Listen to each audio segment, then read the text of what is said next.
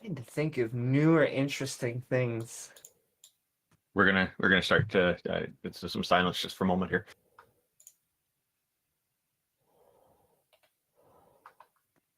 Welcome everybody, and thank you for joining the Theist Helpline on Sunday, April the 7th, 2024. Your friendly and helpful hosts of the Theist Helpline are, in alphabetical order, Amy Newman, who is known for her trademark slogan, Sending Love, is a professional comedian and skeptic who hosts debates, interviews, and conversations on her YouTube channel. She also creates educational and other important content. IX is a Tom Unboxes subscriber and former atheist community of Discord admin who enjoys long walks through evolutionary biology-inspired computer science, archaeological academic biblical criticism, and so on. Jack Burton, it's all in the reflexes, is a self-described middle-aged, college-educated nobody who drives the Pork Chop Express truck in his spare time. He's a deist and is mostly non-committal to philosophical stances. Jefferson Spatchcock is an atheist inquisitor and intellectual who has particular expertise in thoroughly analyzing and reviewing debates, often from the comfort of his genuine lazy-boy chair. I'm Randolph Richardson. I'm an atheist activist from British Columbia, Canada, and I advocate for the equality and normalization of people who don't believe in deities, which entails advocating for justice, freedom, and critical thinking. I'm also the founding president of the Canadian Atheists, a national organization that promotes atheism and agnosticism as culturally common aspects of Canadian society. Taco is the visionary organizer of the Theist Helpline, and I'm sorry, there's an updated description for him here. I just have to give me a moment, folks. I apologize for this. That's okay. Don't forget to like, follow, and subscribe. Yeah, you know what? I'm going to go with the old description for now because I don't want to slow this down. The visionary organizer of the Theist Helpline, the #1 Discord debater who has never lost a Discord debate in his life. Now, that description has been updated. It's on our website in the About section, which for some reason is not loading up right now at the moment. Yay, web browser technology. Tom Jump, is the founder of an atheist church called the Church of the Best Possible World, which is based on his model of objective objective morality. It has the goal of doing what Abrahamic churches should be doing but are not, helping people by providing affordable housing. Now, if you want to find a link to that and other resources from others, including Taco's new YouTube channel, please see our theisthelpline.com website, click in the About section, and you will find all our links in there. Thank you, everybody, for joining us. We're really glad to see our lively audience here already. And before we start our program, I just wanted to find out if anybody had anything to add, any new announcements. I've got one as well. Go ahead. Yeah, I just hope you all are having a fantastic Sunday, and I know we can have lots of theists who are going to prove the existence of God this week. Oh, of course, yeah. What about you, IX? Is there anything new and interesting going on for you?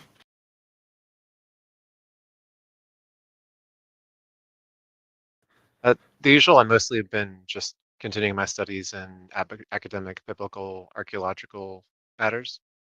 Find that's a bit more interesting than the philosophical arguments, but I'm sure people are going to want to talk about this or that modal ontological argument for God today, not actually look at the origins of the Bible. So we'll see. Ah, indeed. That's excellent. Well, I hope the studies are going well. T-Jump, what's new and interesting for you aside from potatoes? Nothing. Say French fries. Nothing. What? Taco, you've been doing some work lately in atheist presuppositional apologetics. How's that going for you?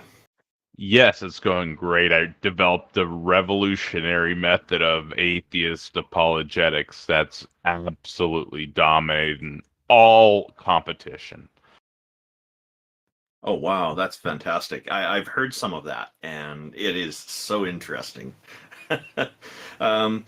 We'll start the show in just a moment here. I've got some news. I recently, just a few days ago, received a copy of the Canadian Constitution, a portion of it, the Charter of Rights and Freedoms, signed by our Prime Minister, personalized to me, and it's such an honor to get this because it fits with the advocacy that I've been doing, because it protects our freedoms and whatnot. So I am planning to make a YouTube video about this once I get it framed. I just got to find the right frame for it because it is a big piece of paper. And he signed the backside in French as well, because I guess to people in Quebec, the French would be the front side, but to me, the English side is the front side because that's my primary language. Anyway, thank you everybody for joining us. I see the Taco. Did you want to bring up our first audience member here, who's got the raise hand option turned on? Yeah, I think you said Not Fox wanted to come up prior to the event. Oh yeah, so he's first in line. There we go. Hello, Not Fox. Welcome, and thank you for joining us. How are you today? Oh, he's not quite up yet. All right, we'll go to Comp Makey RYT. Yeah, Not Fox may be having technical problems. Comp Mankey RYT, welcome and thank you for joining us. How are you today? Thank you. I'm doing good. What's on your mind? What I want to ask is, what do you guys think about the clips? What do you guys think about that? I think nature's awesome. Yeah, but why do you think NASA's trying to shoot some rockets there? What do you think about that? Clearly, it's aliens. What? Okay, so maybe you can fill us in on the rocket situation. I'm not familiar with that one, and probably a number of our members aren't either. Maybe what's going on there? NASA's saying, the moon is rusting and stuff, and it's turning red and shit. No, it's purple. Yeah. Oh, purple. What? Nah, it's not purple, bro. Yes, because rocks rust. It's purple. Then it's purple. Then it doesn't matter. It's just rusting, and yeah. So they're shooting rockets there, and they're trying to look what's going there, bro. What's going on there? I want to ask guys what you guys think about that.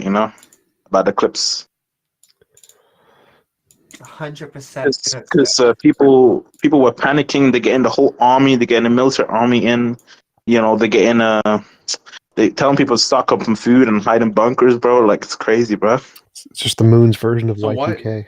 Aki, have you heard of the Antikythera mechanism? It was made about 150 or 205 BC approximately near Syracuse by people, something like the famous Greek scientist who built the death ray with the optical stuff and machines to smash Roman ships and so on before they killed him, Archimedes. So around 200 BC, they built a complete clockwork computer that could predict the eclipses of many of the bodies in our solar system.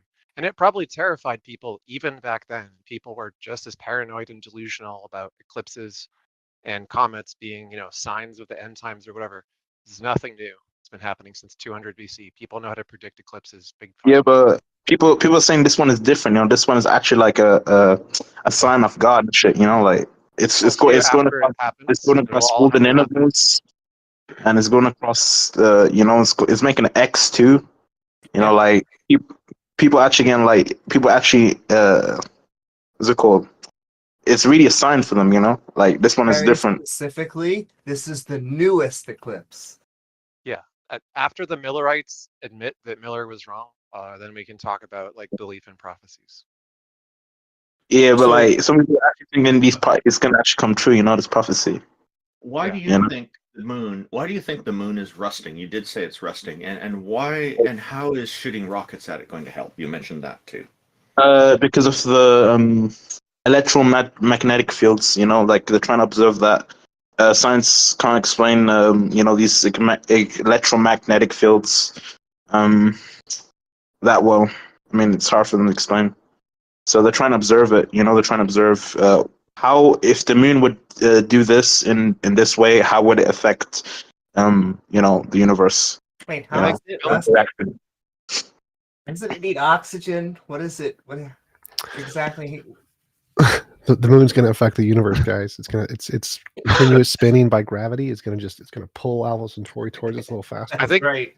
Bill Riley explained this one. Zelda. Look, the moon goes, the tide goes in, the tide goes out, never miscommunication. You can't explain that. Case closed. That's right. You understand that, Maki? I mean, the electromagnetic fields can't be explained like that, you know. Anyways, like Tide goes in, tide goes out. Never miscommunication. You can't explain it. That's all there is to it. yeah. Now I just want to say, you know, like you know, a lot of people like saying that, saying it, you know. It's a lot of prophetic stuff going on. Yeah, people you say sound really words. concerned about They say words all the time. I think it's a message from God. Yeah, of course, bro. Why not? Exactly. He's just speaking through you. You're like speaking in tongues right now. That's why it's so hard to understand you. Yeah, yeah. Speaking of tongues. Yeah. Anyways, like T-Jump. So, like, I haven't talked to you. I haven't talked to you for a good long time, you know. So I'm trying to catch up, you know. Uh, yeah. So, like, I wanted to ask you, you know, like, what do you think about, you know, the LGBTQ thing, you know? They're putting like $800 into that shit. GPT-2? $800 million into that. What do they put $800 million into? Into like people transferring, you know? Who? What do you think about that? Or I have no idea what you're talking about. Like, You know, they're giving $800 million to like help LGBTQ people to transfer into Who's they? male. Who's they? You talk about they like some kind of conspiracy theorist. Who's they? What do you mean?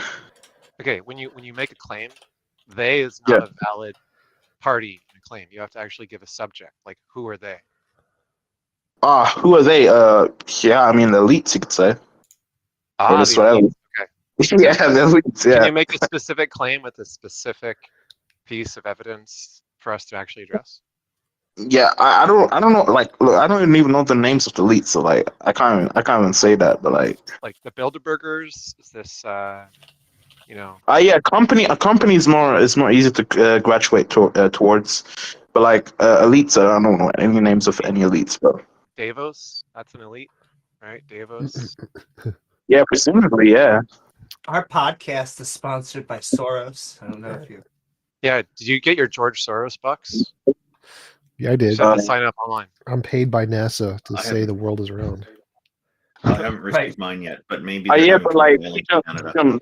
this is a theory coming up again, you know, because of the clips. They're saying the world is flat again. Oh no, They never stopped saying it's flat, man. they're That- going to that hasn't convince us changed. this time. Yeah, and this time it's more because you know, how could you call it? Because You sound like one of those people you at the know, racetracks. Like, I've lost every time, but you know, this time it's going to happen. I'm going to get that jackpot. Lucky number 7 horse, the worst one, is going to win. Got this. It's not the but the people actually say there's proof. Good luck with There's that, proof. Keith. You'll need it. There's literal proof for the Earth being flat, though. Literally, no one has ever said that before in the past 2,000 years. Hasn't happened. Never has that been said before. First time this year, the current year. Okay, but but I can I give you the proof that you know some people are telling me. Some people say, is that what you're telling us? Some people say. Yeah, I mean, That's some people I talk to, you know, like you know, especially some of my friends, bro. Like, Say I that can keep up with them. Yeah. Can you like You're discover kind of all over the something? place. I get the feeling that you're kind of new to all this conspiracy theory stuff. I suggest you find a new hobby. I like it, bro. I like conspiracy, but not all conspiracy are false. Like should- most of them are true. You should check out Conspiracy Cats. He's very good with conspiracies. Cats, nah. Yep. He's like the lizard people, but a cat people who debunks flat earthers. There's a That's cat in not our for me, audience, bro. By the way, there's even a cat in our audience right now. Wait, Where's the really? Can Dude, we talk to the cat? I'd love that. If you're a cat in our audience, can you Yeah, raise your but hand? but we'll only bring them on stage. We'll only bring them on stage if they raise their paw. Yeah, sorry, raise your paw. I'm sorry, I misspoke. Thank you. yeah. So this is called Theist Helpline. So like, it's trying to help theists, right? Yeah, are you a That's theist? the goal. So what help Yeah. do you need? I kind of need help. Like, what's it called? I kind of want help, to understand you guys, bro. It's 14 Atheist minutes, Helpline. and we're on topic. Okay, tell us about your theism, sir. Yeah. So what do you think about like atheists? Like morals and shit. Better I'm than not the an Sky atheist, Daddy and drowning babies. moral determination. Because Sorry, go like, ahead, T-Jump. I think that atheist morals are better than worshiping a Sky Daddy who drowns babies. That is my position. Yeah, I mean, I but tend like to this, agree with it's that. like Most atheists I know, I'm an atheist myself. Most Yeah. atheists I know are not in favor of hurting people, are not in favor of drowning babies, as T Jump mentioned, and all these other things that are promoted in various religions, such as Christianity or Islam, has some pretty horrible things in it too. So for me, my moral determinations are definitely subjective. I'm kind of situational is mostly where it's at. I look at things like not only deciding on my own, but also looking at other sources that seem to be quite reasonable. There's been a lot of discussion of ethics and morals in philosophy, for example. And one of the most contemporary ones would be John Rawls. That's Rawls. Read up on his Veil of Ignorance. It's mainly made for policymakers and lawmakers, but I find it's useful in moral determination as well. Yeah, but like I didn't hear anything about hurting babies. Like I didn't hear about this. Okay. Well, it is. Well, which religion are you favoring? Because maybe we need to work from there. That could explain a little bit. Yeah, so like I'm more in favor of Christianity. Like feel Okay. me? Well, the Christian God did drown a bunch of babies when he flooded the planet. And he's also ordered a father to kill his own son. There's another time he ordered somebody to go and collect a bunch of foreskins, and the guy came back with twice as many, and there didn't seem to be any complaints about that. There's a lot of problems with Christianity. I mean, it just depends on how you view Christianity, because a lot of people can view Christianity in different ways. So, this thing with the flood, like it would happen for a reason, right? So, do you think that it's okay to kill people by drowning? Because I've drowned before, and it is a terrible experience. In fact, I blacked out. When I woke up on a cot, I was coughing out water. It is just it is just an awful feeling to go through that when you're drowning and you're trying to breathe and you're taking in water, you're not getting air. It is terrifying, I can tell you. And because I've had that experience when I was very young, because somebody threw me in a pool, they were drunk. Now, if God is going to drown people to death, that does not sound loving to me. That sounds horrific. But you think it's okay? I mean, like if you're talking about like a more standard, like, and if you're using God as if your religion is using God as a moral standard, so I would think whatever God says, it's right and wrong, that is final. Well, there's quite a lot of people who use God as a moral standard. If you're saying Yeah. that that's where you get your morals from, and you think it's okay for him to drown everybody to death in the flood, like you're saying there's a reason for it, that sounds like you're saying it's okay. I mean, I never said it was okay. It's just God's word is final, right? Okay, so why would you worship a God who's doing something that you don't approve of? Because it sounds like you're not giving your approval there. What do you mean? Do you approve of what God did, drowning everybody to death, or do you not approve of that? I mean, like you kind of have to understand, like the God's perspective in a way, like I'm asking you a very straightforward question. I'm assuming you understand all that. Do you approve of God drowning everybody to death, or do you not approve of that? Well, everybody save a few people on the ark, of course, but the vast majority of people on the planet and I mean, babies and kittens and other animals. most of these people sinned, right? So like, So do you approve of God's decision to drown everybody, or do you not approve of it? I mean, if they sin, like if they sin and keep sinning, then of course it's gonna happen, right? So the babies, I- the I- evil sinning I'm asking you a babies. pretty straightforward question. I Here. mean I'm that asking you had to come if by you it. think Come it on. was okay for God to do that. Yeah, like I said, depending on the situation, it is. So the evil, But at the evil same sinning time, babies. Evil. at the You're same not time, answering my question. You are not answering my question. You're trying yeah. to dodge around it. I'm asking if you approve of your God when he in what's written in the Bible about him flooding the world and basically killing almost everybody on it. Do you approve of God's action on that? Yeah, it's because of sin. Yeah. Okay, so yeah, and so this to me is I disagree with you on your approach here because I I don't approve of such an action. I think such an action is terrible. I think it's unethical. I think it's immoral. I think it's horrific, and it's torturing people to death because drowning is a horrible thing to experience. I've already gone through that. So I think you and I have a difference of opinion on here. Now, if you want to go into how it's justified, please feel free. Tell me how it's justified that he did that. Yeah, I mean, we can go about justifying it later, but like, or if you want to hear it now, I can say it now. But like, I kind of want to Yeah, actually. sure. We'll give you a couple of minutes to explain it. Go for it. Yeah, so like, there's a lot of people that sin and shit, and there's a lot of people that don't try to take God's word, in that regard, and a lot of people ignore it and run away from it, So, and then of course, I think there are some people, I mean, if you're talking about babies, of course, people that don't have the rights, to know what's right and wrong, like I do like agree with you in that regard, like it's not easy. Like at the same time, like it's not What them is being not punished. easy? Like Can you make an actual specific statement other than it's not easy?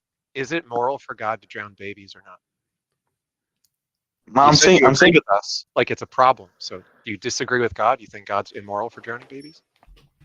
yeah, but like what do you say? Wait, what do you say the same about nature? Like you guys saying God and God, but like you guys can say the same about nature. Like if nature like That's just uh, changing the subject.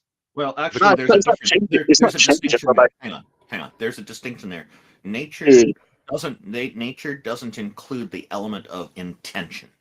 God intended to do that. That's very clear. No, no, I did to do that. That's an intent. Oh no, that's an intentful action. no, it's not. So like It didn't just happen um, by accident, man. You said they sinned. based on There's an intent there. based on his nature, he did it. This So why You worship him think if his he's so nature is horrible that immoral? people are dying and kittens are dying and puppies are dying and all of this? I mean, it's based on the reason, like I said. Like you don't understand what sin is then. Like Doesn't seem like you can defend Christian morality because you can't actually come up with a justification for God drowning babies who have not sinned. And so you admitted essentially that God is indefensible morally and that Christianity is morally bankrupt. Do you have any other claims about Christian morality you want to make? sure. First of all, can you convince us that you're actually a Christian? Like, can you explain what's the basic creed of Christianity? Let me just interject for a sec. He said he's a Christian. I'm willing to take his word at it. But if you have a higher standard, I'm okay with that, IX. I'm not super convinced. He seems kind of vague and wishy-washy. Like he's heard about Christians, but he doesn't actually believe in it. Like like in a way, like like in a way, like about Christian morality and stuff. Like Christian morality, it's like, and especially like when it comes down to Islam and stuff, like those are like the two those two moralities, actually pretty good, They're Can you pretty tell us? horrible, and we just explained why. We just delved into that, flooding people, killing people by flooding them, by drowning them, sorry, or ordering a father to kill his own son. This is terrible. Yeah, okay, Can you but what tell did the us? people do? What did we do? You tell For that me. to What happen. did the babies The do? What did they punishment do doesn't fit the wrong? Like crime. Sorry, like the punishment. Hang on, the punishment doesn't fit the crime. There is no not justice like there. It is not like vengeance. It's not justice. people think they can do whatever they want and shit and not like expect any like punishment.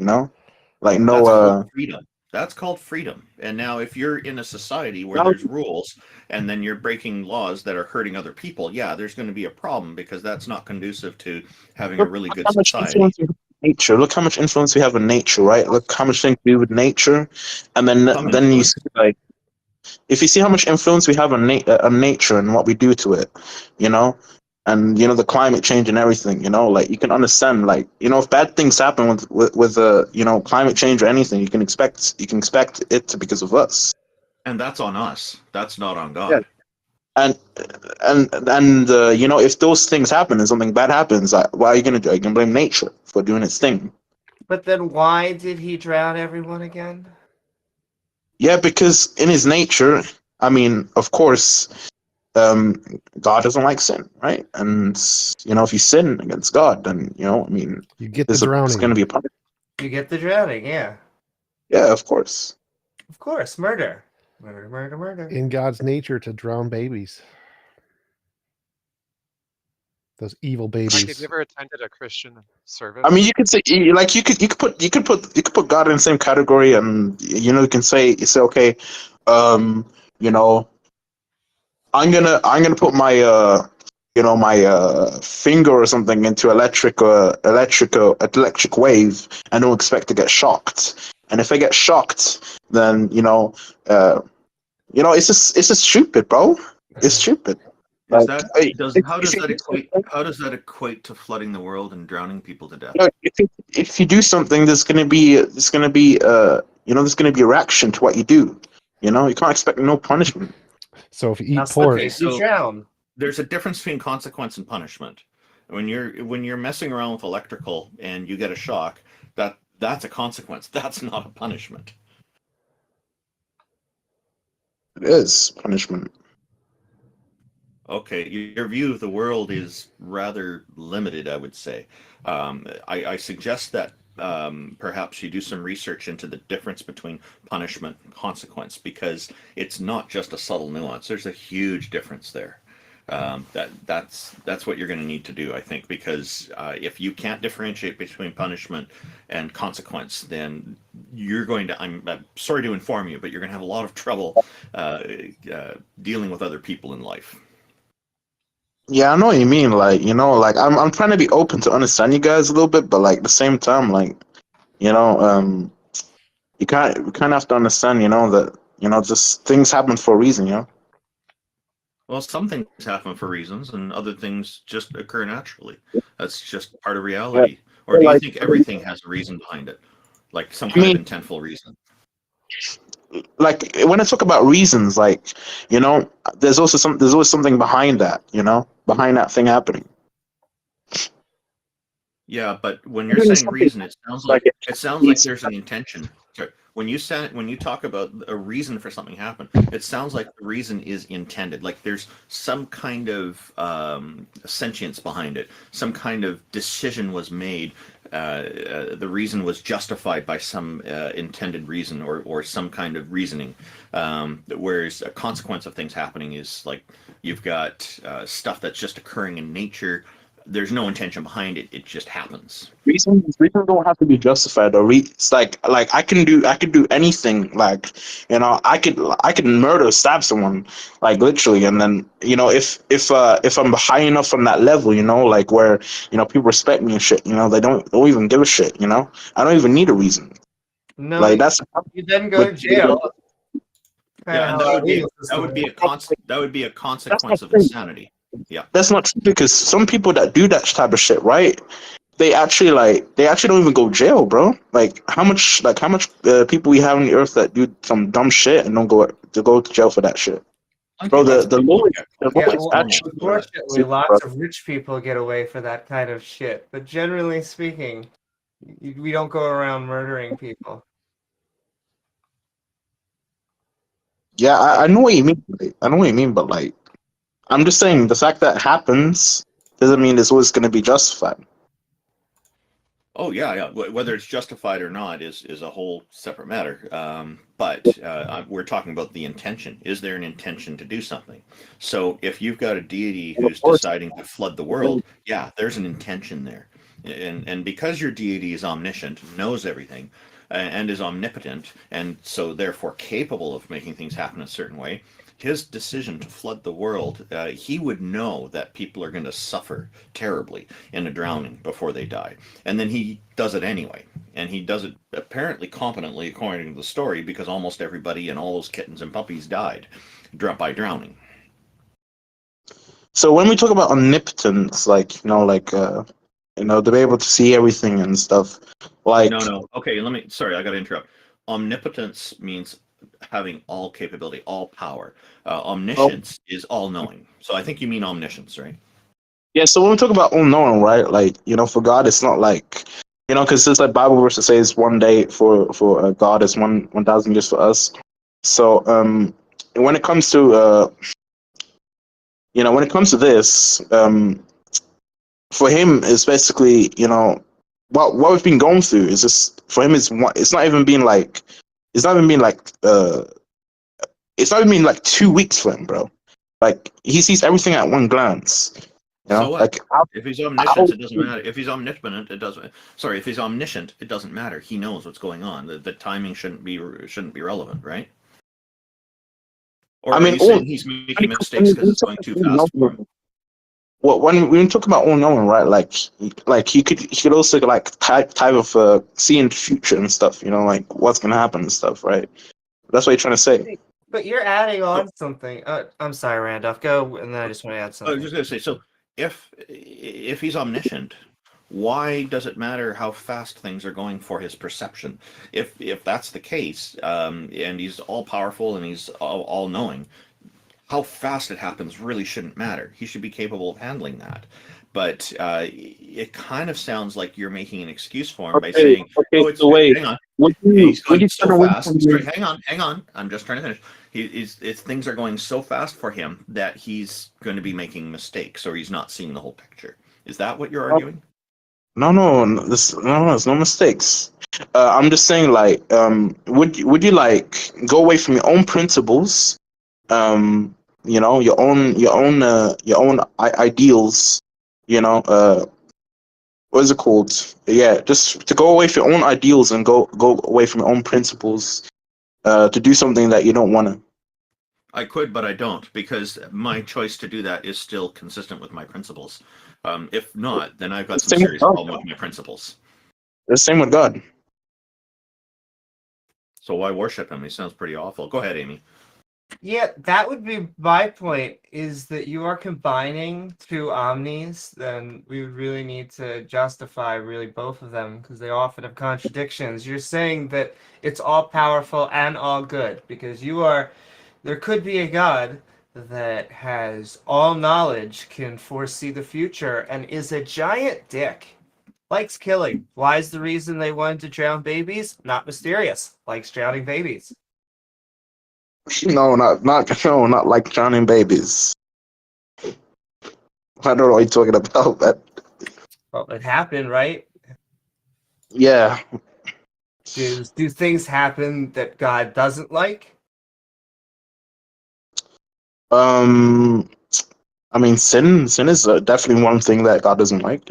So that's I feel like you're completely skipping for an obvious reason here because clearly we're at the point where God likes drowning babies.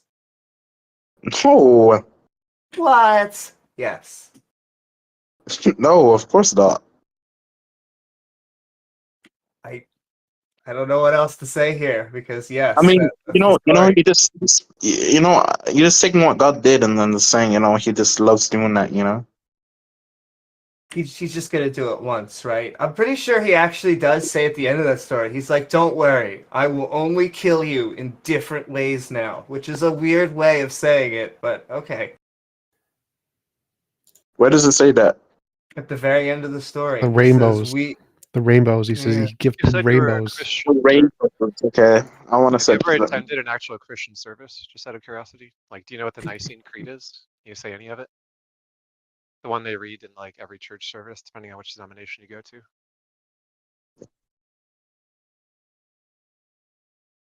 I don't think that's fair because I went to Catholic grade school, Catholic high school, went to church like every day, and I couldn't ever say any of those sentences because I was asleep the whole time. I would accept like the first sentence. I can't give you the first sentence. I was a Christian for like many years, so I think you're holding Christians to too high a standard. I think only like 5% might be able to give you an answer to that. We believe in one Teacher, God, I actually got Father questions for Almighty, you. maker of heaven and earth, of all things visible and divisible. Like someone who goes to church knows what that is. I went to Teacher, church. I actually got a question for you though. Sure. Do you worship science? No. Okay. What would you believe is your God? porn. Whoa, yo, wait. Finally, something. You're worthy of impressed. You think worship. he's so lucky, don't you? Except in November, right? What? You're a pure atheist in November. What? No. Oh, hey, someone else Nah, has their like- hand raised who might have something. Yeah. Thank you. Con. Okay. But it was Hello? fun talking to you. What's going on, Duke? Hey, Hello, Duke. I'm not Welcome. Thank you for joining us. but there's been this question that's really got my itch. It's a cosmological question for T-Jump, and it's just to clear up some confusion. Go for So I it. know he has kind of a unique model of quantum field. Okay, hang on. Just let you know that any of us may answer it because you're talking to an entire panel here. Just so you know, but that's fine. If you want, if you're hoping T-Jump will answer it, you're welcome to mention that. But don't be surprised if others also respond. Oh, it's good. I definitely value your guys' opinion too on this, but I've heard that the beginning of the universe, the Big Bang, was just the start of all time and space. Our But time I've and also space. heard that Not all. it's our time and our space. Yeah. Is there a difference there, or what's the difference? So 'Cause I've heard our space-time continuum is a specific kind of a field. There could be other ones that are different fields, and they could also exist. So many Christians and religious people confuse the philosophical concepts of space and time with the physical thing of which it actually is. And so if I said there was a beginning to this chair, that doesn't mean all chairs began to exist when this chair began to exist. Just this chair began to exist. So the beginning of space and time is like the beginning of this chair. Space and time refers to our space and time in this universe. It doesn't refer to necessarily all space and time everywhere of all kinds. No. I see. Okay. So do you think the question of a time before our time is a coherent question to ask, or It a is question that definitely makes sense? possible. There are many theories that include other times, like Sean Carroll's, which has a different time than before our time. It's perfectly fine in physics. Interesting. Because I've heard, like, I don't know if you guys are familiar with Forrest Valkai, Yes, he makes some silly arguments. but he was saying that, like, it might not make sense to ask whether or not if there was a time before time, or maybe I'm misquoting him. I No, don't that know. is correct. That is absolutely correct. That is a big popular thing many atheists say because they don't really understand physics that well, like Dillahunt and Forrest Valkai and other people who don't really have a good ground in physics. They don't really understand the topic that well. It's just a rhetorical thing. So yes, there can be other times prior to our time, not an issue at all. But the point they're trying to make is they're trying to evade the argument of, like, what created the universe. Well, if there was no time, it doesn't make sense. Which is a stupid argument. That's a very stupid argument that many theists or atheists make that shouldn't be made. Yes, there was some kind of change that could exist outside of time, prior to time. There's other kinds of ways things can change without time. Time is a specific thing. It's the curvature of space-time stuff. And there can be other things that can also change without the curvature of space-time. And so you can have change without time, prior to time, or previous times, and that's fine too. If you want to read Interesting. some, like, scientists and philosophers who write about this type of thing, I would check out Lee Smollen's Error of Time book, and he's got some other books. But the basic gist of it is he talks about law-like properties, but not actually laws, in the sense that the so-called constants and so on may change, and they may develop in a sense other than in a temporal one, in something that's orthogonal to a dimension of the universe, but is orthogonal to the time dimension that we normally think of things evolving in, like from beginning to end, is not the only axes on which values could change. Interesting. So when it comes to, like, explanations like the multiverse, the quantum field, are those like working theories or just hypotheses? Well, so quantum fields have been confirmed to exist, and it's a hypothesis that fluctuations in quantum field created the universe. It could have been lots of other things too, but it is Right. one candidate explanation that could fully explain the data that we know exists. So it's a plausible explanation, even though it hasn't been proven. Interesting. Okay. People are basically But trying to work out math for plausible versions of it under each interpretation of quantum mechanics. So for example, if you like the wave function collapse approach, there's a pretty good amount of math done for that. There's a paper called Spontaneous Creation of the Universe from Nothing by Dong Xiaodang and some other Chinese co-authors. It does the math that just says, look, if with wave function collapse is the case, and what we know about the Casimir effect and virtual particle creation and annihilation is the case, then at the earliest evolution of the universe, the beginning, the expansion of space-time itself is an inevitable consequence of virtual particles creating so fast and spreading apart that they cannot annihilate, which means that there are permanent particles rather than temporary ones. So in other words, the universe's background fluctuation just causes the permanent universe to pop into existence and expand to the universe that we observe. That could be interesting. wrong Okay. because it could be that the wave function collapse approach is wrong, and it could be that the multiverse or some other like Copenhagen like interpretation is correct. And if that's the case, then there's probably different math that could explain it plausibly that way. All right. Makes sense. Well, thanks for clearing that up. Sure. Thank you. Hey, thank you for joining us, Duke. If anyone else would like to come up, feel free to raise your hand. Oh, I saw your hand up earlier, JCC. Another physicist that's good to check out is Tim Maudlin. He is like a pretty harsh critic of a lot of other physicists, kookier ideas, but he's super versed in like the whole spectrum of the leading theories, and like talks about how they're not just interpretations of quantum mechanics, they actually have consequences and are actually different claims about how quantum mechanics actually works. What was his name again? Tim Maudlin. If you look for like any YouTube video or interview with him, he's interviewed by very smart people and he debates very smart people. He's on, stages with the, the top physicists of our time, and he's a pretty good kind of debater. Thank you very much. Challenges. Hey, yeah, we've got a new guest up. Sorry, I don't mean to cut you off too quickly here, but I don't want our guest waiting too long. That's great. We'll make a note of that. Welcome, JCC68. Thank you for joining us. How are you today? Oh yeah, thanks. Yeah, I was wanting to come up just to jump in the dialogue with the other troll. It was interesting, but I'm really interested to hear not Fox defend his Christian worldview. That'd be awesome to hear today. Okay, yeah, so we're not the kind of show that we're just bringing random audience members up to join in with other audience members. We just do kind of one at a time, but thank you for very much for sharing your perspective. I guess Not Fox is up next. Welcome, sir. How are you? Thank you for joining us. It's good to see you guys. What's going on? You having a good day? Oh, yeah, I always like your avatar. That dinosaur looks like he's having a lot of fun. Well, if you want to see my face, you've got to check out the face reveals on the YouTube channel, guys, So what is it?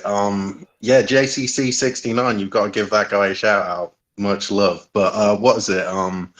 I really came up. Oh, sorry. I came Give a up dirty really to mind, ask Not you guys. Fox. I came up to ask you guys about materialism, and are you guys all like materialist, physicalist? Do you believe that anything transcends the physical nature of reality or anything like that? Just Can you curious. provide like a coherent explanation or definition for something other than physical reality? Well, I mean, obviously people have spoken about the supernatural, some people have said ghosts, sort of supernatural, that's sort of an example, maybe. Mystic potatoes. God. Yeah, I was gonna say I've had really good pancakes. I don't think pancakes are supernatural though, so. The question is not, can you tell a ghost story? The question is, can you provide a meaningful distinction and a plausible explanation that actually accounts for something other than physical laws? Yeah, so basically all things in the material world are contingent, and so they're going to depend on something that's non-contingent, which would transcend the physical material world, and so therefore would maybe be supernatural depending on your definition. So yeah, that's something. That wouldn't be a definition or coherent explanation of a supernatural thing. You're just saying, I assume material things are contingent, and so I assume there must be something non-material. That's all you said. So you guys hold the position that it's not contingent. The material world isn't in a contingent state. Yeah, there's no reason to think that all material things are contingent. That's not a rational conclusion at all. So you don't think that physical? So what are you, a necessitarian in certain ways? Do you believe that certain things are, a particular way they couldn't be otherwise, or do you think that the material world could be a different way? Well, that's a different argument that I don't really care about. Like, there can be lots of material things that change, and there could be one necessary material thing, or 2, or 10, or a billion. And so the fact that some material things change doesn't mean all material things must necessarily be contingent. That does not follow. Well, it's just because they've got so there's a possibility that they could be another way. That's what the contingency thing's about. So if it's not necessarily that way, or it could be a different way, then it's a contingency. But if it's necessary, then it couldn't have been another way. Right. So there could be a necessary physical thing, and that's perfectly fine. Okay. So you're saying that maybe but then all other things come from that. So there's one. Well, no, that's a different argument. Like, there could be just one necessary physical thing, and nothing just trying comes to from figure it. out what your position is on this. Well, really. so my really position is that theory. Your argument is gibberish that doesn't correspond to reality, and you make the assumptions. Yes. The contingency and necessity arguments are all garbage. The complete garbage. And the way to prove that is because there is equally as likely a chance that a physical thing could be necessary as a non-physical thing could be necessary. And so your argument assumes all physical things are contingent, and so there must be this new category of made up garbage stuff that isn't. But there's no reason to think that. There's literally no reason to think that. I think that everything equally in the material likely? world Yes, equally likely. It's contingent because it's going to be contingent on like something that precedes it in order for its existence. Like in the physical world, all like states occur. That was already addressed in the argument. So there could be a necessary physical thing. So if there's a necessary physical thing, that means it wasn't created. There was nothing that preceded its existence. That would be part of the definition. So there could be a necessary physical thing. Okay, so you're saying that's a material prime mover. Sure. Well, it doesn't need to be a prime mover. That's a second thing. There could be a necessary physical thing. It doesn't need to do anything. It doesn't need to create anything. Okay, so is it one or is there many? No. You're not understanding. You're not following the argument. So you are making the claim that all physical things are contingent. Now, to debunk your argument, I just need to prove that is bullshit. So I can say, is it possible that there is a necessary physical thing? It doesn't create the universe. It's not the prime mover. It's just a necessary physical thing that just exists and does nothing. Is that possible? Yes, that's possible. Which means the first assumption of your argument that all physical things are contingent is bullshit. And your argument fails. I don't think that's really possible. Like what you're saying is like, there's something that's physical that isn't bound by like the laws of nature or anything. It's not. I mean, it's not breaking down over time. Sure, but that's not a law of nature.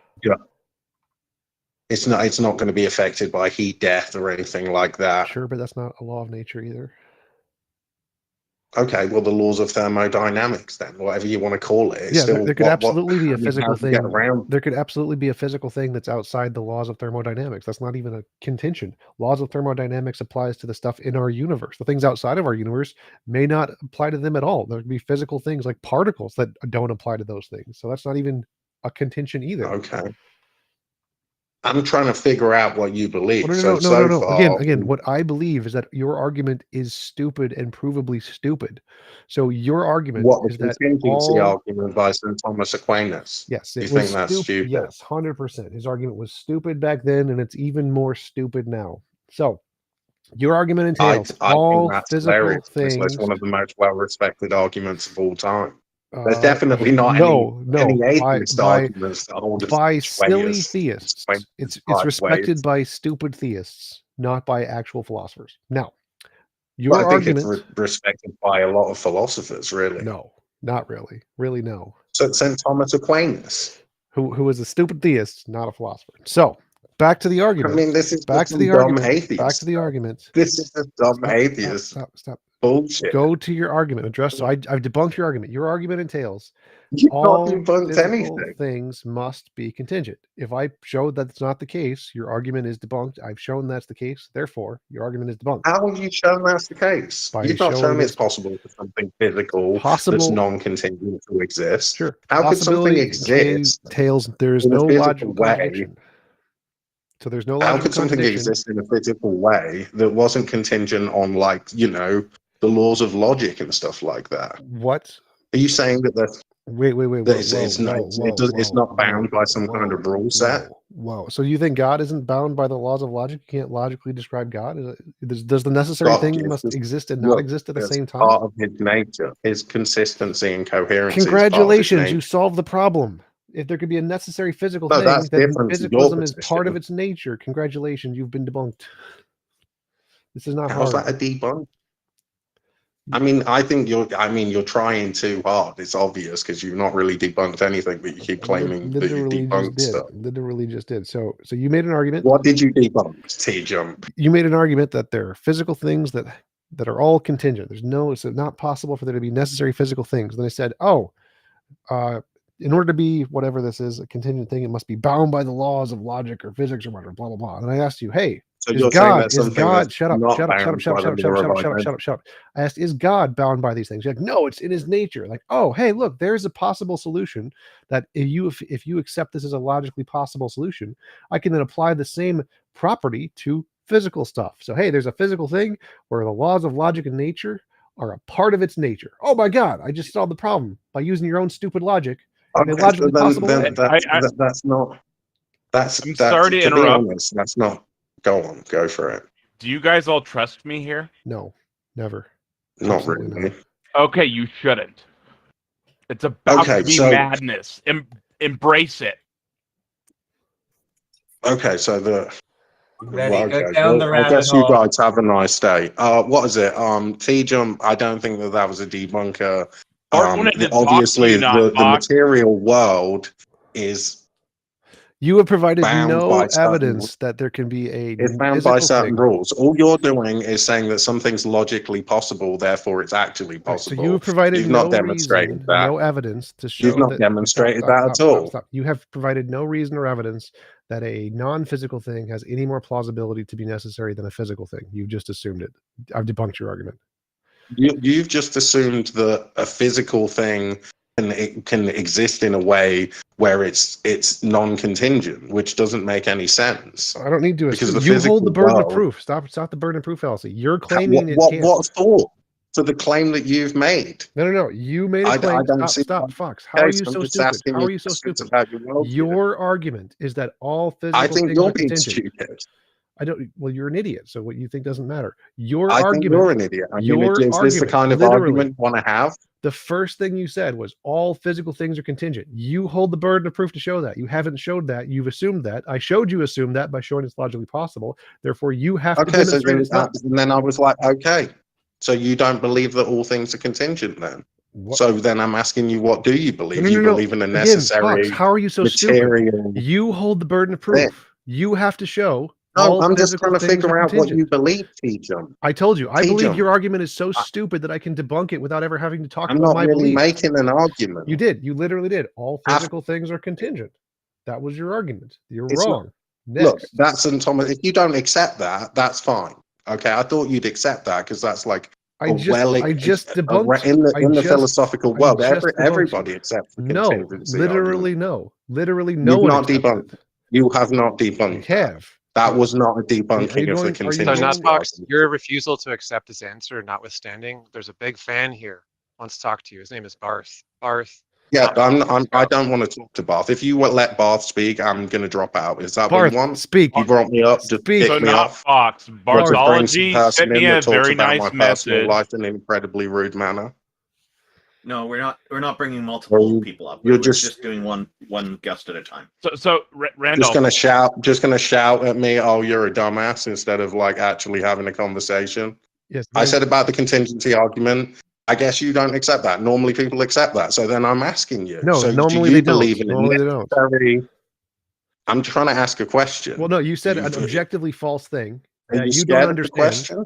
So we're going to debunk your objectively false thing. Most philosophers I've reject not the even got contingency to argument. ask a question. Stop. So most philosophers reject the contingency argument as garbage because it is garbage.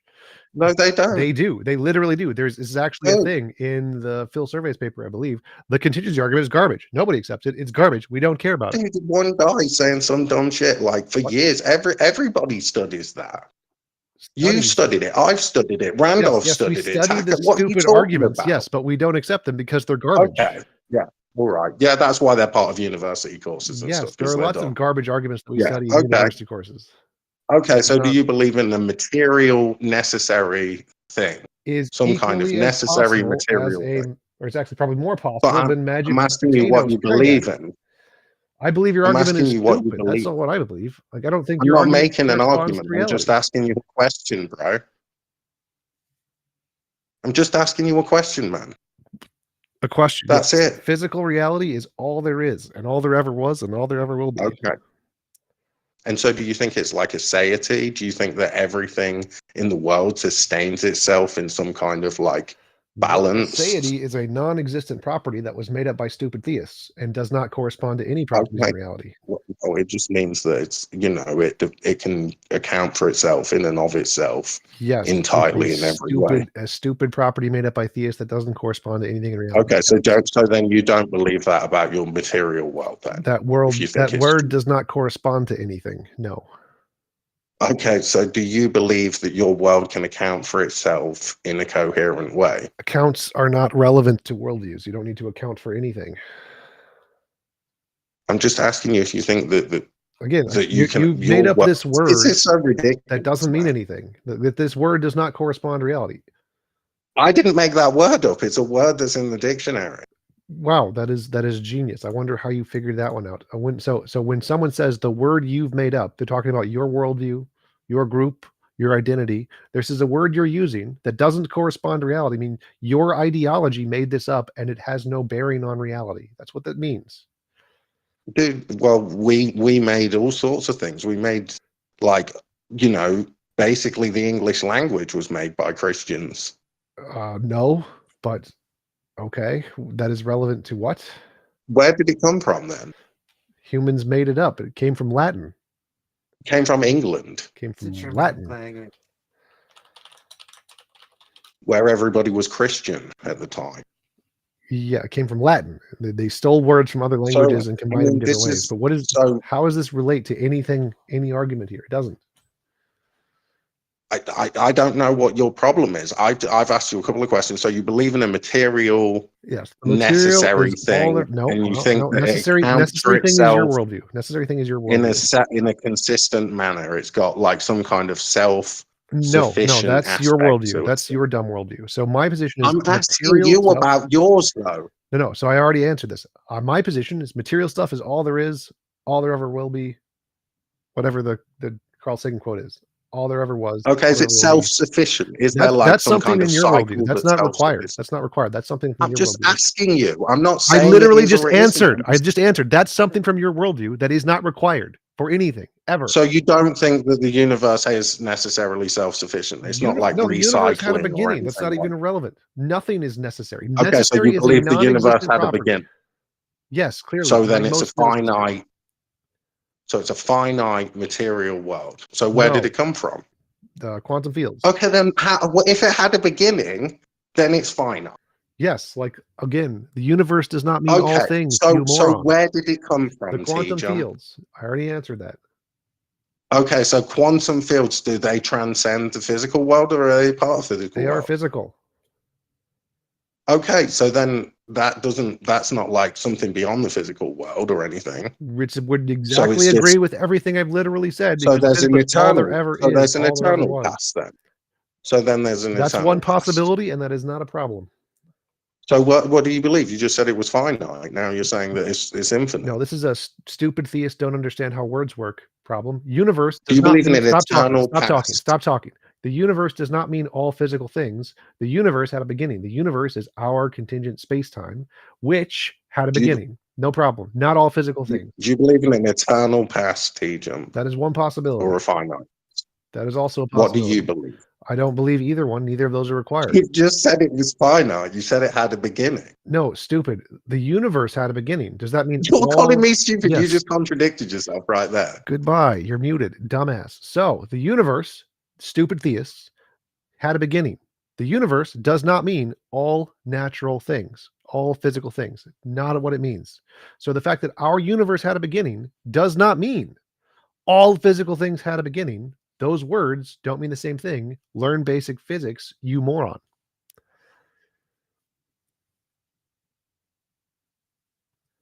Oh, it's too bad. Not Fox just left. I wanted to ask him if he'd be interested in talking with Barthology, but I guess we'll just move on to the next guest here.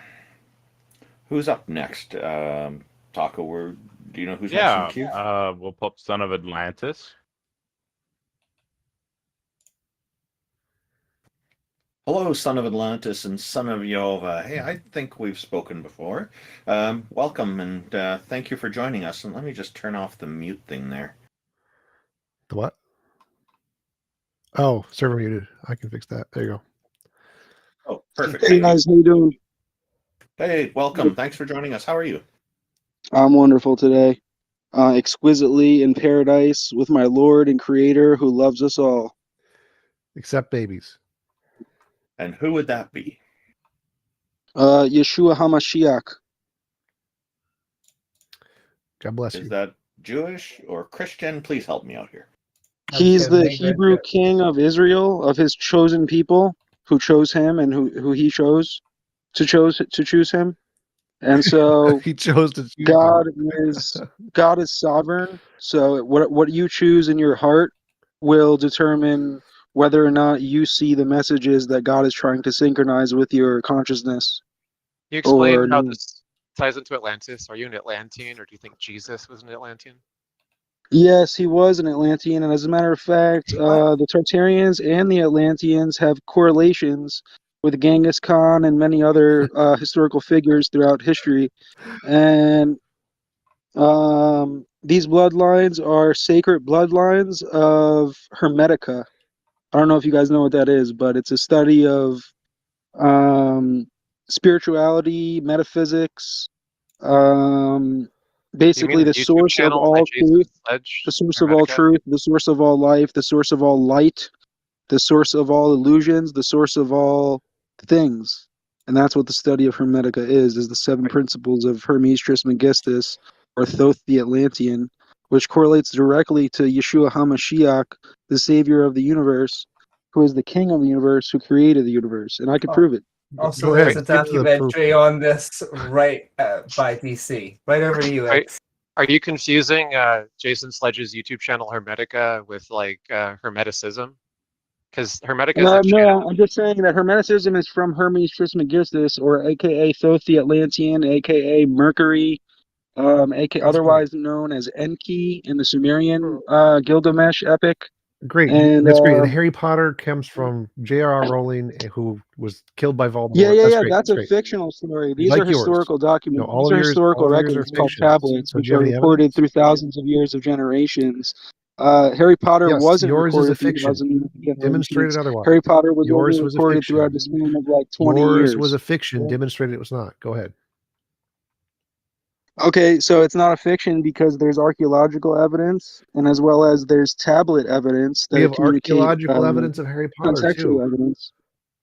Well, there's contextual evidence that prove that it was a real occurrence that happened. We have these contextual evidence of Harry Potter too. They restarted us, and we were once way more advanced than we are today. We have contextual evidence of Harry Potter too.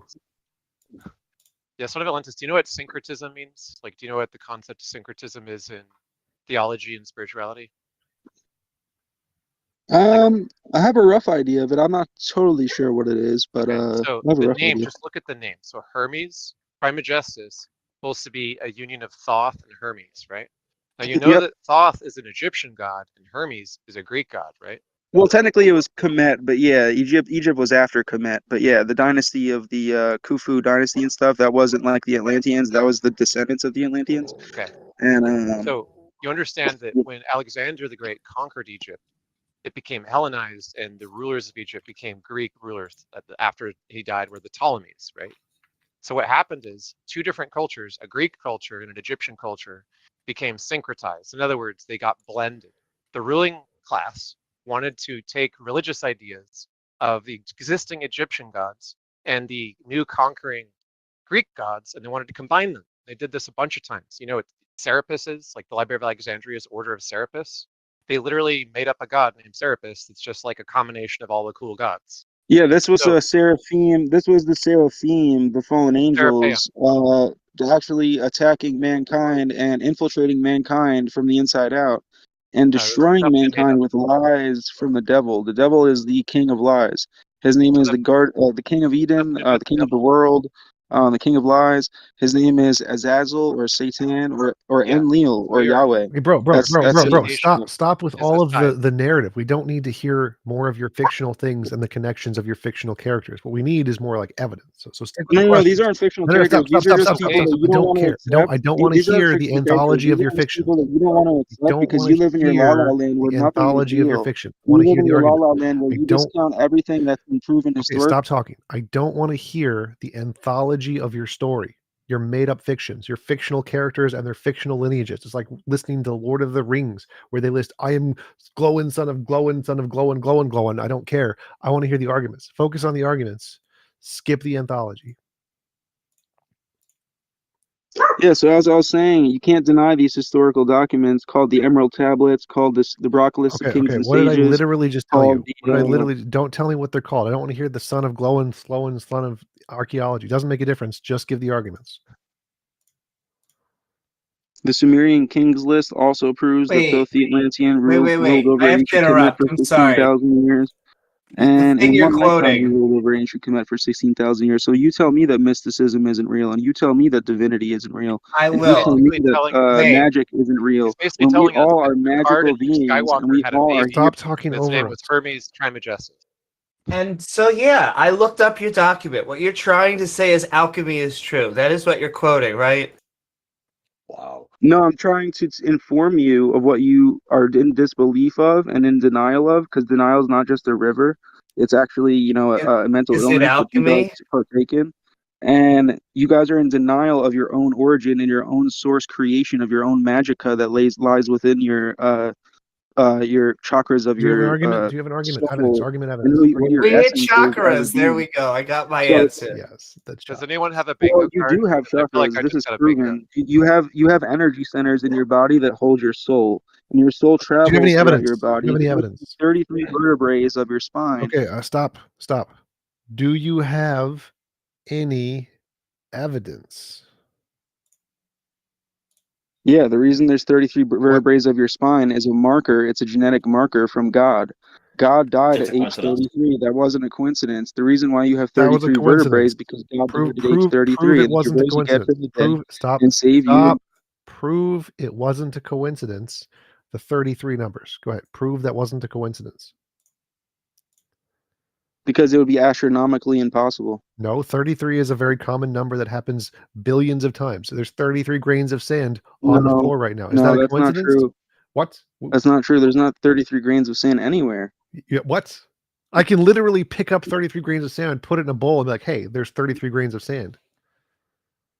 Yeah, that's There are 33 you're grains of you're sand talking in about whole lots of numbers. people's shoes. There are Yeah, millions grains of of people. sand can chip off, and grains of sand is like glass, so it's brittle. What does this So have to do with the grains topic? of sand are going to be in pieces and fractions. Stop. So there are millions of people in the world who have shoes, and in their shoes is 33 grains of sand. Millions of people. Is this a coincidence, or is this a message from God?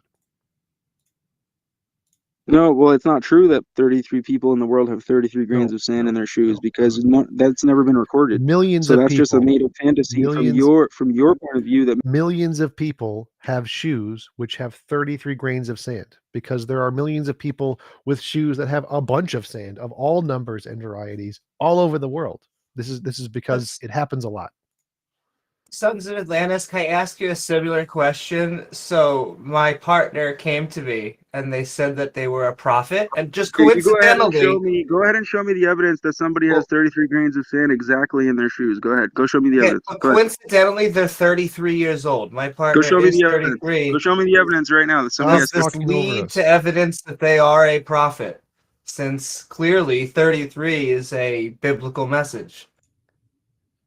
Show me the evidence that they have 33 exact grains of sand in their shoes. No, but they are 33 years old right now. Until then, you're a moron, and your whole entire worldview is incoherent. I knew you were going to try and escape with that, even though Tictok what gave you you a good say is explanation. logical or rational whatsoever.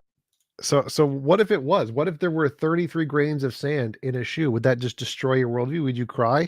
Would it make you sad, like that 33 can just happen randomly? Would you think it's a message from God?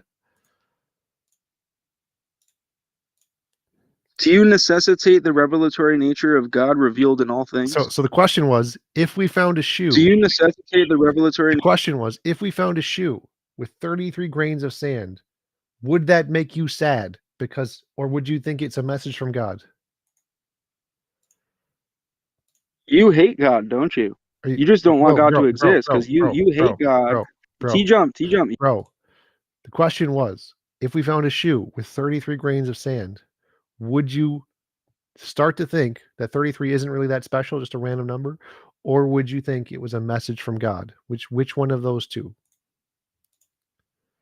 If I gave you 33 ways of repentance from turning away from your wicked sin of worshiping the world. Okay, so I'm done with this guy. Anybody else want to ask him something? So just fun fact, I posted a couple of papers about the evolution of human spines. The average number of vertebrae that mammals have is somewhere between 26 and 27.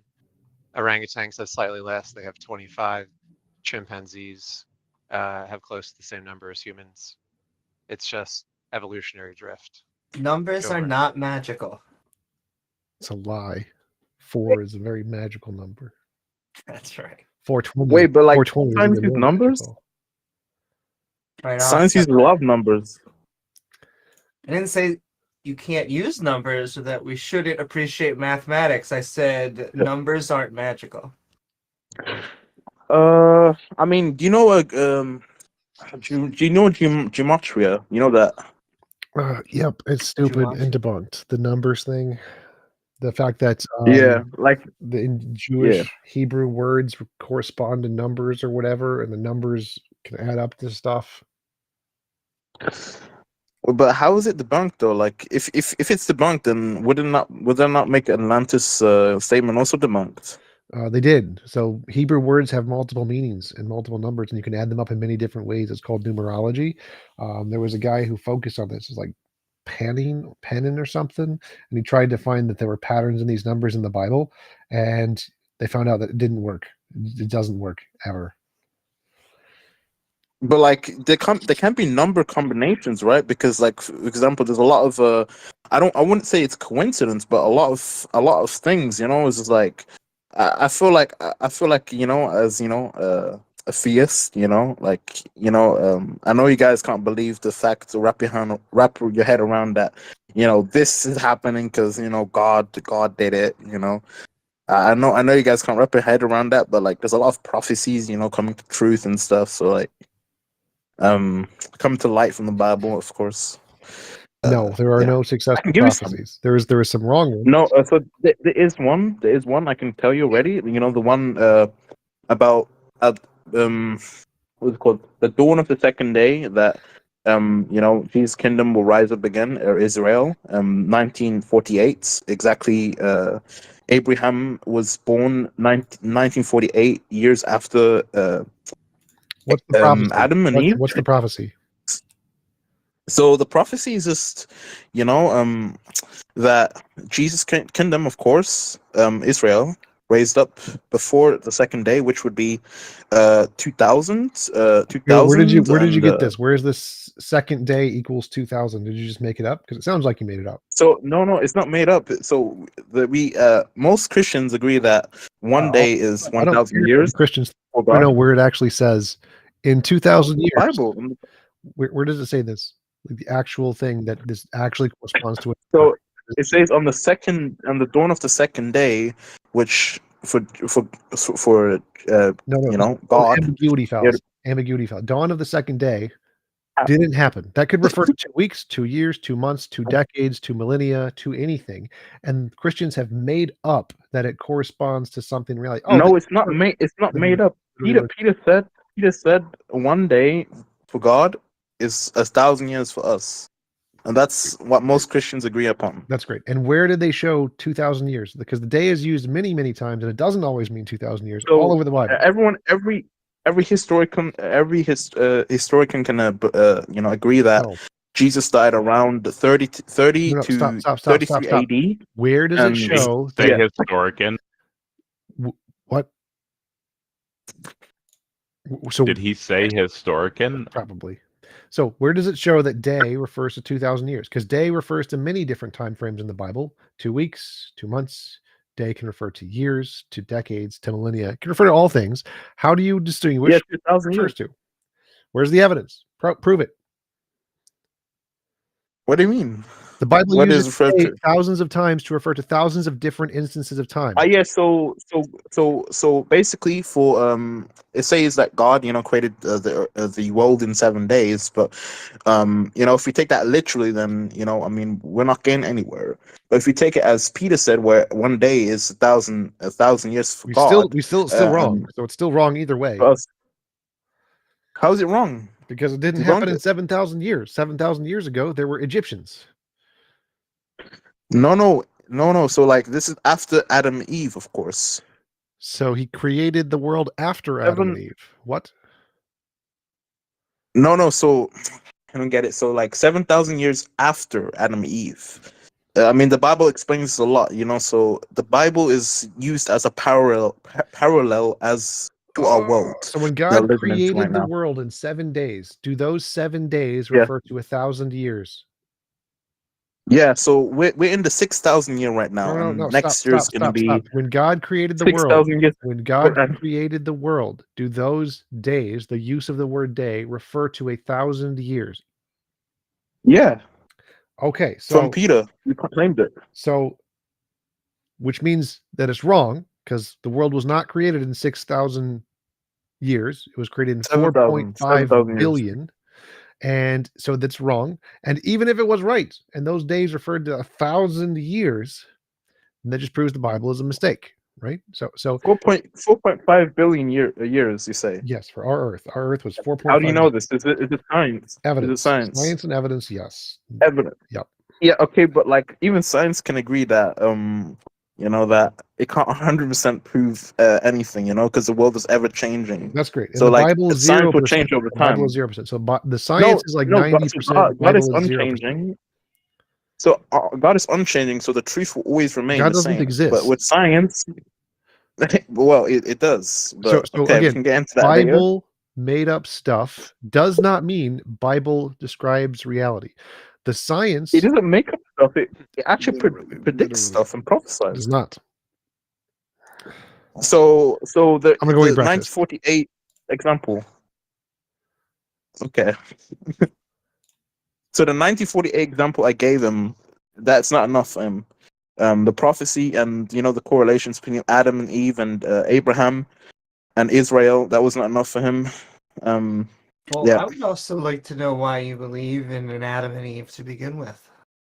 So there's also a history about Adam and Eve that actually also existed, and there are hints, and science also looking into it.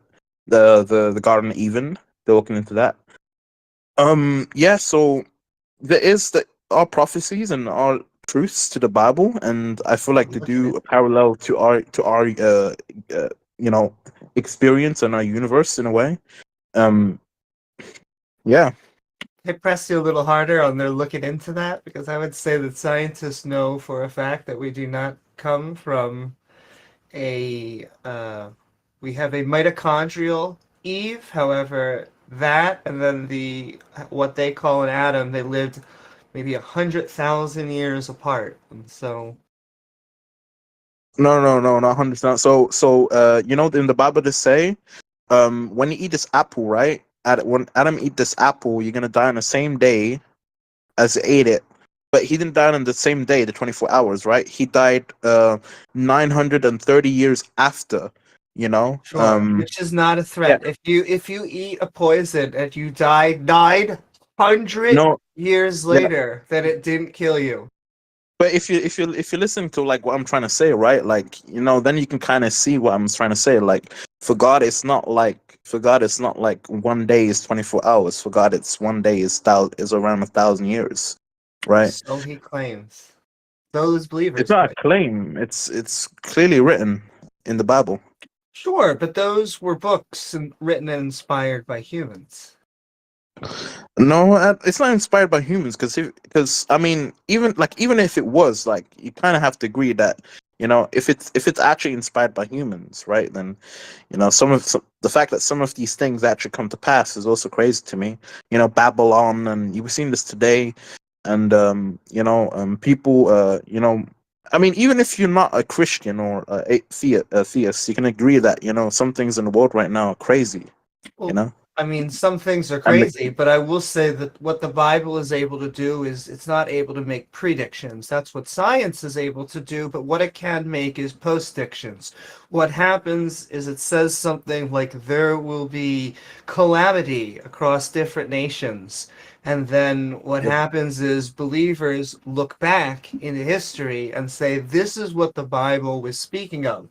But that's not a prediction, that is a postdiction. So when we ask for some sort of prophecy, it's supposed to be something that is going to happen, going to pass, and it should be something like true. very specific. Yeah, the Israel thing is a good one. You know, the one with Abraham and the connections between that one. And even then, like, you know, if you look at you know, the days and stuff, the days equal 1,000 years. I mean, we're pretty much near the third day, start of the third day of when Jesus Christ died. Got crucified. So and then stayed dead. Yeah. So around 2030. Yes. Yeah. So around 2030, we should be seeing something, of course, like another prophecy or something. Yeah, and you know, I mean, the Bible talks about Jonan and Can I and the ask you then, what's I think I'm special following. about Jesus if he stayed dead? So there was this guy, and so he was saying that there was going to be a prophecy going to be fulfilled. He was going to be the Messiah, and then he died, and then the end. So what's special about that?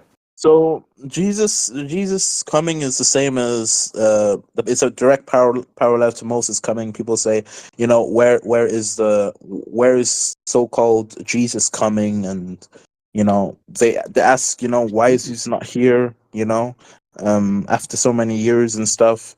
And, you know, for God, you know, it's not even been like 3 days yet for him. So, like, you know, yeah. But also, So, like, there's really for no him, reason. it hasn't even been so long for him, but for us, it's been so long, you know. You know, I mean, a lot of people are turning away from God and shit, you know. Yeah. Yeah, I know what you mean. Like, So God, the way I look at it, God should have used the word millennia instead of the word day. So the Bible's got some problems with the way it's written, and there's a lot of people trying to change what it means. And to me, it's pretty clear. Lots of Christians say it's the infallible word of God. You can't change it. So if you use the word day, then it's day. We're the intended audience. So our perception of a day is 24 hours. That's how I look at it. To turn it around and say it's 1,000 years just doesn't compute for me.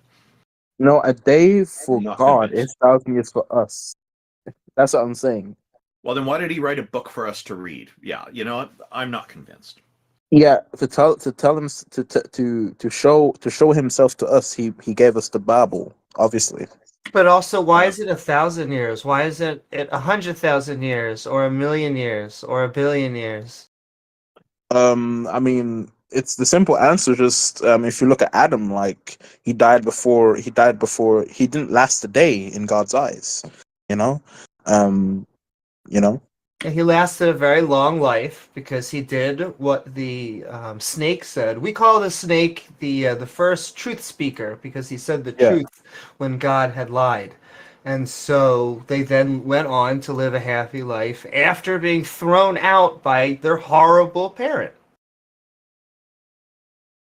Yeah, I get what you're trying to get. I get what you're trying to say. You know, like for us, actually, 930 years is a really long time. Yeah, but It's a when very God says it's a bad day, threat. it pretty much means 1,000 years. Yeah, but it could be 100,000 years. It could be 1,000,000. It could be 1,000,000,000. 1,000 is just made up. And It's what not else is made a up really long because time? I'll just say, if it time. wasn't, Okay. Another thing that's a really long time for me was when I was sitting in the principal's office or something really bad I did, and it took about an hour before he could come get out to see me. That seemed like forever.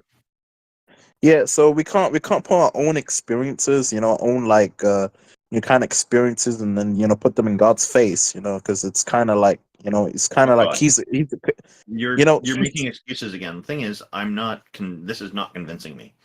It just sounds like a lot of doublespeak saying, well, a day really isn't a day, or death really isn't final, or different things like that. I'm not putting this in our shoes. I'm putting this in God's shoes. Like this for God, this is completely different. As for us, we can't expect us to be God. How do you know? Obviously. How do you know that's what God was thinking?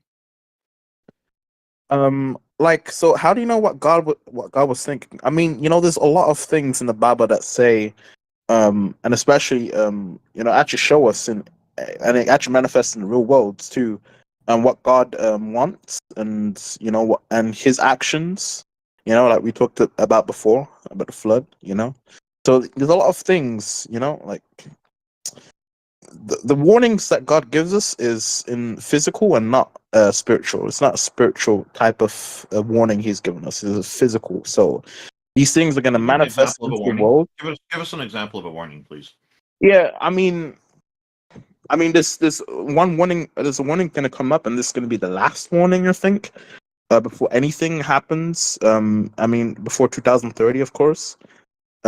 So one of the warnings, of course, is, like I said before, about the eclipse, and it has correlation with the Bible, with Jonah and Nineveh, and and it's passing around a street that also came from one of the ancient Bible. Okay, so what's the warning? Like, is there something that we're doing we need to be warned against so that we don't do it, and then the catastrophe doesn't happen? Like, what's the eclipse got to do with any of that? Yeah, so the eclipse is making an X, it's making an X, it's making an X around all the amount around America, and it's no, that's Twitter doing that. I'm wondering, what is the warning that beat me to it, Randolph? It's not random. It's going around. It's crossing around Nineveh's. I didn't say it's random. I'm asking, what is the warning? Like what is it that we're not supposed to be doing? The warning also, if we look at Jonah and what he did, he was what is it? 3 days. I'm asking you a question. What is it that the warning is saying we're not supposed to be doing? Yeah, mostly, why it's in America, anyways, because we're sinning a lot. I'm in Canada, so I don't care. What is the warning? It's crossing over Canada. It's crossing over Canada. What is this God warning us to not do? Yes, sin, obviously. Okay, that's pretty vague. So this is not really helpful. Like, I asked for something specific, and you went all over the place. And then you ended up with the one of the most vague things: sin. It's not even vague. Like, it's the most simplest thing, but people can't even do it. Sin. Okay.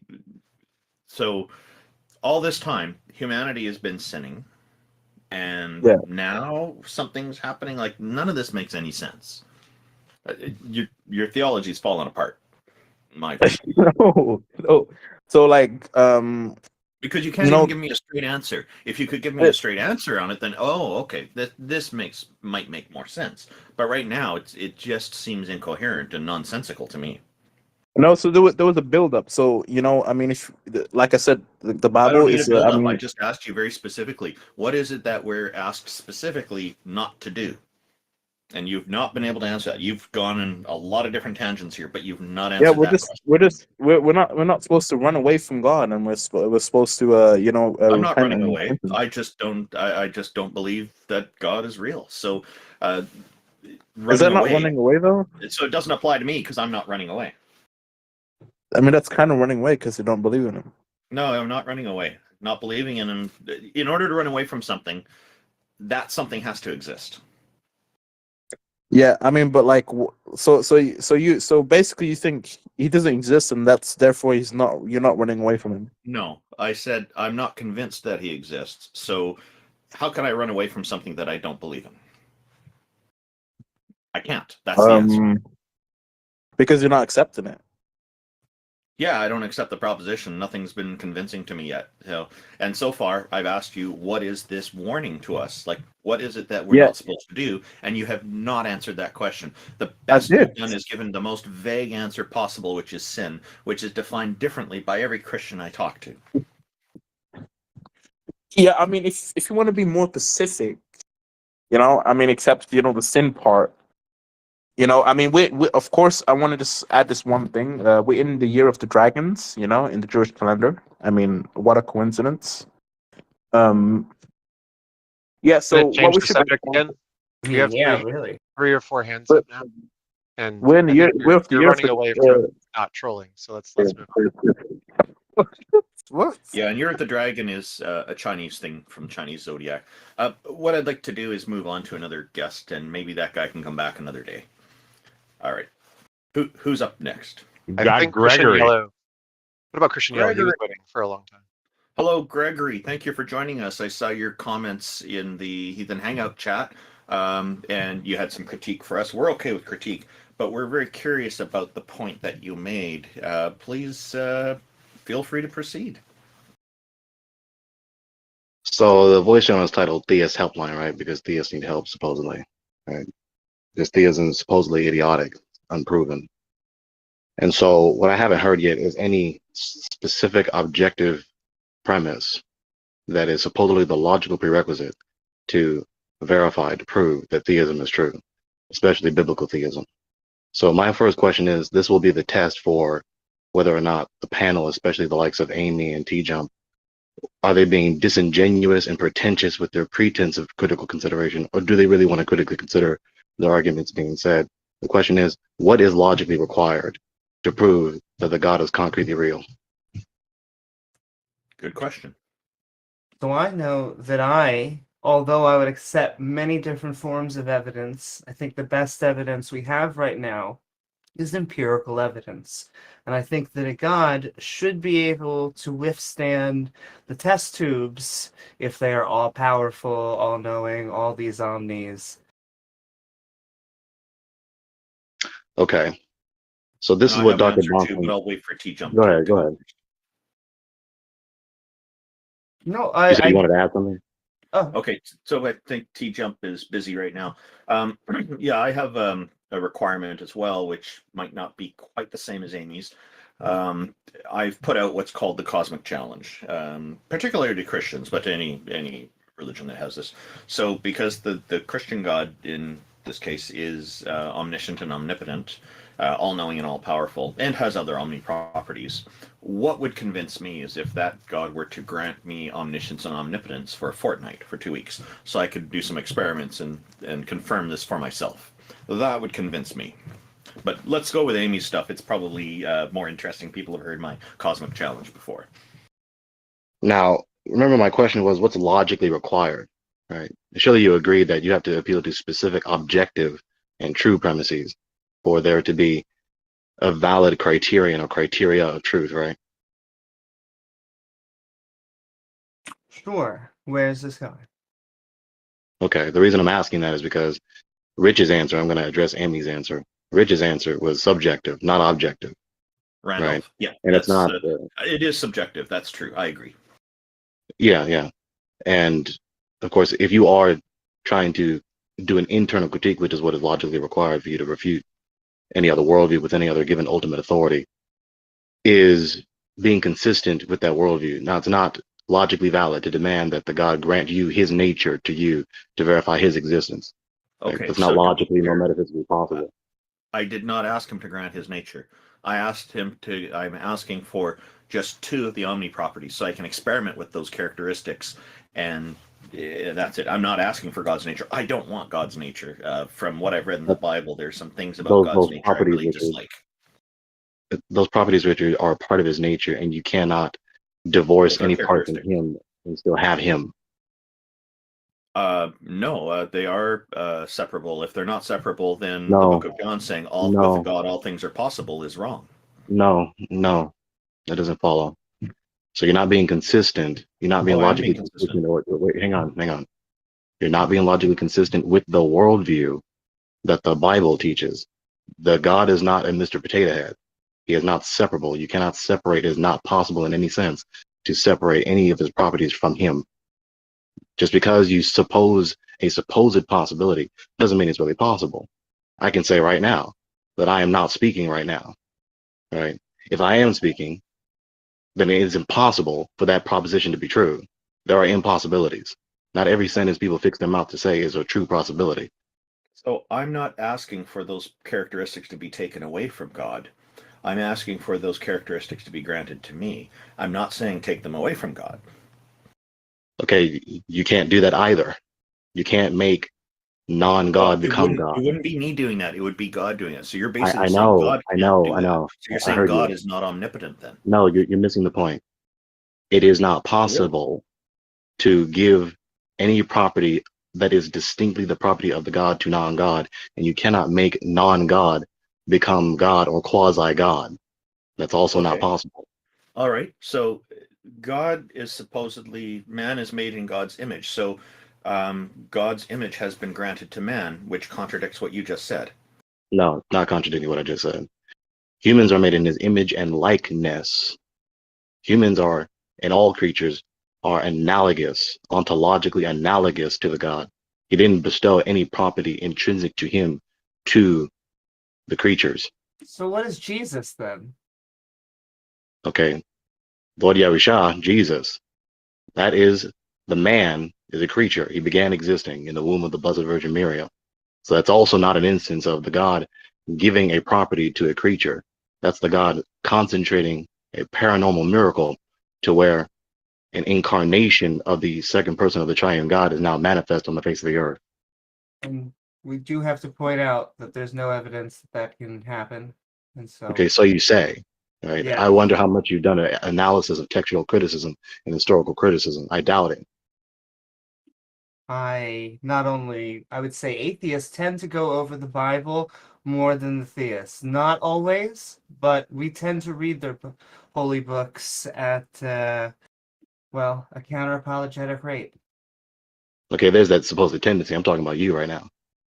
So regardless of that, so your valid, Richard, excuse me, I didn't say that right.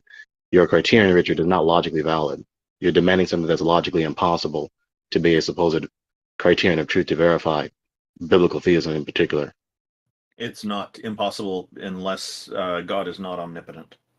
No, that doesn't follow. So again, it's not We have possible a to make a disagreement here. non-God. Then we have a disagreement here on what's logical. So you're just gonna, that's it. Can I engage the critique? Well, no. Because if God really truly is omnipotent, then it should be no problem for him to do this. No, that doesn't follow. Omnipotence doesn't mean do whatsoever proposition you can fix your mouth to say. That's not what that means. I didn't say that. Hang on. Atheists need to stop that. There is no justification. You need to stop putting words in my mouth. Well, no, I'm not putting words in your mouth. I'm telling you the proposition that you're saying is not possible, and you're saying that it is. I'm telling you that it's not, and I give you an argument to expose why it's not possible, and then you just say we're at an impasse. And I pointed out, we're at an impasse because I pointed out to you why that's incorrect. Okay, well, saying that we're at an impasse doesn't refute the refutation. Well, because your point requires that God not be omnipotent. No, it doesn't. Expose how my premises imply that God is not omnipotent. When you say that it's not possible for God to grant me omniscience and omnipotence, then that is a limitation on God's power, and therefore God is not omnipotent. False. It's non sequitur. So again, you're trying to say a non sequitur. that a You're just throwing proposition. words out there, man. No, I didn't finish the reply. Obviously. Okay. It's You're saying that not a this non sequitur. proposition. It's directly You're addressing the clearly issue. interrupting the reply for no good reason. You are trying to say this proposition is truly possible. I'm arguing that it's not. Your logic sequence was non sequitur. Can I take still didn't finish the answer. I don't know why this interruption. Because you're saying the same thing over and over and over Because again. I keep getting interrupted. No, that's not it. You're going around in circles. Think clearly. No, once again, before that, you were still going around in circles. But no, I wasn't going around in circles. So you're still delaying my answer. Okay, now we're going around in circles. So as soon as you stop talking, my answer will be delayed. I'll let you say it one more time. Yeah, you'll let me say it one more time. Yeah, so stop interrupting. So yes, we will. The proposition is not possible. It is not possible to make a non-God become God or quasi-God. You cannot give the non-God any of the properties that are distinctly intrinsic to the God, to the non-God. Not possible. So that's not a valid criterion. You're trying to make the God into a Mr. Potato Head type of God. He's not. He is simple. He's not composed of parts. And omnipotence is not some type of property that you can duplicate. Right? It's not like you have two sets of omnipotence. That's also foolish, right? You have omnipotence, and that's it, and that's distinctly the property of the God. So the God cannot give you any property that is distinctly His. It's not possible because the God cannot be separated into parts. That's not what omnipotence is. So there's that reputation. It doesn't have to become separated. It just has I wasn't saying take it away from God. I wasn't saying separate it from Him. That's what's necessarily implied by your demand, Richard. If the God is going to give you one of His properties, omnipotence, omniscience, whatsoever, then it's going to separate that property from Him. You can't duplicate it. So you can't duplicate. You can only give that property itself, that single property that is distinctly possessed intrinsically by the God. So then that necessarily implies that God would have to separate that property from Himself and give it to you. That is not what I'm implying, and your continued insistence that that's what I'm implying, I disagree with. And these are just made up It's rules. just an unjustified negation. It's not why you're saying that. It's just like a fan fiction rule. You're just saying it can't happen. And now that's carping. That's not an argument.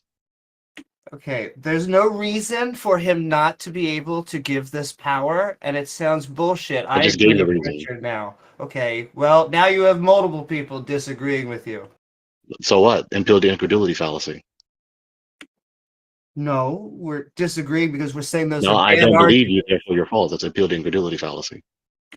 Okay, well, get better evidence for it then. What do you mean better evidence? I already gave the deductive argument that proves my conclusion is true, refuting your invalid criterion. Okay, well, we still think that that's a weak God because he can't do it. So you're saying it's not of his nature. You're saying that his God is weak. Sure, but we're not saying it's based on ignorance. We're saying that's based on the data. No, incredulity. So evidently you don't know the difference. Incredulity is a form of ignorance. It's when you don't know something. No, incredulity is don't believe. Incredulity, incredulous, non-credo, don't believe, don't know. Okay, so there's that. So now you're supposed to demand Amy. Yes. This is what Dr. Bonson. Science. So why can't God lift the bottle in front of me? What? Why can't God lift? Going back to why your God is so weak, because I think Richard made a good point about that. Let's get back to the continuation of that. Why can't your God? Yeah, you want to denigrate the God. We know. You don't want me to address your supposed criterion. One of the points is to denigrate your God, but I also would like you to address my criteria as well. Okay, so he can. So you're just a loaded question fallacy. Okay. 2 things here. My name is sorry. 2 things. My name is Randolph, and I'm not attempting to denigrate your God. I'm saying. Oh, I'm sorry. I said Richard, but I didn't say the entire name. I'm saying that this is what would convince me. Yeah, so that's just a heuristic, not a specific objective premise of verification. So there's that. I confirmed earlier it's subjective. Yeah. So it's not valid. So That doesn't Amy, mean it's not valid. Yeah, Randolph is of course nicer it than does. I am It's because not he's objective. Canadian. It's your I'm heuristic. your biblical God, and I am trying to basically say that we should look down on that type of God. However, I don't look down on you. I think you're an amazing person.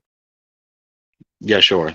So again, there's that invalid subjective appeal, which is just an appeal to incredulity with an implicit impossibility.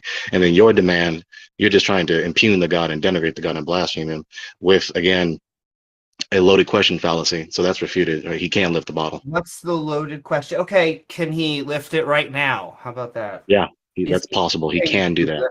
I don't think you understand the nature of your own question. When you ask about anything, when you say can, it's just asking about possibility or impossibility. Okay, will So he it's lift possible. the bottle? Say again? Will he lift the bottle?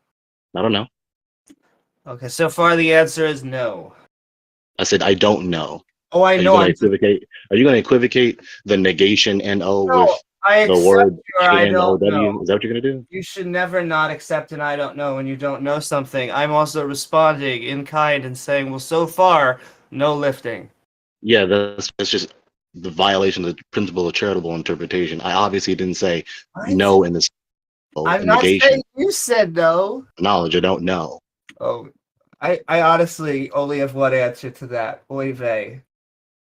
Okay, so you're going to appeal to your opinion, right? I answered your question. So, anyways, so your criterion now, right? Say your criterion again. I'm looking for an empirical standard, something that this COD can actually do in the physical world. Okay, so if Yahweh Elohim, Yahweh, is the creator of everything that you see before you, then the existence of everything you see before you empirically corroborates the narrative of his existence and in creating everything. You do say the world that you see before you, therefore, he is the one that created the world. Now, do you see the problem is it's not a lack of empirical evidence. It's not what it comes down to. It's not a lack of empirical evidence.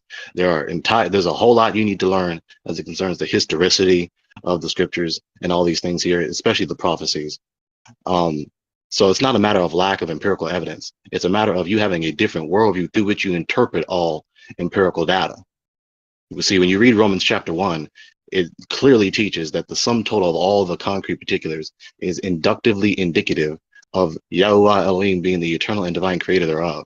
So there is no logically possible greater data set of empirical data to empirically corroborate that he is concretely real. So it's not a matter of us lacking data. It's a matter of you having a different worldview through which you interpret the empirical data contrary to his revelation. Sure, the first, I would at least have to go over your first argument, but it seemed very circular, like a God exists, therefore we have to believe that God exists. I would have to look into Romans because you're now going off of not something empirical. In fact, you started to say you also missed the point there also. We should be moving into logical or deductive arguments when I'm really just looking for you to give some sort of empirical you missed the point. Data for God. I guess I missed the point of all three of your arguments. Mm-hmm. Yeah, it's really bad. So I just said a modus tollens, right? If then, right? If P then Q, Q therefore P, right? That's what I just said. And so then I also address the fact that within my worldview, in principle, which you need to do an internal critique thereof, that's what's logically required for you to refute my worldview. When you do the internal critique, it's not a matter of us lacking empirical data. We appeal to the sum total of all concrete particulars, empirically detected and yet to be empirically detected.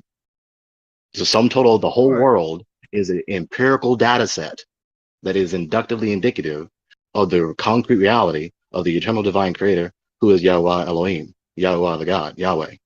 That's the empirical data. Sure, you have it. I'm okay with that if you were to able to present some sort of data set or some sort of facts. So what is your first? The sum total of all concrete particulars, Amy. Just all of it. Just all the facts. They just all the whole world, the Amy. whole thing. Do you understand that? I do. Do you understand when I mean this in a non-offensive way? That sounds very silly, and I used a different S word than I was going to use. Okay, it's not logical. Okay, that's just another unjustified negation retort. I identify the logical error. Okay, you don't have the set of all facts. You don't even know one. So when you claim all of them, you're basically bluffing. You mean zero. Yeah, You that's have wrong. no It's just facts. false. Okay, give Just one. false. Give Yeah. one. So I'm not going to appeal to just one particular fact because but the there's God isn't so creator. many. All of them. Just listen. Just listen for a moment. Just listen. I'm not going to appeal to just one out of all empirical facts. I'm going to appeal to all empirical facts, whether I am aware of them or not, because you're missing the point. The point is that the sum total of the entire world, all creatures, the whole world, from the most macroscopic scale to the most microscopic scale, is inductively indicative of him being the creator thereof. If Yahweh Elohim is the creator of the world, then the existence of the world is inductively indicative of him being real. Okay. So then the Did whole you world that notice is that existing first is sentence? inductively That indicative of him first being real. premise? That's what you don't get. Your And you don't first want to get it. premise. So you keep Yes. resisting every answer I say to you. So I keep Please. talking to every Please. answer I say to you. Your first premise is what you're trying to prove. None of us agree with it, and so What you type need of to. argument did I just say, Amy? You said that if God was the creator of the universe, God is not the creator of the universe. Therefore, please give a better premise. I think you You presented failed to steam on one the first premise. conclusion and then a therefore. Can you just present two premises and then a conclusion? Yeah, you're missing the point also. I just said the modus tollens. Right, so I just gave you the answer, Amy. So what type of arguments did I just say, Amy? You started that if he is the creator of the universe, What type of argument did I just say, Amy? You just tried to give a if P then Q. You attempted to What's do that called, Amy? I can't even say it. Modus ponens. That is not a proper logical argument. Yeah, no, not modus ponens. Modus tollens. Okay. Okay. Okay. So, in fact, you know what? No, I got out of reverse. Let me correct myself. Because I didn't say if P then Q, not Q, therefore not P. That would be modus tollens. What you said is modus ponens. So there you go. Very good. So I said a modus ponens, right? So that's an argument, right? Modus ponens is a type of argument, right? Yes. Yeah. Okay. So what was the first premise? You started with if he is a creator God. Yes. And then? No, that's what we're arguing over. We're saying that if he's a creator God, that's what you need. The first premise, You wouldn't move past premise Amy. one when the other, because you're arguing for the God thing. You would need to prove the God at some point. Yeah, you would need to prove premise one, and so you would need a different argument. You're missing the point. Your You're trying to falsify it without actually engaging the argument. Say the entire first premise at least. Can you correctly steelman the argument? That's going to be the litmus test tonight for whether you can be critically considered or not. Full first premise. Yeah, say the entire first premise, Amy. That is what I'm asking you.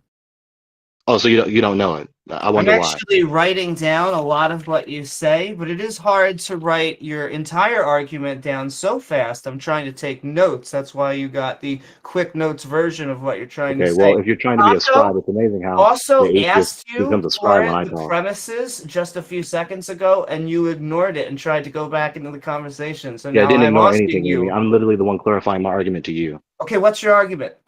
Okay, so let me finally answer without you disrupting, because it's kind of hard to correctly write down what you're trying to scribe down when you're talking through what I'm saying, so that you can clearly hear what you're trying to scribe down. So there's a point for you to maximize your scribal skills. There's a tiny violin somewhere. Yeah, that's your fault. So the modus ponens, right? If P then Q, Q therefore P, right? That's a inductive appeal to the concrete particulars, the whole world. He's the creator of the whole world, Amy. So you need to acknowledge that concept in my worldview, okay? Because you're not doing an internal critique. You're just incessantly denying that he is. All right? You're not exposing any incoherency in my position, which is logically required to refute my worldview. So there's that again.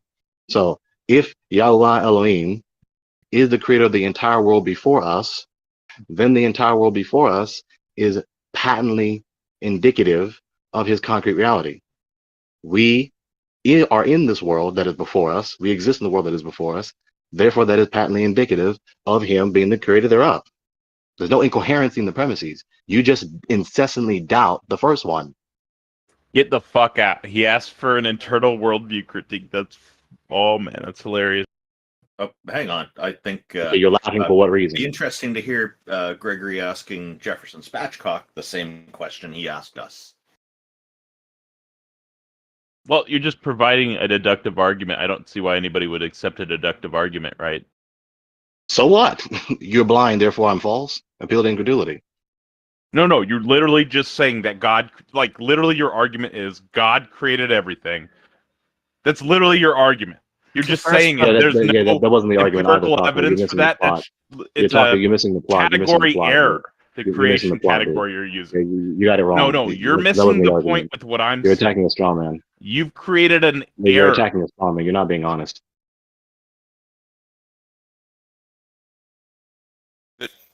Does somebody, Gregor, do you want to run that question past me? What question? I don't The know. question that you came in here with. Yeah, Randolph. Oh, the very first one. Okay. What is logically required to verify that the God is concretely real? He's concretely real? Not just an idea in someone's imagination, not absolutely not real in any sense. He's concretely real, just like you and I, and greater. Right. So what's logically required to verify that theism is true? What's logically required to prove that the God is concretely real? It depends on the system that you're imposing, right? Like, so if you wanted to verify it empirically, it would need empirical data. You'd need to be able to test it and repeat it. If you want it to be concrete, yeah, I don't know. Because there's plenty of different ways that you can set up a God for a debate or for a topic, and where he's logically consistent or something like that, but that doesn't necessarily mean it's real, right? And just for the sake of the argument, it holds. But if you're trying to say like it's concretely like I'm thinking that you're meaning objectively real, right? Like unambiguously true, despite Concrete in the ontological sense. Yeah, not ontological dichotomy. You would need demonstration, right?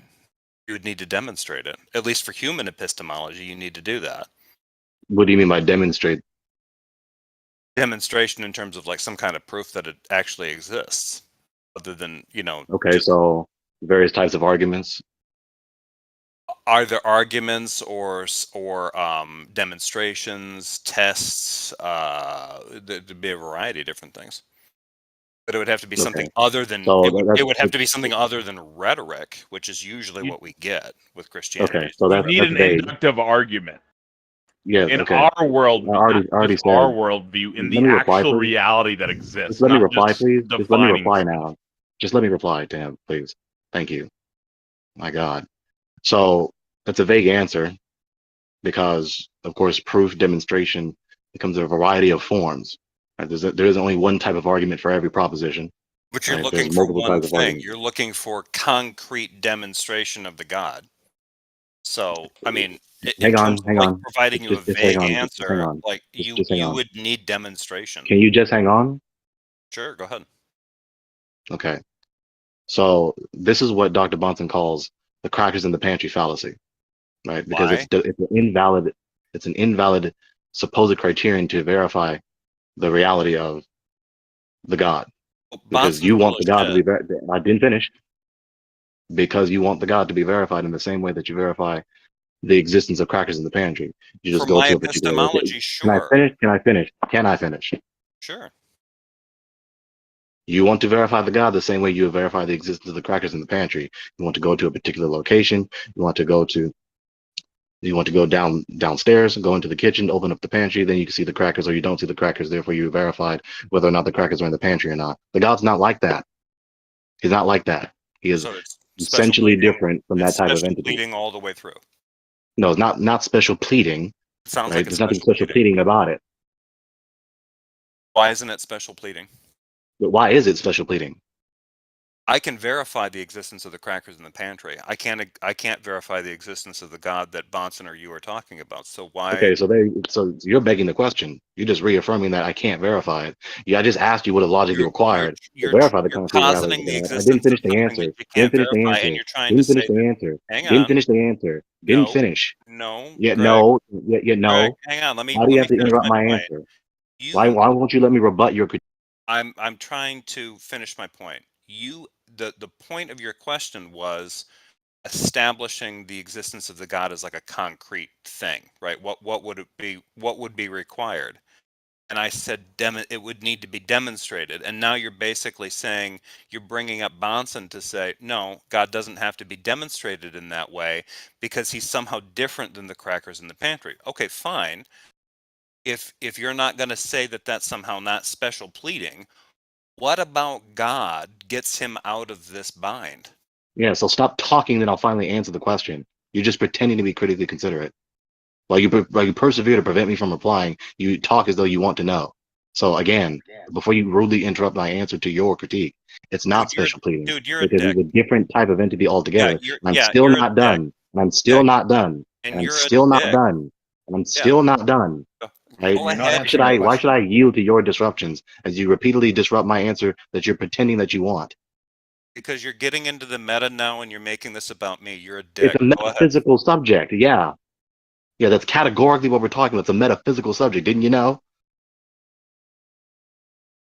You want me to respond to that? Ridiculous Or truism. are you going to Are you accuse done me? disrupting my reply? Are you done? Because you obviously don't want to know my answer. You're exposing yourself. You are a dumb piece of shit. Yeah, you don't want to know the answer as you carp. As I carp? What are you talking about, Greg? What are you talking about? Yeah, you have a computer. Look it up. CARP. I know what the word means. What are you doing? Okay, so then why'd you ask? Now why are we talking about this? Dude, you are wasting everybody's time. Yeah, so as you continue to carp. What's your Are you next done point? interrupting? Yes. What's your next point? Go on. Okay, well stop talking now. I'm gonna wait for you to stop talking. No. I'm not. No. Here's the thing. You're not going to give me instructions and act like you're running the show. Go Yeah, on so as you with continue to your carp and points, disrupt because you don't want to Greg. know. Do you have anything to offer other than Christian fascistic nonsense? Yeah, didn't give you that. Yeah, so what I'm trying to offer, you keep rejecting. So you're pretending that you want it as you ask, but then you reject it when I give it to you. You're refusing to even let me do the act. You're refusing to let me complete the act of presenting to you the and answer. all of the audience here special Yeah, pleading. you're still talking to my God answer. is not the crackers in the Yeah, you're pantry. still talking to the answer again. You're exposing yourself. Dude, exposing I could You're a turn bigot. my camera on and just do You're a a belligerent strip feed if bigot. I wanted to expose myself. What are you I'm doing? gonna continue this until you stop disrupting me. Gregory, don't call people bigots here. Nobody's being bigoted. Yeah, he is being bigoted. He is not critically he's not critically considering and self-scrutinizing himself. That's bigotry. No, you don't know what bigotry is, I obviously. do know what bigotry is. Someone who obstinately refuses to consider the words of others. Yes, that's bigotry. So Gregory, you're gonna like address some substantive point and talk directly to Jefferson, or we're gonna As soon as he stops disrupting, as soon as people stop disrupting my answer that I'm trying to give. Bro, we're not doing this. You came up to the stage that we organize once a month, and we've been doing that for a really long time. If you want to talk with us, you can talk with us, but stop being a dick. My answer. I'm literally waiting for you to stop disrupting so I can finally finish the answer. Okay, finish your answer. We'll give you a minute here. Finally. So, it's not special pleading for the following reason, right? For the following reason. He's an entirely different entity. So given that he's an entirely different entity in his essence, ontologically, categorically, that is not the logically valid and logically required way to verify his concrete reality. You're not being consistent with the worldview. You just want to superimpose your epistemic standard into our worldview. That's not valid. It's a different worldview. So you're just complaining that we're not adhering to your worldview as we adhere to ours. When you say, well, I can't go outside and see God standing on the corner, therefore he's not real, and therefore you can't know and no one can know. No, it doesn't follow. If Not being logically consistent with God our. is in a special You category, see the interruption again? demonstrate Why is he interrupting? Why is he talking right now? Why? I thought he wanted to hear the answer. Respond to you now. Yeah, in the middle of me saying the answer, right? Because that's a wonderful time to do it. That's not an idiotic choice at all. Do you need another 10 seconds? Go ahead. Yeah, no, I need more than 10 seconds. So exercise some patience. But I know that's asking too much of reprobates. If you're talking to reprobates, I kicked them. Thank you. Reprobates have other Jesus people who Christ. actually want to talk. If Gregory's Let's still talk listening, about him for like 5 minutes now while he's in the audience. So Christian Yella yeah, let's kick him while he's down. Yeah. It's good to see you, Yellow. Jefferson. Let's bring him Thank you, Randolph, for inviting me on here. I'm going to go live now, I think. Can we bring up Oh, Christian this is Yellow live now? right now. He's Oh, been I know waiting it for a very is, long but time. I was going to do my show. I was setting up another thing. I was going to talk about some other stuff. So, but this is fun. Thank you, Randolph. Oh no, Christian you've been Yellow is that P-Mars. P-Mars? Hello, Christian Yellowbone. Welcome. Thank you for joining us. How are you doing Hello. today? I'm okay. Yeah, I'm P Mars. Hello, how you doing, Jefferson? Doing good. I'm eating a salad. Nice. What do you have for us today? I'm reading a book called The Objective Proof for Christianity. Okay. It's mostly like Bonson. And Seriously? Sorry. yeah. I know Amy said she would accept empirical proof for God. The book actually goes over the types of proof. Like it goes over there's rationalist proof, empirical proof, pragmatic proof, and it says all these proofs bottom out in subjectivism, which bottoms out in skepticism, like with empirical proofs. I think Hume You're said. triggering me by saying bottoms out. I had 2 colonoscopies this week. It's triggering me. Oh my. Um, Oh, I hope sorry. you're recovering well from that spatchcock. TMI. Yeah. He's getting flashbacks. I've been well photographed. P-Mars, are you still reading that like Jacques whatever his name is, the guy that hates society? You still into that stuff? Yeah, I like Jacques Ellul. I haven't. Well, yeah, that's read, that. I kind of been sick this last year, so I haven't like read much. But I've Are been you still reading this trolling book. Christians and atheists on YouTube? I mean, I think I'm trolling. I'm just being myself. Can I? Oh no, continues, When Jeff. I was a kid, everyone was like, "You should be yourself," and then when I was an adult, they all said to stop doing that. Exactly. You know, no, in your case, they absolutely you should adopt another persona. Absolutely. Amy, please. You said that you're looking over a book that has evidence that is empirical. It went over numerous ones, but it had empirical, which you seem to say lead to skepticism. I would say that it is very much a skeptical outlook to need empirical data. But did they give like a very specific piece of evidence that they're like, this is a good empirical reason to believe in the one God, Jesus Christ? No, it makes well, it's Bonson, so the book it says there's also transcendental proof.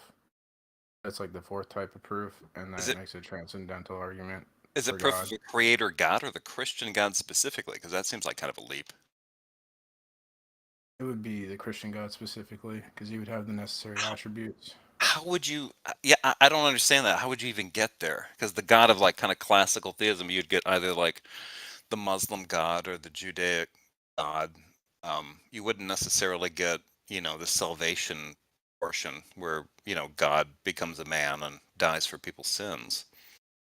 That doesn't make sense. Unless he's going to do kind of like the whole, the whole resurrection thing, the proof of the resurrection, empty tomb kind of crap. Right. Does he do that? I mean, the book deals in the guy's like a PhD in philosophy.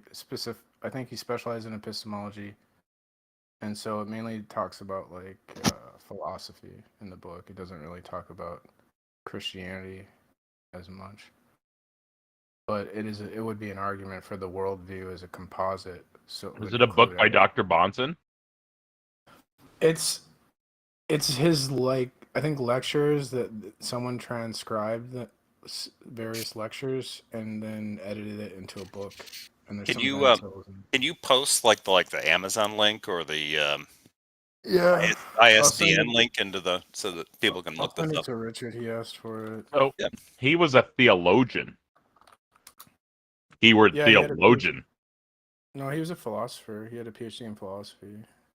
Bonson did, yeah. I mean, his primary role was theologian, but yeah, he did have degrees in philosophy.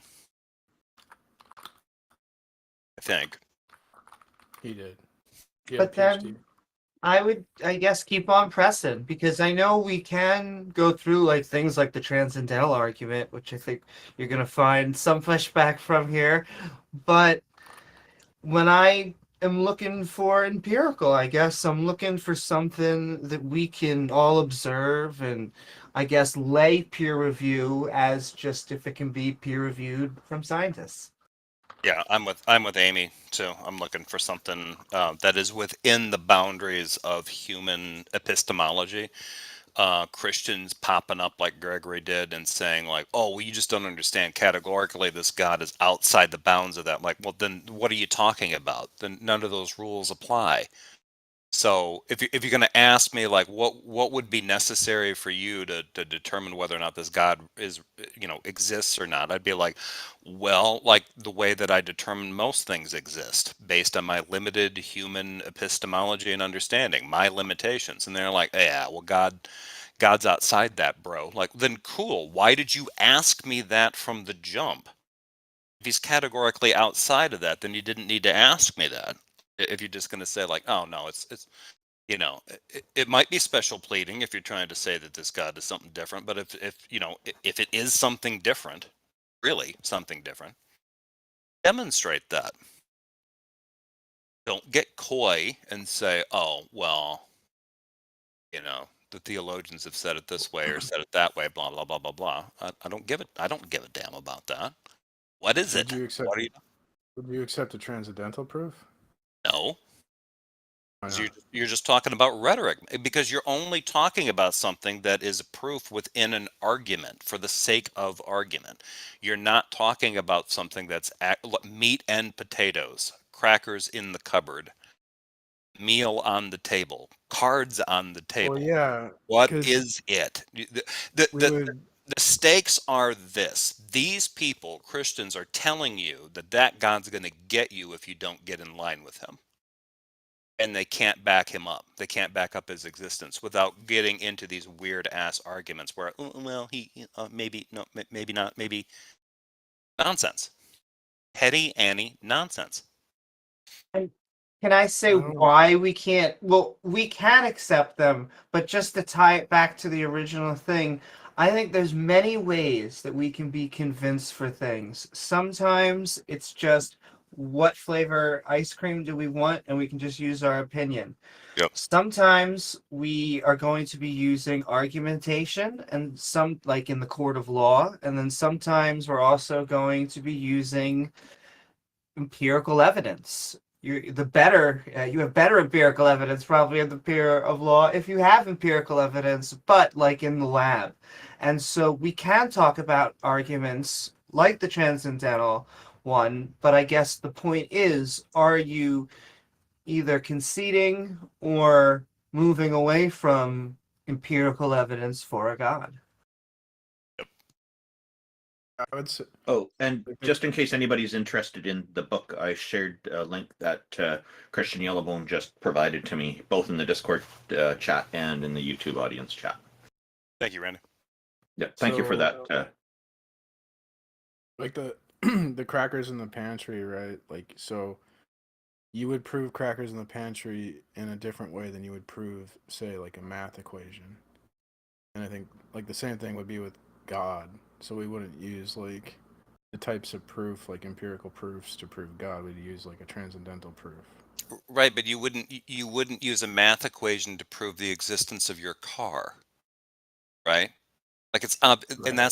that's the trick because the idea here is like, well, hang on, guys, hang on. You know what? We can do this whole thing where we can prove 2 + 2 = 4, and that's totally abstract, neat and tidy. But that is not how Christians are operating.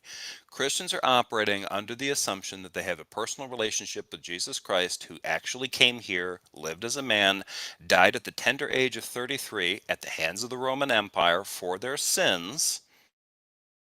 And if they believe on him, they will have eternal life. There is a literal, actual belief there. So if you come at anybody else with this idea like, oh, well, it could just be like the same way that you're proving like a perfect circle or something like that, like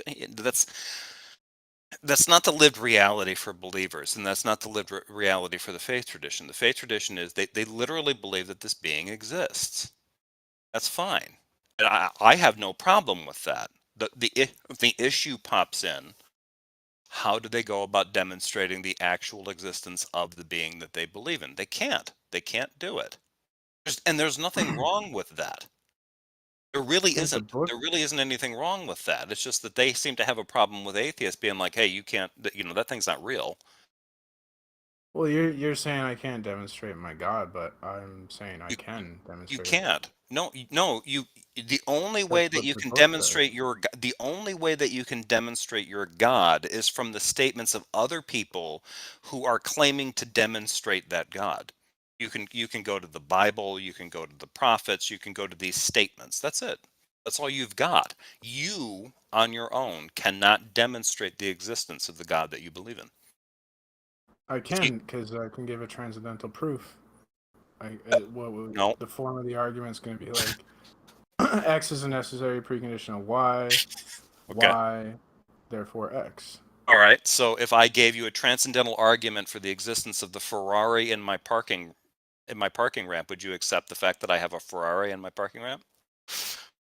Well, like we would ask, like, what are the preconditions for the I Ferrari? can provide a transcendental argument for the So it existence can of be a like, Ferrari in my car park, right? right. So we That would doesn't ask, what mean are the that it actually is there. That's the difference. It's But categorically, if we agree the Ferrari is there, then we can say, and what we are the don't. preconditions for the That's the Ferrari to point, man. exist? We don't And it's going to agree. be like And an we don't engine. agree that it's there. We don't agree. You think that it's there, and then But you've got I'm an not. argument. But the argument is taking something we agree on. Like, do you agree that we can reason? We have the ability to reason? Sure. Yes. Right. That's what I'm saying. So it takes something we agree, a fact of the world, we can reason. I go, what are the necessary preconditions for that to be true? And when you work it back, you end up with God, and there's no other way. Why would you? Go ahead, Amy. Well, no, the necessary precondition for that would be a brain. No, I agree. because I can prove that autonomous human reasoning is impossible. So you could not reason if Can you do that with your autonomous reasoning? Can I do that with my autonomous reasoning? Can you prove autonomous reasoning is faulty with your I autonomous mean, reasoning? Are you going to do that with your brain? At some point we have to be like, if we're dealing with like second order logic. We're talking about Neat. like Why? Okay. Yep. Sure. So, Sure. like, So we need to be charitable for your bullshit example, but not for others. Why? reason would be the necessary precondition for an argument. So of course I'm gonna have to like get a library card. Get a library card and read more I'm books. gonna have to assume like we can reason in order to even argue. Right? No. No. How could you argue if there was no ability to reason? I'm not. No. I'm arguing. I'm just saying no to you. All right. I'm not. No to me. Like Yeah. if you were to argue that language has meaning, you would have to use language in your argument. That's like agreed. That would be circular, right? So like Right. sometimes like Which is what you Gödel's said. You said that like, oh, your autonomous reasoning. I mean, you were going to use your autonomous reasoning to prove autonomously that the God exists, right? You were going to do Yeah, that. because you're just stating like Gödel's incompleteness theory, which is like a type of transcendental argument that shows like, we have to use math to prove math. We have to use logic to prove logic. We have to use reason to. Right. So that would actually, I mean that's what I'm saying. Yeah, you verify your subjective experience when you call it into question. Yeah, no, I get that. That's kind of the point of my entire existence. So, what are you talking about? I'm saying that if any philosophy that employs autonomous human reasoning, it reduces to like All skepticism. philosophy employs autonomous human reasoning. They're all based on autonomous. That's not true. What philosophy is independent of autonomous human reasoning? My metaphysics has. Do you have a metaphysic that's different? Yeah, I use theonomous reasoning, meaning that there's God's mind, and God creates the world. And he creates our mind. You can tap into God's mind and then get his download. Okay. Not only not that, it's that God designed my mind. So it could. Well, God designed my mind too, right? Even as a reprobate, He designed my mind. Yeah, but in your model of reality, there is no God. So My model of reality is the mind of God. you have a wait. Are you? I thought you were I thought you don't believe in God. I don't believe in God, but the reason I don't believe in God is because my mind, my worldview is dependent upon God, right? God is the absolute foundation I'm for not all sure what you're saying. things. You In your understand that? model, if your model would not have a God, so that would be autonomous reasoning. In my model, there's a God, so we No, that input doesn't beyond this follow. reasoning. My worldview and your, What? if your worldview is the same, if your worldview tracks, the reason that I don't believe in God is because God has allowed that. You understand that? Okay. You don't understand that, do you? You're saying if there's a God, God lets you be an atheist. Yes. Okay. You Yeah. understand that? Because he Yeah. has to. He has to because the only Yeah. way that I can believe that is because God allows it, right? The Bible says he like what is it? Gives you to a delusion. Lets people delude themselves, something like that. Parts of it. Yeah. Yeah. So are we getting there? I don't know. I don't. What's the point of that? Do we have different worldviews or do we have the same worldview, P. Mars? We have different worldviews. How do we have different worldviews when only one worldview is possible? Because you don't believe in Dude, God, so you no, would you do not. You fundamentally do not understand presuppositional apologetics or anything that you're reading from Bonson.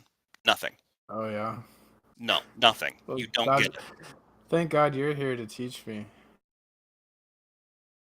You're welcome. So what Well, am You I should thank him getting wrong? directly. Can I ask you? Oh my. Can I ask you if we could compare just for a moment, because you said that our minds come from God's minds and that we can only do reasoning because of God. However, I have a different model. I think we do reasoning because of our brain, and that God's, in fact, we could say God's mind is contingent on our mind because they are our creations. So how do we know which model is correct? Well, if we go with your model, it's not going to work because there'd be no way to know how the conceptual scheme, like our thoughts, actually like align with the state of affairs. There's nothing to like link the Doesn't two follow at all. together. I would say that is the entire basis of what neurology is founded on, is us trying to better understand the brain and the mind. Mm-hmm. Well, that's what my book says. It says that God serves as a bridge so that our conceptual scheme can map onto Hey, reality, Mark, thus what giving book us are you like reading? What book are you reading, man? metaphysical justification that like reason is even possible. Hey, Mark, I I'm reading posted the it in the objective chat. proof for I can yeah, post it again. Oh, you did? Okay. the objective proof for Christianity. And I And disagree with it. I would say, I mean, you can no disagree or offense. laugh or whatever, but the guy is like a PhD in philosophy, so it's not like Just appeal to authority there, cool. yeah. I mean, He's I a guess you can. And I'm not trying to denigrate him in this. I was trying to denigrate the God, but I'm not trying to denigrate him. Right. I would just say we disagree here. Trust me when I tell you there's good philosophers and bad philosophers. I'm loving Amy's energy right now. She's doing such a good cop to my bad Do you cop. reject like David Hume or Bring that anything? love 'Cause back, Jefferson. David Hume would say like all of our knowledge comes from sense data, but then we never sense ourselves experiencing anything. So like, there's no way to you don't sense like the relationship between your experiences. So you would have no way to like, you wouldn't have like a self identity that like, holds all I'm these sorry. I'm sorry. experiences. I think that we can understand that our experience come from an emergence. We generally like to call that label something like conscious or consciousness. And I think that fundamentally that and then understanding and reasoning, those make more sense as animals within a biological world, and us getting it from one organ among many organ systems than from something like a god. So would you just say like the self is like it's an axiom or something? Well, we make a self. It tends to be an emergent property of all of our different sensory organs, and then it just depends, we label our body as self. However, we rarely think of our foot or our hand as our self. However, it is. We tend to put more emphasis around, our noggins, our head. Yeah. Our self is not an illusion, but it's a creation of the body, of the brain, and the mind. Hume would say if there's nothing that like bundles the perceptions, or like there's no relationship between the particulars, then like it kind of destroys the potential for knowledge.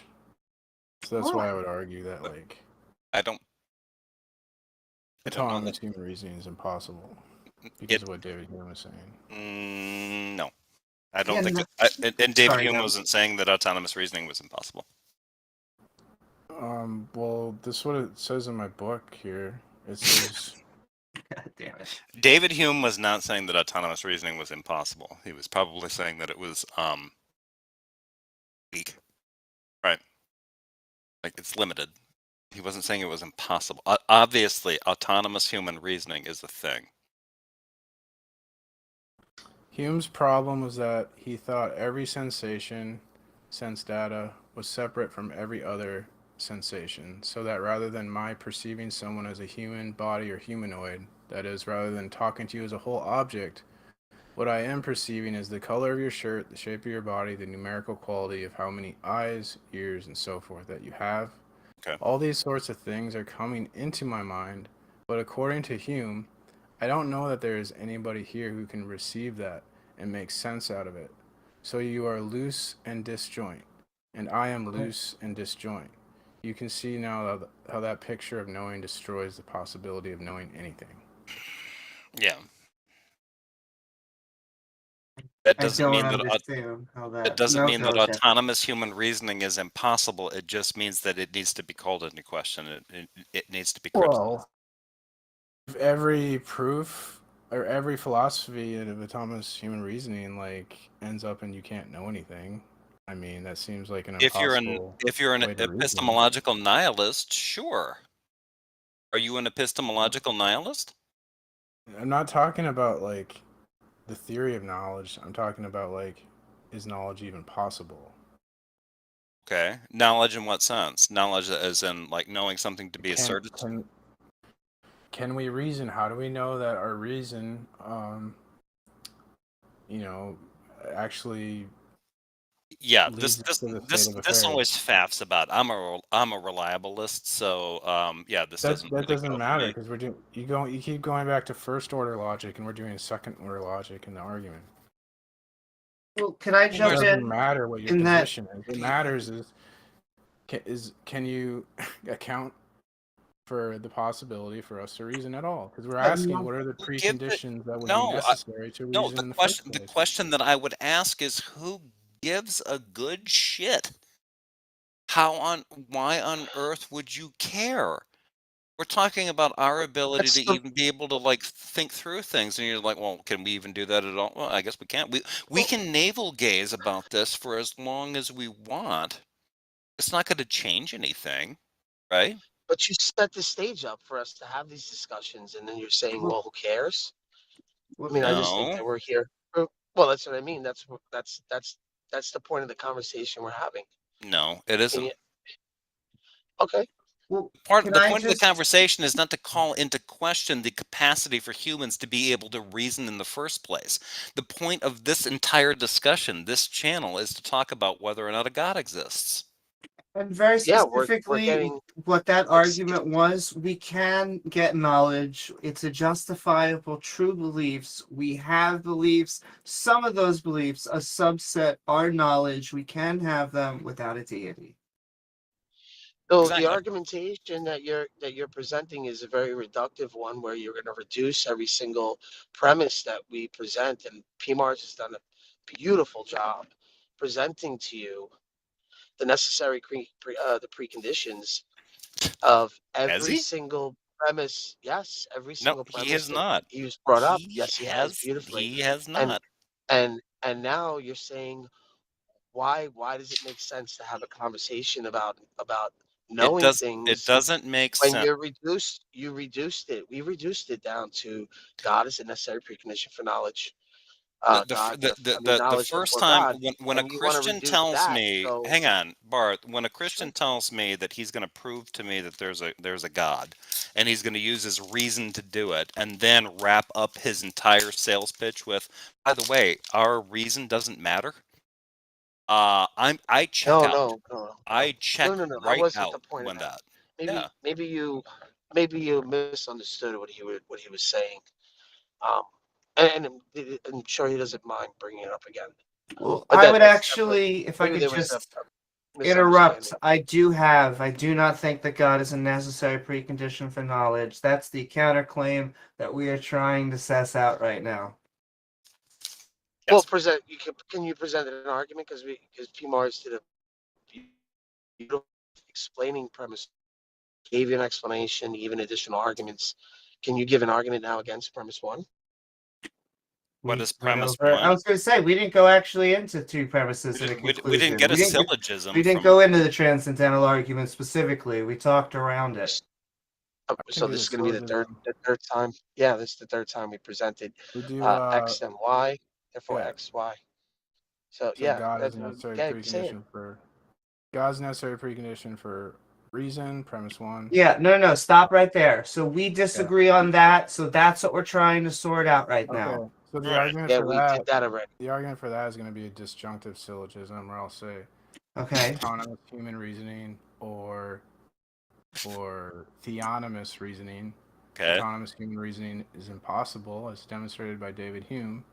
Conclusion: theonomous reasoning, which is reasoning. Well, I hate by to the stop, but God. I keep on doing this. But it's the second time, but I disagree with the first premise. So we're gonna need like an argument for why you think autonomous human Yeah, reasoning there's no is reason. impossible. This argument is not going anywhere.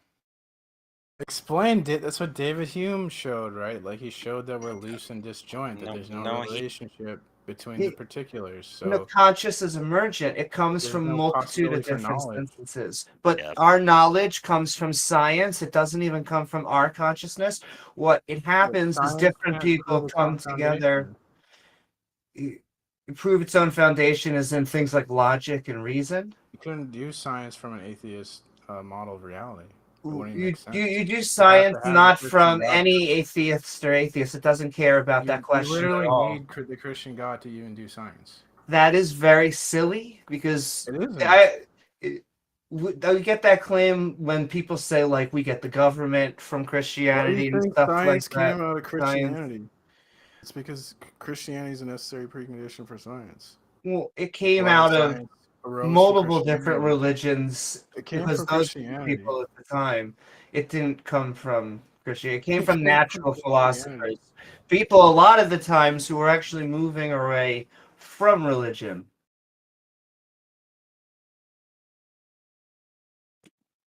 But yeah, I mean, our reasoning, it I comes mean, from it's a our different brain. discussion, but I And respect that. When you say brain, are you gonna where are you putting the mind? You're saying the I'm mind is putting the that brain?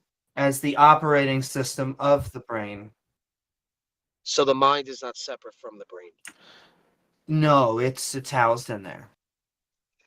Running off it, just like our operating systems are running off our physical computers. Okay.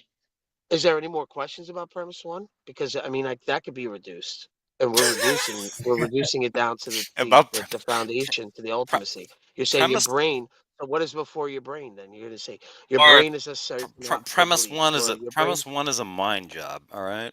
Yeah, and what do you mean before? Because it's an organ of an Well, what is organ the system. necessary precondition for you to have brain? It's not a necessary precondition. Oh, It's a necessary precondition if you can demonstrate that. Necessary means demonstrable.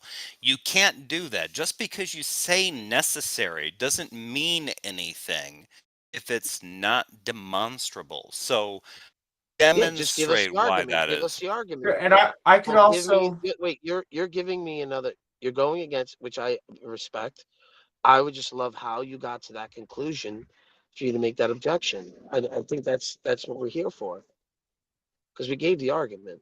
We gave you the explanation. You No, weren't you don't happy get with to it. do So that. then I'm going to be childish here and say, I asked you first. I asked you first. Prove Jeebus.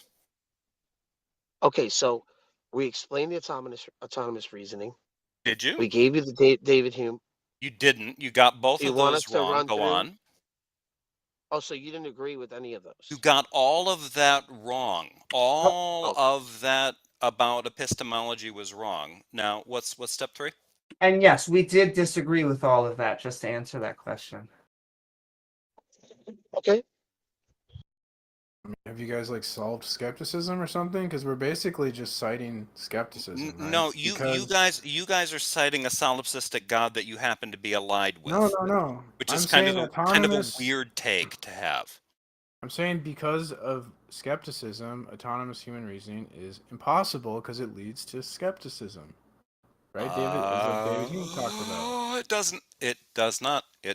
It doesn't. That's what my book says, and the guy's a PhD Your in book says philosophy, that? Can you and point that out? Can you? So your book says that, so it's true, huh? He read well, it the guy's before. an expert in philosophy. Like, Oh, he's a expert in philosophies. You just point to that and be Mhm. like, it says here in the book that that's how that's how philosophy works. Hey, Mars, you're not Stop. I don't think what I'm saying is controversial. You're at the kids' And, like, table. You were arguing don't know like how you to were at the respond to kids' the table at argument. this point. This is weird. But Don't I don't do think that. I'm saying anything controversial. You You're guys just don't know how to respond. you're also talking about how it leads to skepticism. That's what Hume's saying. But then you're also trying to tie that somehow that back shouldn't to be God. controversial. And Hume, let me tell you, would probably be the last person to agree with you on that point. So why should Right. Hume take you seriously on that point? Hume would be skeptical of your skepticism. So, transcendental arguments started with like Kant, or I mean, you could go further back, but like, Yes, they do. They do. They go back to the go Greeks. to Kant, and Kant was responding to David Hume's skepticism. So he did the whole point of the argument is to defeat These skepticism, are which is arguments. why We're it is talking so about completely devastating to the non-believer. we're talking It about absolutely rhetoric trounces them, versus and then you get reality. this performance like Jefferson Spatchcock is demonstrating. They can't respond to the Rhetoric argument. versus reality. Meat on the Gave table, cards on the multiple table. logical arguments and I explanations don't for the argument. care if you've When you got say reality, It's not. You but can't just but when you claim say rhetoric, reality, that man. doesn't Respond to answer the that. logical argument. That's all you have. Yeah, you have a can't appeal to theory. reality. Logical arguments. If you guys have some kind of goofy ass theory that may or may not prove the existence of a creator God, but you can't demonstrate the very actual respectful of it. existence of that creator God when you're You trying to you tell won't me let that the I need to argument bow follow. down to it and ask for its forgiveness, then I don't give a Well, we never mentioned goddamn any what of you're that. talking We about. never mentioned any of that, and I heard you say that before, and I have scriptures actually that Then what explain are you exactly what you're here saying. for? What are I you have doing? perfect. What are you doing? You want me What to are you quote? doing, Do you want me to, Barth? do you want me to quote to you the scriptures? I could give them to you. I'll put them in the chat if you want. Why would you quote the scriptures at me when I can quote them right back that at you? actually.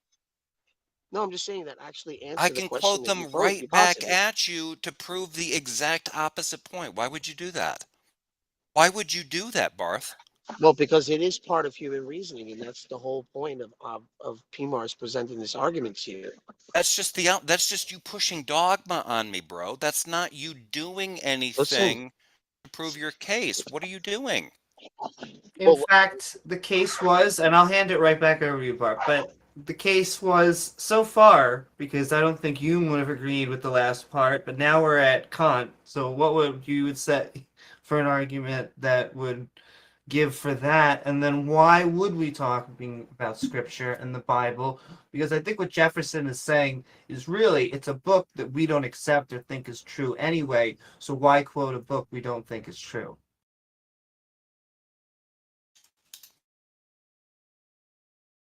But back over the other side. So I guess like I guess I'm fatigued at this moment. I wouldn't take it as a defeat, but I'm just gonna let you know that PMARS presented a beautiful argument to you guys. He did He was not. honest. He's upfront. He He explained was it, honest. and It was he, not ex- good. he explained it. He didn't overtalk. He wasn't rude. I just helped a little bit, just clear certain things up. You If didn't. you guys want to hear arguments for God, we gave you one. If you're not willing to accept the argument, then it's just I guess just say Bart, that. Maybe give us a most of reason us, why. Other than that, we've heard yeah, just we've heard most of rebuttal them. it at least. Is Yeah, there a rebuttal rebuttal at to the least. argument or no? No. What argument? Well, Yeah, see, this is it. I would What say Now you're very being rude. specifically to She both. said, "What argument?" What was I it? can't believe you It said, wasn't "What an argument. It argument?" was just a claim. The I can't believe you argument just was said a that. claim. It was just God. God Oh exists, my and you god. can't That's the Matt think for Dillahunty. yourself. Wow. He's doing. That's what Dillahunty does. He goes, "What We argument?" literally You're just gave making you claims. premise, conclusion, He and you did. said, "Where's the argument?" But we What? also Two we syllogisms. don't agree with the premises. Not in fact, we both in both premise ones. Yeah, and I defended them. I'm not saying defended I would. them all. I would I say literally that defended all the premises. And you offered Doesn't no matter rebuttal. if you did. And then Oh you my still God! asked But there's no rebuttal. Are you they guys were not not convincing. That was the best rhetoric part of that. versus Why reality, would you guys? still ask? Rhetoric. I don't care if you have a You're the one doing syllogism, rhetoric. bro. Now you don't care. Oh You my don't care. God! Like weird. Oh rhetoric. my Weird. God! I gave You arguments. guys are so obsessed about this like debate culture crap. I I don't gave care. You're up here with Rebut the us. argument. You You're just invited doing us up rhetoric. here, You're bud. accusing me of rhetoric. You Your invited us up here. argument Why are you staying sucks. obsessed Get a with better this when you're? argument. Why does it suck? Oh, Okay, that's great. the Why rebuttal. does it suck? That's the rebuttal. And I just want to say, I do agree with Barthology that this has been a nice civil discussion. So we'll go with that at least. I haven't made it Well, that he said simple. we I suck, apologize, so Randolph. You're doing just fine, but yeah, it is a bit. This gets a bit rough and tumble here sometimes. I need to wrap it up. I need to be a little. No, that's okay, Jefferson. I agree. Sometimes we need both cops. Amy is being so great. She's so even always keeled. is. Like she'll step in, like, "Hey, you know what? I think you're a moron," and she doesn't say that. So there is a question on the floor. Christian Yellowbone has asked what is the problem with the first argument. So let's the first premise. Sorry, the Sure, first premise. and I could very specifically, we do not think that God is the necessary preconditioning for reasoning, and I don't think that. And the second argument was that I do not think that our faculties. I think that we are able to think rationally. I don't think that's a physical impossibility. And I know that he's trying to quote Hume for that, but I think Hume is trying to quote more of a skepticism that we have subjective experiences and we can't fully trust our subjective experiences, but how we do that is to use science. That's how we get around it. Absolutely, totally agree, Amy. You're just kind of like taking it for granted that you can reason. Did you listen to Amy at all? Did you listen to what Amy said at all? But we can Mars, reason. did you do that? Did you listen to Amy? Yeah, I mean, she essentially said like it's an axiom that we can reason and that our minds work or whatever. Yeah, she did. Yeah, she did that. Do you not think we can reason? Well, the whole point of metalogic is to ask the question, like, how do we know our reasoning, maps onto reality? And what philosophers do nowadays is they just ignore these questions and they just keep doing philosophy. Hang on. The question you just asked actually is a really good question. So, yeah, why don't we try to wrestle with that? Yeah, that's the argument I was making, is that without God, you could never answer that question. God's the only thing that can bridge. No, that's a hell of how do you get there? That's what the book says. What book? The objective proof of Christianity. That's the that is the crux of the transcendental argument. I love that you were pointing out the like, hey, I got a As book opposed right to here, and anonymous you people. like point to a chapter and verse like the book tells me. Oh, P. Mars. I do feel that P. Mars is asking, Christian Yellowbone is asking sincere questions here. He's obviously put time into reading this book, and he's trying to test the ideas here, and I do appreciate that. You're welcome. I appreciate you guys having me too. Yeah, I appreciate P Mars also. This is awesome. Is it? I right. appreciate. Yeah, I mean, you've reduced yourself to laughing at us and calling us names. I mean, pretty much, like if you had an argument against it, That's what I'm I mean, here you for. wouldn't just I keep mean, saying that you wouldn't. Your objection is just saying I just don't accept it, and then you're not even giving justification for it, last name is Spatchcock. I'm here as to if we're troll. not giving you justification for the argument and explaining it Yeah. beautifully like you did. So right now, you yourself are not really showing a good faith, or even I'm not. as if. Oh yeah. So I mean, I guess that's fair, right? Well, I'm trying to. I'm trying to be. I'm not trying to be operating in bad faith, I guess I should say. Okay. But when it comes to like P. Mars, I do not like. Well, then now you see, now you're doing. See, that's just rude. Yeah, I That's just don't. rude. Yeah, but hang on. I'm gonna say this. I don't like P. Mars. He is a troll. He is a porn spamming troll. Oh. And he hasn't. There is some history there, No, that's for he sure. hasn't been. Yeah, He he's hasn't been done that. He's professional. done that. He But has what? done But that what's in the Chris? past. He's porn You know how spammed long he's me. been He around? porn I spammed did my not. channel. Do you know Whoa, how whoa, long whoa! I he's did been on not these do that. platforms? I'm pretty sure you You're did, in our man. space, buddy. We're not No, in I yours. I've never. You came into one of my live chats, and it was just a video of. It was a close-up video of a man's dick. I didn't do that. That's not me.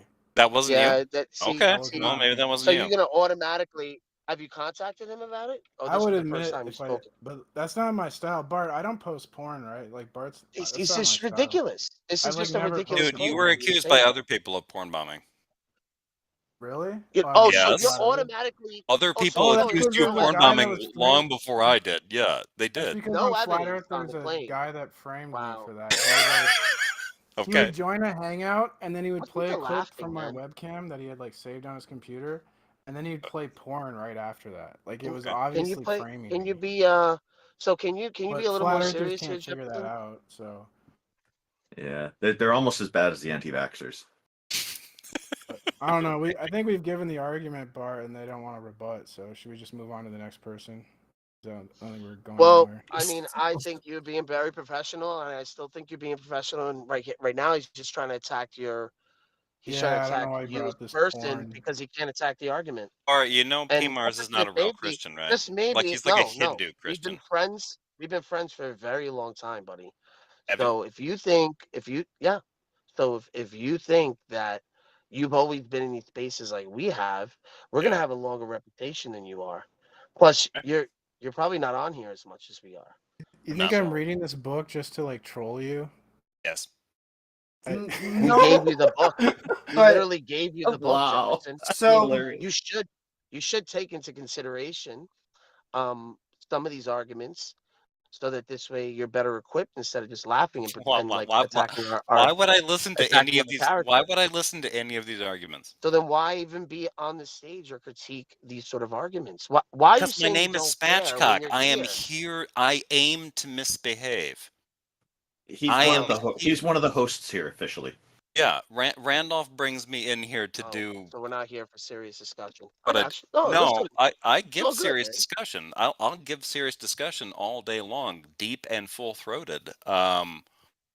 You guys are not providing deep discussion. You're not. Well, I think I'm gonna go back I hate to to the tell you audience. this, but Barth and P So Mart, you guys are fortunate. not doing that. You guys are trolls, man.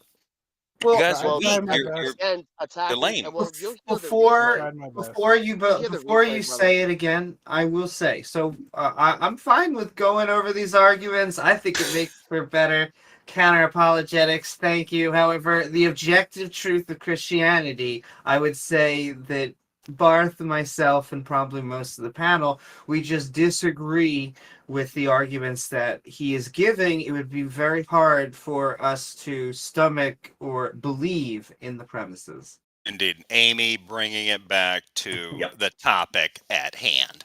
Exactly. Because And just to note, Amy we is do have, playing the game. She knows how to do it. and just to note, there are other people in the audience who've been waiting patiently to join us. We'd like to get. Oh, they both just left. Okay. Thank you, you too. Oh, Tangelo was begging to come up here. Just a sec. Zold has been waiting for quite a while. Can we talk to Zold first? All right. I think I'm going to bounce out. I think I'm going to go live with my own thing. Wait. Thanks, Zold, Jefferson. Hey, welcome, Zold. Thanks for joining us. How are you today? Hello. I'm doing good. How are you all? You've been talking for a long time. Have you drank any water? Have you hydrated yourselves? Yeah, I've been hydrating. Yeah. That's good. Drinking No, my I okay, full disclosure, I am not a theist. I just happen to have like an interesting topic, which was like Gregory was talking about. Like I got a little confused on one of Randolph's views, which I wanted to like clarify here. Yes, please. So, like Randolph, you said that for you to believe in God, you would ask him to like give you omnipotence and omniscience for like a fortnight, right? Am I getting that right? Yes, and I'm just reposting that in the chat right now. Yeah. No, I just wanted to make sure that I'm not Basically, like misrepresenting you. What I'm saying is, what would Yeah. convince me is if one of the things that would convince me that the Christian God is real is if that Christian God were to grant me omniscience and omnipotence for the period of a fortnight. What I was not asking for is for those powers to be taken away from the God, which I think Gregory seemed to be thinking that was what I was asking for. And I tried to clarify with him a number of times that I was not asking specifically for that. Yeah, but so the part I'm like confused about is how two different omnipotent beings could possibly exist. Okay, so I don't see a problem with that. The question I usually put to the theists when they raise that is because that's been raised before, and I think Gregory could have gone there, but he didn't. He instead just kind of just did a different approach. It was. See, the question I put to them is, how do they rule out the possibility of there being multiple deities? How do they know it's only one? Why is it not multiple that have the same capabilities and are just working on different things? And can I interrupt and just add something? It's very easy to me to see how an admin can grant admin rights to another person, and then they fully have the exact same rights. Exactly. That's a great example. Can I ask you guys something? I hate to do this. This is very disruptive. Yeah. Walker has got his hand up. He texted me directly, and he wanted to ask me a question about epistemology. Would you guys mind bringing him up? We'd love to. We'll just right after Zold. Is that okay? No, that's fine. Yeah, that's fine. Yeah. I guess it's like the admin thing, right? Imagine you promoted someone to admin. What happens if they depromote you from admin? Then they're the only one who's an admin. They have all the power. See, but you're saying, what if they depromote you? But what they are basically saying is that you can't have someone be promoted to admin. There can only be one admin. It is Highlander. There can only be one. Giving the power away somehow gives away my powers. Actually, there's also context of IRC channels. That is the problem with. Here's a real world. Sorry, that is the problem with the system that is reality. And there is nothing that I'm aware of in the definition of omnipotence, and the same for omniscience, but for omnipotence we're talking about, that states that there's any kind of limit on it. The whole idea is there is no limit. So that doesn't mean that you'll always be omnipotent. It just means that you currently have this capability of doing absolutely anything you want to do. You have the full power to do it. So if there's two of you, I agree to that. Okay.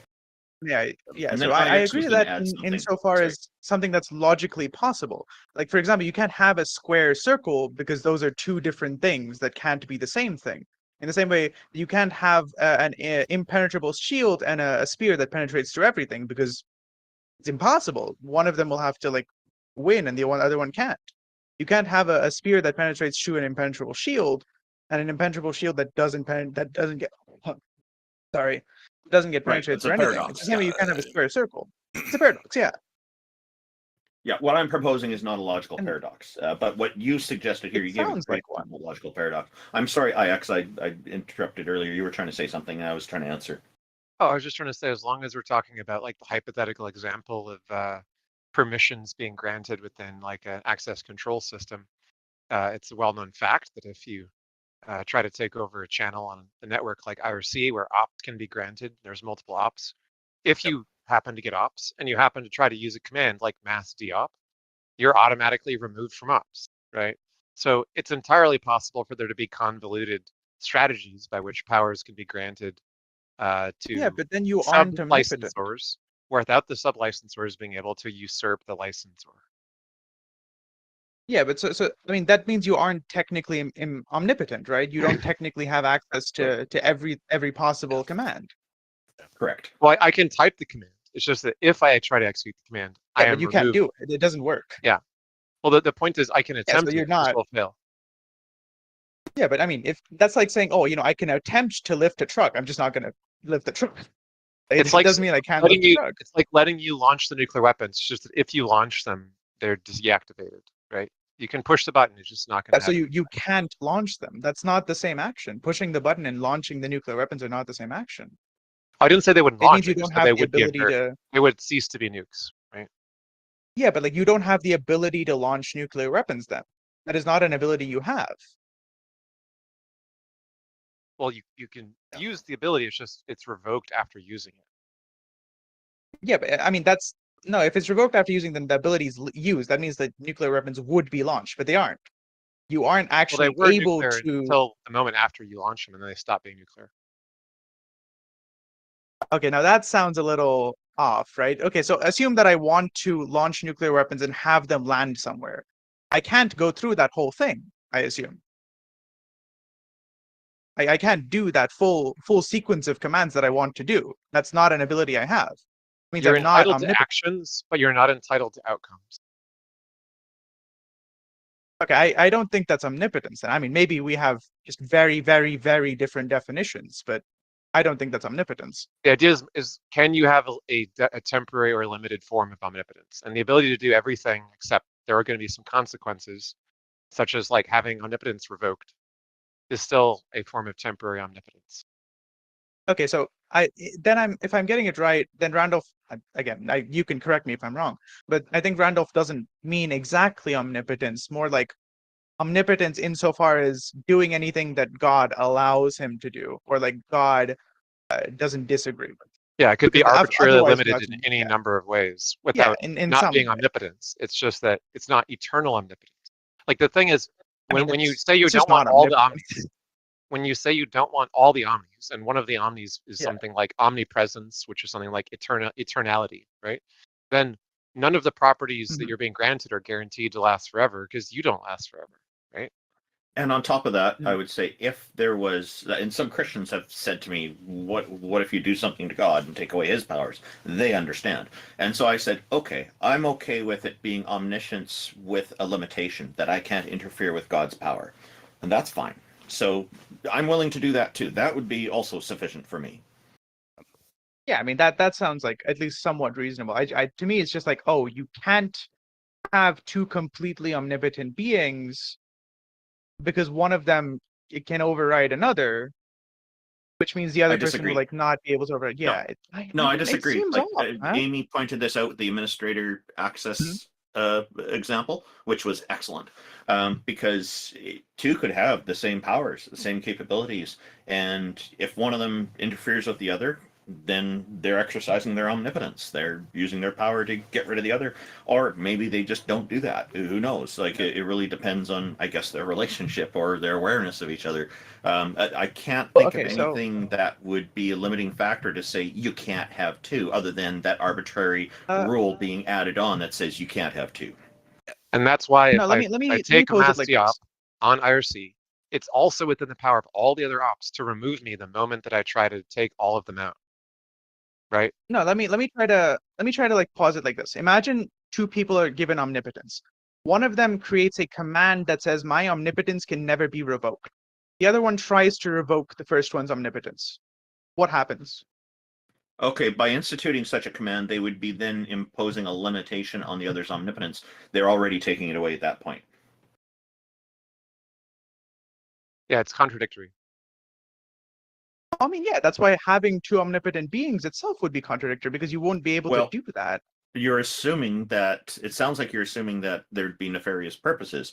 I didn't even get into nefarious purposes. I'm just saying. No, regardless of like in the example, like Zold, in the example that I gave, which is IRC, there is no power higher on that channel than op, right? So op is omnipotent for the sake of IRC. All the powers that an op has are the same for all the ops, and there are multiple ops, right?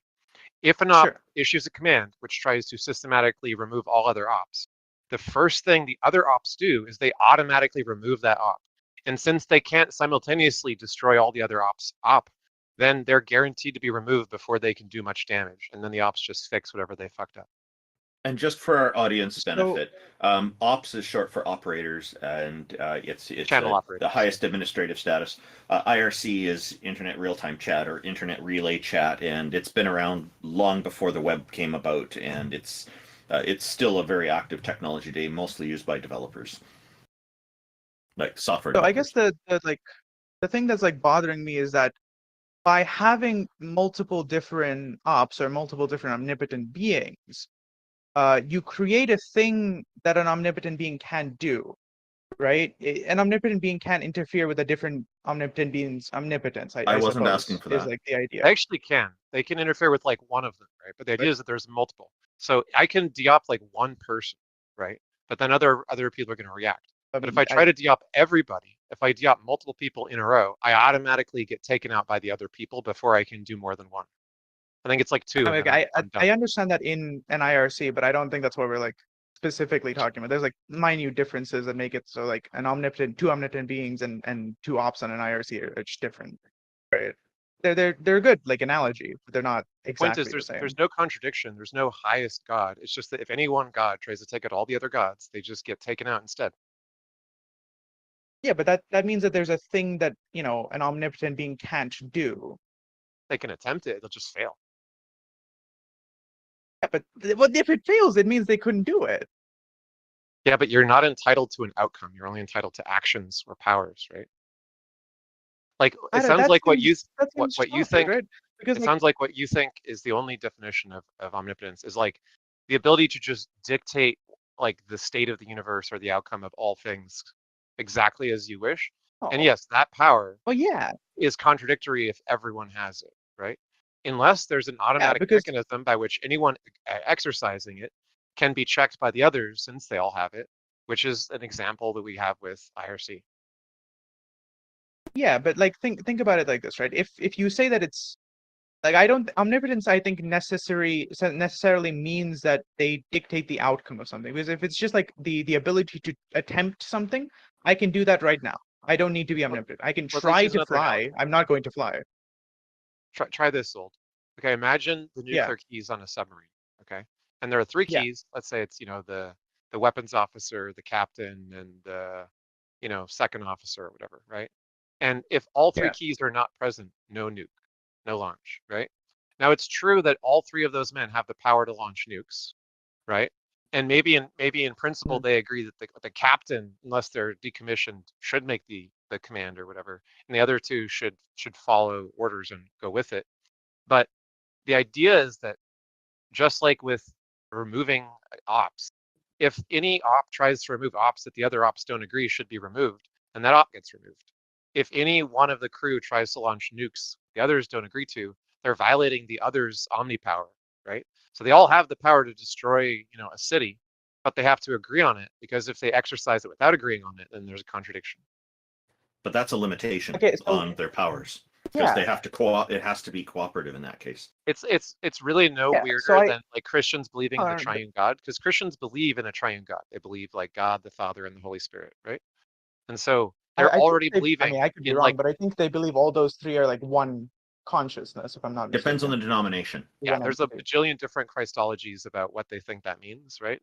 But generally speaking, they think that it's possible for there to be three essences in one person or three persons in one essence, depending on which which day of the week or which Christian you ask.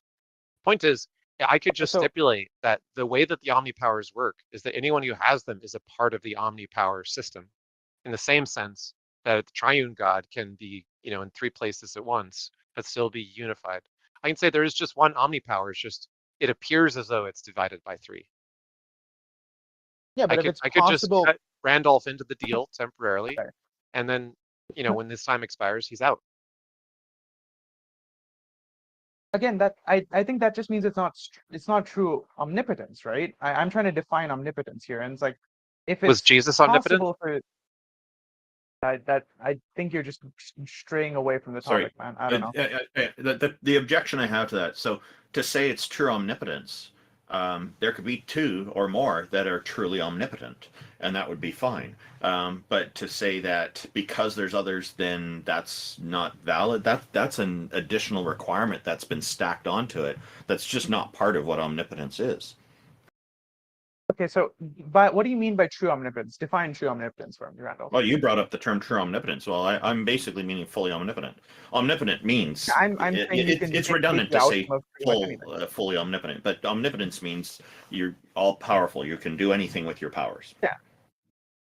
Yeah, but if you have so what's the problem with having two or more deities with all these powers? If one can what have happens if they contradict each other? So something happens. It's irrelevant. It's a non sequitur. What do you mean? If it's possible to create a paradox by having two all-powerful beings, not a paradox. And both of them. But that's I'm not saying a paradox. If both of them, Abe, listen, bro. If I'm saying like if both of them decide to do something that contradicts each other, creates a paradox. Sure. So does having omniscience and omnipotence at the same time. What? How? What are you talking about? So if an omnipotent being knows that, I don't know why I asked how. Okay, like again, if it creates a paradox, I'm trying to answer your question. Possible, right? I'm trying to answer your question. So if an omniscient and omnipotent being knows that tomorrow there's going to be snow in my neighborhood, and right after midnight, right after all balls, it decides that it's going to change the weather to rain or sunshine, and does that using its omnipotence, it has then therefore invalidated its omniscience from the day before. Therein lies the paradox. No. So yes, it would know with that these things they can create these paradoxes, but these are, like, to me, these are imaginary powers. I disagree. If it's omniscient, it would know that it's going to change the weather to rain, right? Did you just hear what I said? I suppose it's like possible for an omnipotent being to be like, oh, I am going to let me explain it again. Okay. What I said was this omniscient and omnipotent being knows that tomorrow my neighborhood's going to be snowy weather. Okay. Tomorrow rolls along. They decide to use their omnipotence to change the weather, therefore invalidating their omniscience, what they knew the day before, as being correct. It's now incorrect. They have then rendered that invalid, and so therein lies the paradox. Well, I think that's a paradox. That wouldn't be possible, right? Right. That's why it's a paradox. Well, then that wouldn't be possible. Yeah, I guess fair enough, sure. But again, I think the same lies with like two omnipotent beings. Then you can't have two omnipotent beings. Sure. Oh, okay. Oh, there we go. And simple enough. I'm not arguing as a theist. I'm not a theist. I just wanted to argue that you can't have that's no problem. Beings. Yeah. Yeah. So I'm basically I don't have a problem with there being two different omnipotent beings, but I do recognize that yes, there could be a paradoxical situation arising from them both being omnipotent. Yeah, I suppose so. I think it's necessary that if there are two omnipotent beings, it's impossible for them to contradict each other. For there to not they can't be omnipotent. Yeah, exactly. So you can't have two omnipotent beings. Mm-hmm.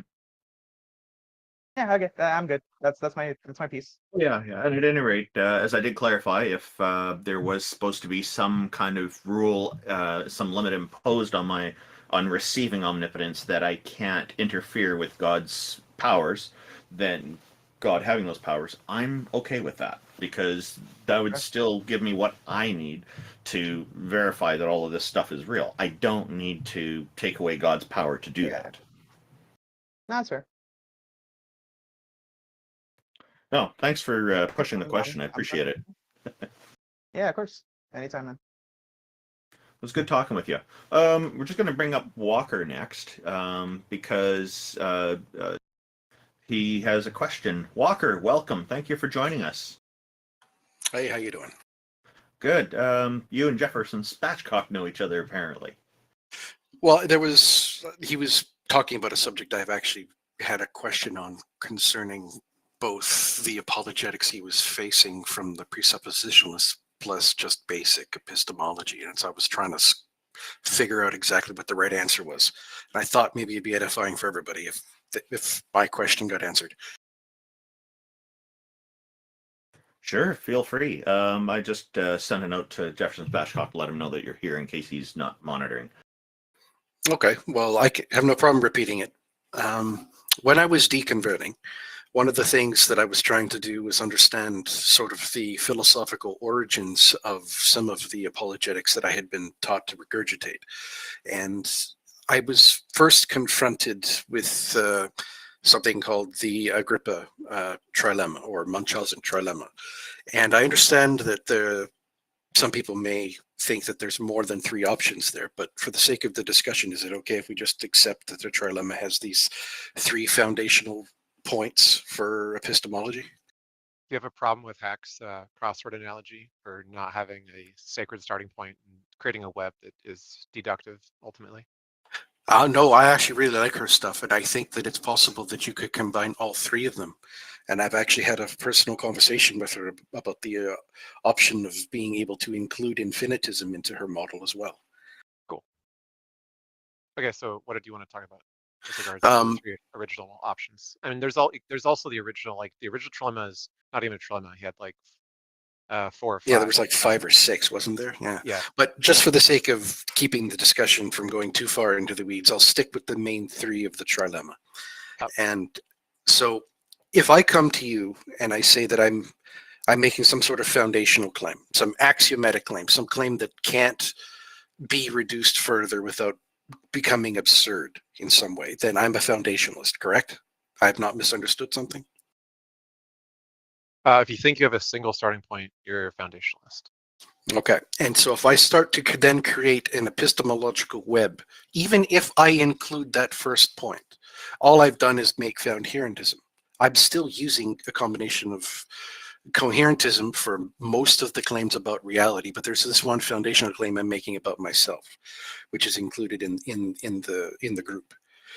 And so if you are not trying to go down the path of coherentism, if you're trying to just stick with the differences between a foundational epistemology and a coherent epistemology, then if someone comes to me and says, I want you to do an internal critique of my theology, and all I'm really expected to do at that point is address the internal consistency in the coherentist way of what they're saying.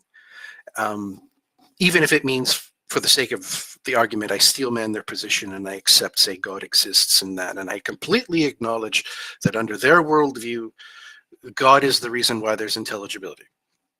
But that's still just an internal critique of their worldview. It's not actually relevant to the real world, which, if I understand correctly, is why foundationalism is important in some fashion. Because you are making a claim that, well, in theology, there's a good example. Theology, there's a differentiation made between theism and deism in the fact that some deistic models don't even include that the first cause has agency. There are non-agent deistic first cause arguments. But then when someone tries to claim that this first cause has a name and an intent that is interacting with the universe, it's that claim of interaction that then crosses from deism to theism, which is why in philosophy it's so difficult to ever bridge that gap between deism and theism. And as far as I'm aware, no one has ever successfully bridged the gap between the two. Yes. So if someone is asking a question about to me to do an internal critique of their system, and yet they're making foundational claims about reality, about the nature of reality, then they've deviated from an internal critique just by the question they're asking. and they're actually doing a bait and switch. They're making a comment that only really applies as an axiomatic starting point, and then asking me to do an internal critique on the rest of their system, which is where I think precepts. That's the main level of dishonesty involved in the argument, is that they've just been taught to think that they're not making a mistake that they are. That's a good point. I like that. Also, Walker, I'm sorry, I was a little bit late. I stepped away for a little bit, but you had texted me directly and said that you had an epistemology question for me specifically. So I'm here now. Did you already ask that to the audience, or do you Kind of a little. It was mostly just me expounding on what I just finished, is that if I'm engaged in an internal critique of someone's worldview, as was posted by what's-his-face, then I can engage in that as long as I'm keeping in mind sort of the visual philosophy of what's going on. That I'm engaged in looking at all the different nodes of this coherent web that they've constructed. Yep. And I can say, sure, yeah, if you accept that node, then that node's connected to this node, and that these nodes support this node, and all of these nodes web together in a coherent web of epistemology. Well done. Bravo, bravo, bravo. But the moment any one of those nodes is making a claim about reality, then it's no longer a matter of coherentism that's in play. Because if it's about reality, it's not about me. It's mind independent of me. It's something everyone anywhere at any time can go and take a look at, because it's not dependent on me. So it's not a node in a coherent web. If they're saying, for example, a God exists, then that's a foundational claim. Especially if they're then claiming that their God is a named God, a specific God with certain qualities and characteristics, and has the interaction problem that differentiates deism from theism. It's an interactive God. Right. So for me, in my understanding of epistemology, if you're making a claim about an interactive God, I would expect the evidence to back up the claim of interaction, if nothing else. Or else you're just referring to some sort of deistic model that isn't really educated. Yeah, exactly. Yeah, and that's sort of my problem with it too. Yeah, is that like anytime that somebody tries to bring this kind of thing up, it's just like, look, you want to bring this stuff up, it's gonna butt up with the limitations of human reasoning. It's always going to do that. Yeah, not that the Kant guy, he was talking to you about that. Or was it? No, he was talking about Hume, about how Hume was like, everything breaks down to skepticism, as though that wasn't the point. Exactly. You're supposed to be doing that if you want to claim the title of intellectual honesty. Right. Because the whole point is that I don't have to prove that I exist. I can't possibly not exist. But there are certain things that are included in the description of when I say I exist, like certain sensations, certain things are going on. I'm engaged in the process of actively analyzing the current state of things. Yep. And so I'm not trying to address where they came from, because that's not relevant as far as the question of, is it true that they exist? Exactly. I think you got a good handle on it. I like your take on it. Anyway. Yeah, no, I was just trying to figure out, because when I was a theist, I was pretty hardcore into what I then learned was called presuppositionalism. I didn't know that word until I deconverted was even a thing. It was just, these were the arguments that we were given. They were completely circular in nature, which is the argument a foundationalist makes against a coherentist, is that on some level your argument is circular. And but yeah, that seemed to be the case. And the only way I could find to break the ultimate barrier there was, tell me how your God is interacting with reality. To qualify you as being a theist, you're claiming your God interacts with reality in some fashion. Yeah, I think that's so. key. And there's a principle you might want to look up. It's called Locard's forensic principle. It's what we use in forensic analysis. Yeah. And it's very simple. It's all contact leads trace, all trace leads to contact. Yep. So if you're claiming a God interacts with the universe. If you claim to be atheist, there's something about your God belief that your God is interacting with the universe in some way. Right. That's an evidential claim. Right. Because if you're claiming contact, I should have trace evidence of that contact. Exactly. And so present me trace evidence. Everyone who wants to know what evidence a theist or an atheist is looking for, I am looking for the trace evidence equal to the claim of interaction that you are making. That is, at the very least, the one that's inherent to your claim of being a theist. Oh, Tangelo is the perfect person for that. He likes to make foundational claims about reality. Angelo Walker. No, Tangelo makes empirically false claims about evolution and science. He It's does. much more fun to talk to than the others. Walker, I want to say this because I'm going to get out of here. I'm going to do a live show. Great to hear from you. Thank you for reaching out to me on Discord. Yeah, very insightful stuff. Thank you for showing up here. Yeah. Yeah, thanks for your input. This stuff is not simple, and you can get lost in the weeds pretty quick. But it's easy. Yeah, it's easy. I try to keep. I'm a weird little visual thinker in that regards, and I think you can draw these. I think you can draw epistemology into pictures if you really want to break down to it. And sometimes with some conversations I'm having, I really want to start drawing pictures for people. Yep, definitely. I am gonna miss. I'm gonna talk to Tangelo, but he showed up on my show a couple weeks ago. So, but I'm going to get out of here. Oh, interesting. Thank you, Randy, Randolph. Thank you for having me on here. Amy, always, you're a goddess. Davian, Taco, salute. Jefferson, you are always welcome so here. I'm okay with that. First Sunday of every month, you're always welcome here. Thank you guys Right. for doing this. Always a gentleman. This is always fun. I'm sorry that I was kind of a dick to some people in here. You were entertaining. It was actually kind of warranted for one of them. Gregory pissed me off. I'm sorry, guys. Wow. Yeah, that was an interesting. Gregory exchange. got me good and pissed. Sorry. Is Gregory? Yeah, Gregory. That's the name he uses. Yeah. Yeah. I don't like him. I don't. Stop like carping. Also, Stop carping, Jefferson. Stop carping. Oh, stop carping. Oh, stop carping. Yeah, I will. I'll do that. IX. Okay. All right. Well, have fun with that. I'll stop carping when they stop floundering. Carping is the word of the day. That's right. By the way, Walker, I found a science article about Locard's exchange principle, and so I've shared the links all over the place. This is why we can catch you if you break the law. See you later, everybody. Take care. Thanks, Jefferson. What have you got for us, Angelo? Thank you, Walker. Well, I just heard that I'm making false claims about evolution. Can you point out anything that I said that you think? Yeah. Sorry, Otangelo, could you turn up your volume? Your mic is coming through very low. Yeah, why don't you make a claim today and we'll see if it's false or not. I just can speak closer to the microphone. Oh, that's so much better. Thank you.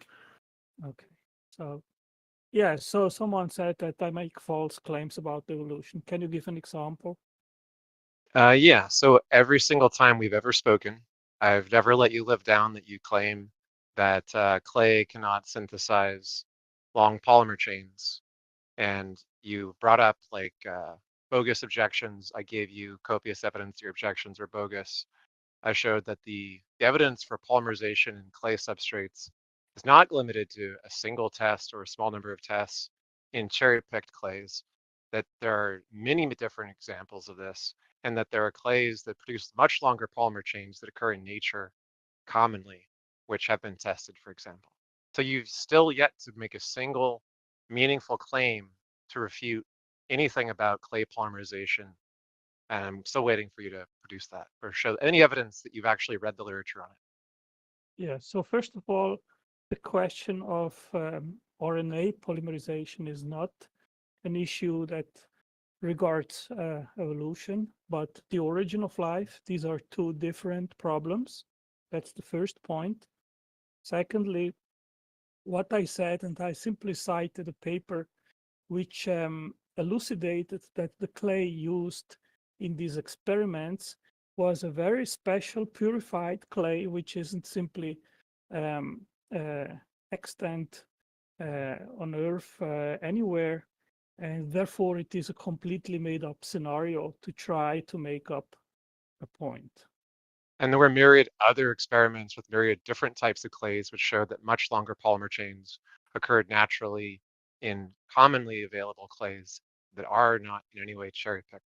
So your familiarity with the literature was limited to one paper that you cherry-picked that you think refuted this whole class of experiments, when in fact there was already abundant experiments that that paper didn't deal with and was obsoleted by. Okay, so I've not read these other papers that you're talking about, but I said give them you to that. you. Why haven't you read them? Okay, no, I give you that. Okay, you Look in our can message do. history. You can find these papers.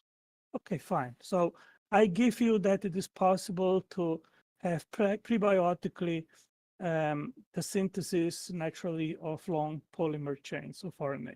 Okay, so where you go from that starting point? Well, once you have a protocell with lipids, which are abundantly occurring, once you have spontaneous polymerization of random chains, all you need is for one of those random chains to be some kind of proto-replicase. And a proto-replicase can bootstrap the beginning of life by being the first replicator contained within the lipid membrane. So if it is so easy as you are just claiming, why has no prebiotic experiment by any lab that works with this brought up an experiment which has successfully done this, which are saying, and why is science still struggling after 70 years even to make the basic building blocks naturally? Well, it's very simple. Look, we know that based on the estimate of how long the first time took, that it took several billion years for the first such polymer to replicate to sufficient mass to leave a signature of bio evidence, right? We find that the prediction about where this must have occurred, being most likely around thermal vents, led scientists to discover the oldest common living ancestor life forms, right? The very oldest forms of like archaea on the Earth, their remains are at these vents where these polymerization protolipid cells were most likely to have occurred in the greatest frequency with the most energy. And that is a prediction which generated a result which was confirmed. We would not Okay, expect so, to be able to do 3 billion years of evolution in a laboratory. okay, so first of all, the origin of life based on a naturalistic timeline didn't have a time window of several billion years, but supposedly maximum about 200 million years. First of that. Secondly, you have no natural selection on a prebiotic Earth to join the 4 basic building blocks together at one site, purify them, and then permit them that they start interacting. So you Can you have cite basically, evidence for this 200 million year claim?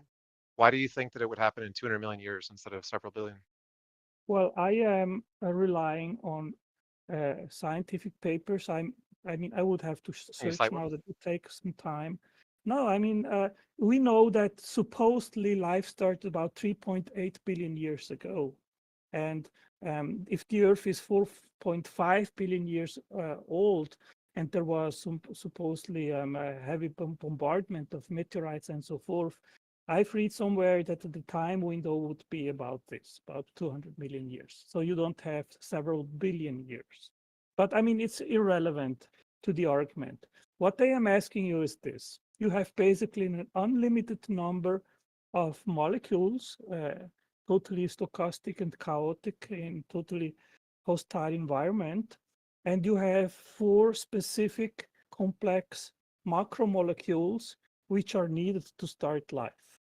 How do you select those from those which are not necessary to start the interactions which then eventually would give rise to DNA, RNA, amino acids, phospholipids, and carbohydrates? So first of all, like you just admitted that it's 1.2 billion years of opportunity for life to have begun, not 200 million or whatever. Maybe you have some claim about asteroids that somehow is going to narrow it down. But we have a 1.2 billion year window in which life somehow bootstrapped. And then the second question is like, what's the specific pathway by which the first replicase was able to bootstrap? The answer is we don't know. There's multiple plausible scenarios. There's multiple protocell experiments where people are working that out. We don't really have to know, and we may never know. It's a very long time ago, and the evidence is not available, right?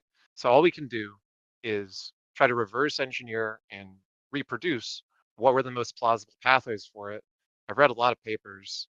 It's honestly like way more technical than I can remember all of them for, but I don't see what the problem is.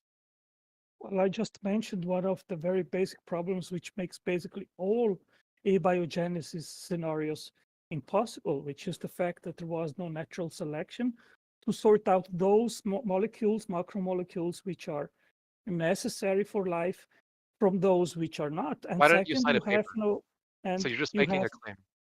Angelo, can you it's give us not an actual that, paper? no, it's not that, well, I can quote you here, even from Rational Wiki. Give me just a second. Yeah, sure. Give us a source for the claim that it's not possible for abiogenesis to occur because there's no natural selection. Okay, from Rational Wiki, often brought up in the origins debate is how evolution does not explain the origin of life. Let's get something abundantly clear. Abiogenesis and evolution are two completely different things. The theory of evolution says absolutely nothing about the origin of life. It merely describes the process that takes place once life started. And Kuhn in 2012, the emergence of the first replicator system, which represented the Darwinian breakthrough, was inevitably preceded by a succession, complex, difficult steps for which biological evolutionary mechanisms were not accessible. The Logic of Chance, the Nature and Origin of Biological Evolution, book from him from 2012. Then there's another one, and the Pross 2012 Darwinian theory is a biological theory and therefore details with biological systems, whereas the origin of life problem is a chemical problem, and chemical problems are best solved with chemical and physical theories. Attempting to explain chemical phenomena with biological concepts is methodologically problematic. I can go on and on. So basically— But who's doing that? The whole point is that phospholipid membranes properties are well understood now. They spontaneously occur and they provide the necessary membrane for a Markov blanket between energy on the inside and energy on the outside to be consumed for the reactant replicated elements on the inside to be preserved and so on, right?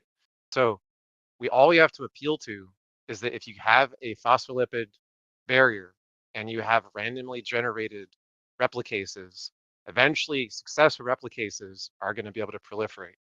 There's literally no claim here that requires some like natural selection explanation. Well, the thing is, first of all, that you need the phospholipid head, which is made of glycerol, homochiral. It has to be right-handed. Or eventually, when it is about archaea, it is left-handed.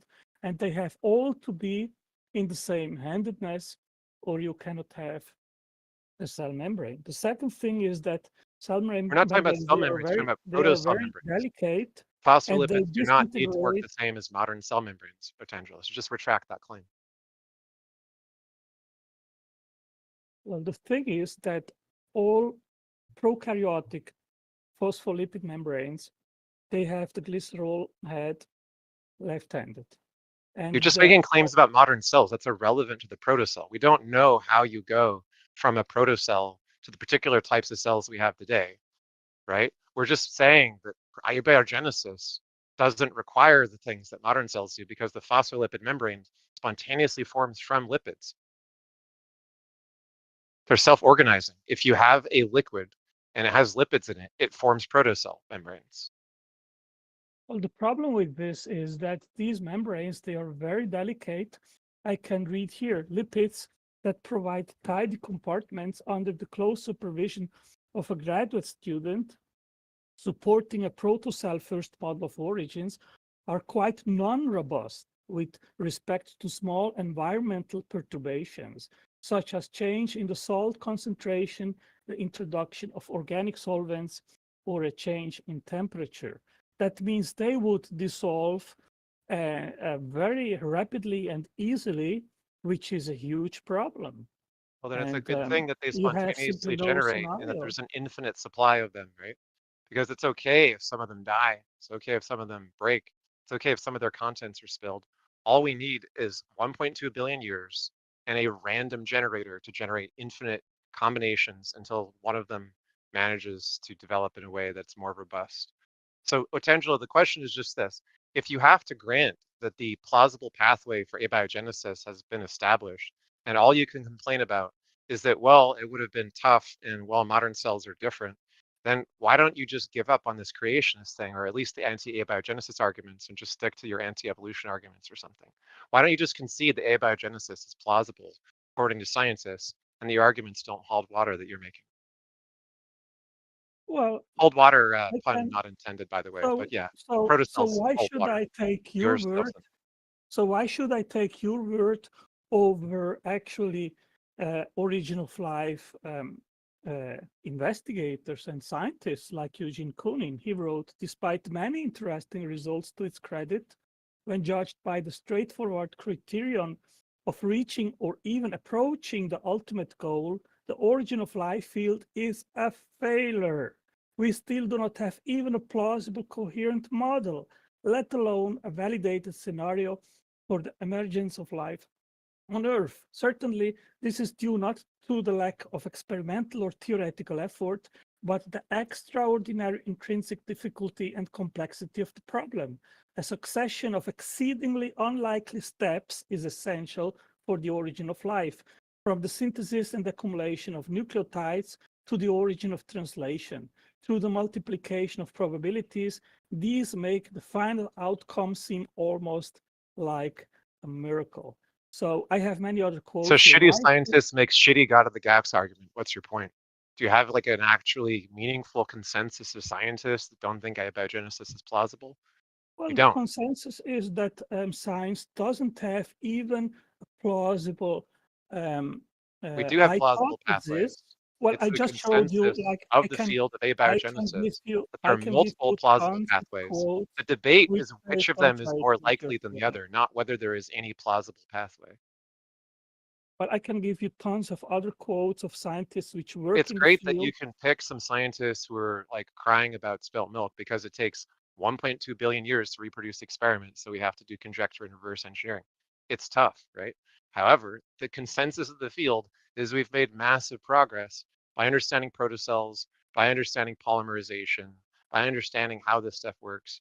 We have plausible pathways. The field is no longer skeptical about abiogenesis, other than these like, well, shall we say, sour grape scientists that you want to cite. So why don't you just move on to your anti-evolution arguments? Just concede that you can't do anything about the plausibility of abiogenesis anymore, and go on to saying that the flagellum motor or some other nonsense is a miracle. Well, the thing is that time is not on your side. It's actually an enemy of naturalistic explanations. And that quote here from, for example, Stephen Banner, which is also a very well-known origin of life investigator. And he writes in Paradoxes in the Origin of Life, an enormous amount of empirical data have established as a rule that organic systems given energy and left to themselves devolve to give useless complex mixtures, asphalts.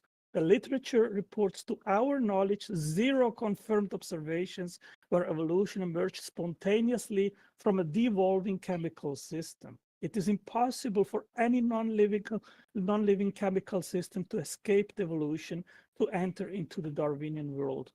So Tangelo, if you're going to read another quote by another skeptic who just doesn't believe in abiogenesis or evolution, I think I'm going to puke. Why don't you actually make an argument for why you think abiogenesis is not plausible, since every argument you've made so far has been trash? Well, you are just ignoring the evidence which is on the contrary. And I am not making a God of the gaps argument as you just accused me. I'm making No, the person you quoted made a God of the gaps argument, because the person you quoted was the trash. Okay. I am making an argument of eliminative induction. In 70 years, science has not been come even a bit closer to explain how a life could have emerged from random chemicals. And therefore, if we have two options, one where intelligence was involved and the other where intelligence was not involved, and the option where intelligence was not involved is a failure, then automatically the other option becomes more plausible, even if we don't have and know the details how an intelligent creator eventually did it. That is my argument. That's not the God of the gaps argument. And furthermore, what I am saying, we know that intelligence makes factories. We know that intelligence makes information codes, it makes machines, it makes production lines, it makes energy turbines. So I can logically infer that if we as intelligent beings are able to make such things, and we have never experienced or observed or shown scientifically that non-intelligent mechanisms can do such things, I am warranted with a positive argument and not with the God of the gaps argument that an intelligent creator is a more plausible and case adequate explanation for the origin of all these things rather than unguided random events. Ix, I know you have an answer, but I want to respond after. Yeah, go for it. Oh, well, just very specifically, I know it's a claim to say that science hasn't had an answer to this for hundreds of years, but then if religion hasn't been able to answer us an offer for this for thousands of years, shouldn't that say something worse? Shouldn't we say we shouldn't accept God because they've had thousands of years to provide good evidence for why a God exists, yet they have never been able to provide one? Louis Pasteur, he said a little bit science brings us more distant from God, but more of it brings us closer to him. And the answer of the Bible is God created life. And science is confirming that precisely by these arguments which I just provided, because science has failed to provide a naturalistic explanation. Therefore, the intelligent design explanation is the more case adequate one, and it converts with religious biblical claims. Well, the first claim Oh, no, go is ahead. just false. The first claim is just false. Saying that it has failed to produce an explanation is just false, right? You're just relying on cherry-picked idiots who conclude that after looking at a field where they don't understand or don't appreciate the significance of the discoveries, right? The actual progress in the field is that we now understand where protocells come from. We now understand where the building blocks come from. We now understand how polymerization of the first replicase is possible and even almost inevitable. And so all we have are all the ingredients that all get assembled given enough time. And we made the prediction that we would find around geothermal vents, the very first examples of that. And guess what? It turns out that this research program generates predictions which check out. We do find the oldest living fossils around the vents. We do find that the prediction that since that's where the protocells would have most abundantly formed in the early life scenario for the Earth, that is what we would find, and we predicted that and we got it. So abiogenesis has been massively successful in providing multiple plausible pathways. The claim that it's just not able to provide an explanation is literally just a claim. So your argument is make a claim in denial of the consensus of the field and then assert that there is no such answer or explanation that you accept. Therefore, you conclude that your magic God is the explanation. Yeah, there is no consensus that abiogenesis is a plausible scenario. And if you don't have RNA and DNA, you cannot have life because all life forms use RNA and DNA. And I can cite you Kenji Ikehara from 2016. He says nucleotides have not been produced from simple inorganic compounds through prebiotic means and have not been detected in any meteorites, although a small quantity of nucleobases can be obtained. It's quite difficult or most likely impossible to synthesize nucleotides and RNA through prebiotic means. It must also be impossible to self-replicate RNA with catalytic activity on the same RNA molecule. It would be impossible to explain the formation process of genetic information according to the RNA world hypothesis because the information is comprised of triplet codon sequence, which would never be stochastically produced by joining of mononucleotides one by one. The formation process of the first genetic code cannot be explained by the hypothesis either because a genetic code composed of around 60 codons must be prepared to synthesize proteins from the beginning. It is also impossible to transfer catalytic activity from a folded RNA ribozyme to a protein with tertiary structure. Have you counted how many times this author of this peer-reviewed science paper is saying that it is impossible to synthesize RNA and DNA prebiotically. You live in a fantasy world and you make fantasy claims because science has no clue whatsoever. And I come back to my first argument. There was no evolution, there was no chemical evolution, there was no natural selection. And you need to select the ribose, you need to select the base, you need to select phosphorus, you need to have the right base based on billions of possible alternatives which are not useful for life. You need right-handed ribose, which is also very unstable. And there is no prebiotic mechanism to make it homochiral. You have problems and problems and problems. You live just in a fantasy world. So we have multiple papers exploring and conjecturing about what the chemistry is for creating nucleotides, saying that there's no progress in that field is a joke. The claim that if there's something about a modern cell, we have to explain all of that before we can understand how cells began is just contradicting your earlier claim that abiogenesis is not about natural selection explanations. It's about chemistry explanations prior to that, right? So you can't bring up, oh, abiogenesis is false because how did this thing evolve in like later cells, right? You don't need to explain that to explain how the first protocell begins. You can't deny that the first protocell beginning is plausible according to abiogenesis claims about protocells and clay synthesis. So once again, you are just claiming that scientists are living in a fantasy world for being quite optimistic and bullish about protocell synthesis being the origin of life.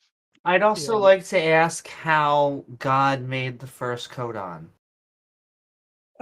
Through his power and his intelligence. But to answer the previous one, what That's you an actually are demonstrating is a naturalism of the gaps argument. You are saying, well, science doesn't know how things emerged naturally, but we are quite positive. There is consensus. We are bold about this scenario. Sometimes in the future, science will know, and when it knows, it will be a naturalistic explanation. Nice try, Angela. You literally said earlier, you quoted papers trying to make an important distinction between naturalist explanations for abiogenesis and natural selection explanations for later development. And then you went back on it and you tried to bring up the evolution of specific features as an argument against abiogenesis, which doesn't work because if abiogenesis didn't involve ribosomes, then that's a completely specious argument. You're just bringing up irrelevant shit again. Why don't you stop equivocating between abiogenesis arguments and natural selection arguments and just pick one and be consistent? Well, the thing is that abiogenesis is about the quest of the origin of life. And there is no life form which doesn't use the ribosome. The ribosome, in fact, is the most complex protein complex. It has 1.4 million atoms. It has more than 50 proteins. It has 3 ribonucleotide parts. So just to be clear, are you conceding abiogenesis and changing the subject to natural selection now? Is that what you're doing? No, what I am saying that you have no explanation whatsoever in regards of the first living cell could have emerged prebiotically. That's what I am saying. Can I just an argument about modern day cells does not hold any water about protocells. So protocells are a simpler replicase that doesn't involve ribosomes. It's just an irrelevant argument. So are you conceding that abiogenesis happened and then you want to talk about the natural selection of modern cells? Is that what you want to talk about? Sorry, if you had another question, Amy, just after him, I want to hear him respond. Like, is he conceding abiogenesis and switching to natural selection of modern cells, or does he want to actually stick to abiogenesis?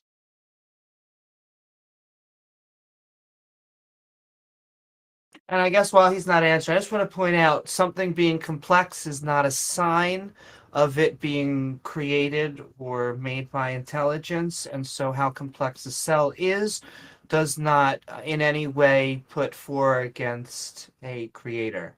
Yeah, Amy, we are talking about 2 different kinds of complexity. One is specified complexity, which is basically that instructional information like a blueprint, which instructs how to make a machine or a turbine or a chemical factory. These kind of instructions, we know that intelligence is capable of making them. I'm a machine designer by profession. I know how to make them using my intelligence, while we have never observed that random unguided events can produce this kind of information which is stored in DNA in the natural world. Well, hold on. Before you conceded the abiogenesis point, then you just switched to natural selection. Is that what you want to do with Angela? Hold on. Well, you also, I want to split out two things here because blueprints very specifically. So those things only come from either humans or from, as far as we can tell, creations come from animals. And then, as far as we can tell, DNA arose naturally. And so you're trying to say why it would come from a creator. I still don't know why, because it wouldn't be about complexity. There's nothing within our genes that looks like the same type of code that we would expect within Java or JavaScript. Well, among 13 characteristics of human languages, according to a science paper that I can cite, 10 of these characteristics are in regards of the genetic code. And the genetic code is kind of a translation program where you translate 64 codons to 20 amino acids. There is a relation and an assignment of meaning. We have never observed that assignment of meanings can come from non-intelligent sources. So what is your point, Amy? Sure, it's not an assignment of meaning, they're just chemical reactions. I also want to bring you back to codons that you said. You said that how God created, can I just finish the thing? How God created the first proton or codon was through power and intelligence. But that's not really answering the question. I would actually want to focus that. How did God create the first codon? Well, what is the function of the genetic code, Amy? The function of the genetic code to be like passing down genes. No. No, you don't know what the function is of the genetic code. So why don't you answer Amy's question instead of playing quiz show? You're not going to answer Amy's question. Well, because then stop being rude. How did God create the first codon, Angelo? Just answer the question. Well, I said it through his intelligence and his power. Sure, but then we can just say, how did evolution happen? Through power and nature. There was a chemical, not only were there chemical reactions, but the sun was pressing in energy on us consistently. And through that and within the chemical processes, life arose. Okay, I make the claim that farting pixies farted and created the universe. How is my claim more informative, or has it more value than just the baseless claim that you made, Amy? Sure, because mine is based on empirical evidence and farting pixies sounds more like a god. Okay, where is your evidence that the DNA can emerge naturally? That would be the foundation and the entire field of abiogenesis. Yeah, it has never been demonstrated that the genetic code can emerge by natural means. Actually, I can cite you here precisely about the genetic code. Let me give you here a code quickly. So, Angela, you already conceded that abiogenesis is plausible given that clay auto-synthesizes random polymerized chains. You aren't actually familiar with the literature on that field, and you claim to have a reputation of it when you weren't even familiar with it. Okay, so Amy, what is difficult to understand about a random polymerized chain eventually being a replicase when you have a couple billion years of time for those chains to be generated? Okay, Amy, let me read here Can you answer my from a question, science Angela? paper from 2012. In our opinion, Otangelo, can you please answer IX's question? Because you're just still saying irrelevant stuff, and as though like we never had a conversation earlier where you conceded that this is plausible and you didn't know very much about it. And then I was going to get up to the Miller-Urey experiments after that. Okay, Amy, you made a false claim, which I just want to refute here. And I would quote, in our opinion, despite extensive and in many cases elaborate attempts to model code optimization, ingenious theorizing along the lines of the coevolution theory and considerable experimentation, very little definitive progress has been made. Summarizing the state of the art in the study of the code evolution, we cannot escape considerable skepticism. It seems that the two-pronged fundamental question, why is the genetic code the way it is, and how did it come to be, that was asked over 50 years ago at the dawn of molecular biology, remains pertinent even in another 50 years. Our consolidation is that we cannot think of a more fundamental, problem in biology. So I am using science and I am making scientific arguments, while you, Amy, you make shitty, non-based arguments, just pulling them up from your Sure, but before we go on, can we just agree that when we asked for an answer how God made codons, or even just genetics in general, you did just say power and intelligence, which, if I may so, is just pulling things from your butt. No, it is not, because we know that intelligence can do genetic code, can make codes, can make languages, can make factories, can make machines, can make chemical factories, can make turbines, while non-intelligent mechanisms cannot. So we have scientific empirical evidence that leads to creator. You are empty-handed and you are just self-delusional, Amy. Sure, from that we can actually say only creators that we know of are animals, and we have no reason to believe that a god would be a creator or that a god exists, because our genes don't work in the same way that our code does in Java, C++, JavaScript, PHP, not even like databasing. It's not the same thing. And so you're equivocating. It's not how biologists use it, and you're quoting studies that generally say it's not impossible. We're trying to find out the answer. Why and how? And every time we ask the theists how, they say, whatever. I mean, probably just used his mind powers or some shit. Yeah, I mean, I don't think that you ever read anything about Dawkins, about Richard Dawkins, because he said clearly that the information in genetics is a software program. And you know who Claude Shannon is, Otangelo? Are you going to quote information theory? But that's also misquoting Richard Dawkins. He thinks creationism, intelligent design is nonsense. He does not think that that type of genetic code can arise from the type of designer that you are typing to talk about. Anytime they ever bring it up, he tries to go, well, I guess I could talk about aliens. And then they make fun of him, for which he's like, well, I'm just telling you how you can have a creator naturally. Okay, I will quote here Richard Dawkins, River Out of Eden, the Darwin View, Fly from 1996. He says, genes are pure information that can be encoded, recoded, and decoded without any degradation or change of meaning. Pure information can be copied, and since it's digital information, the fidelity of the copying can be immense. DNA characters are copied with an accuracy that rivals anything modern engineers can do. What lies at the heart of every living thing is not fire, warm breath, or a spark of fire. It is information, words, instructions. Think of 1 billion discrete digital characters. If you want to understand life, think about technology.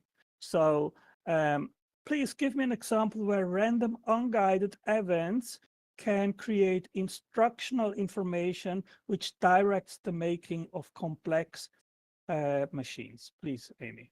Sure. There are chemical complex processes like crystals that become self-replicating. We've also, as we were trying to bring up earlier, have made abiogenesis-like compounds, at least life-like elements within the Miller-Urey experiments. There has never been a demonstration of some sort of creator that hasn't had a brain, a mind, has been with outside time and space. These are things that just get asserted. And the only creators we know of are the animals on this planet, and maybe AI. Yeah. What I said previously, what is the path to the cause. In face of the complexity, irreducible complexity, specified complexity, fine-tuning, and so forth, we can infer that an intelligent, powerful creator must have instantiated all these things. So the mantra of atheists, oh, there is no evidence for God, that's just bullshit. And you are just making random, unsupported, foolish claims, Amy, and you are self-delusional. Sure.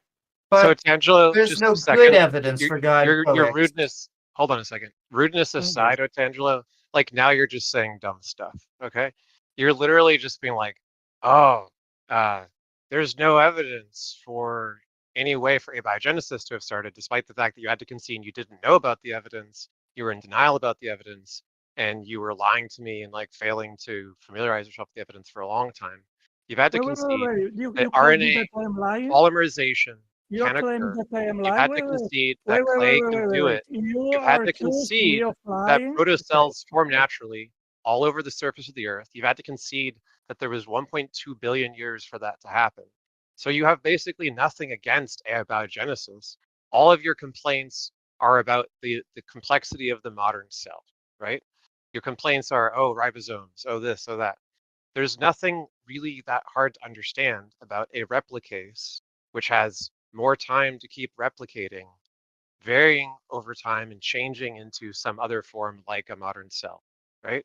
But you still bring up this abiogenesis thing as though you have a leg to stand on when you really don't. The arguments against abiogenesis stopped being plausible when we had multiple competing plausible pathways, and the argument was which of them is more likely, not whether the consensus is that one of them is likely to have occurred. People are no longer like that really concerned about panspermia or some of the thing because they don't have to appeal to that because it's fairly easy to understand how life formed around the vents. We looked into the vents and we found the earliest life at them. So if it's the case that some other explanation occurred, why did God need to form the first life around the vents, right? Otangelo, maybe you can tell us. Actually, Amy I asked a think he perfectly left. reasonable. Oh, well, if Otangelo could answer the question, why did God have to make the first life around geothermal vents, which is what we would predict on the protocell abiogenesis clay synthesis theory? Why did God have to do it in a way that's indistinguishable from the theory that God didn't have to do it? That would be a really fun explanation to hear.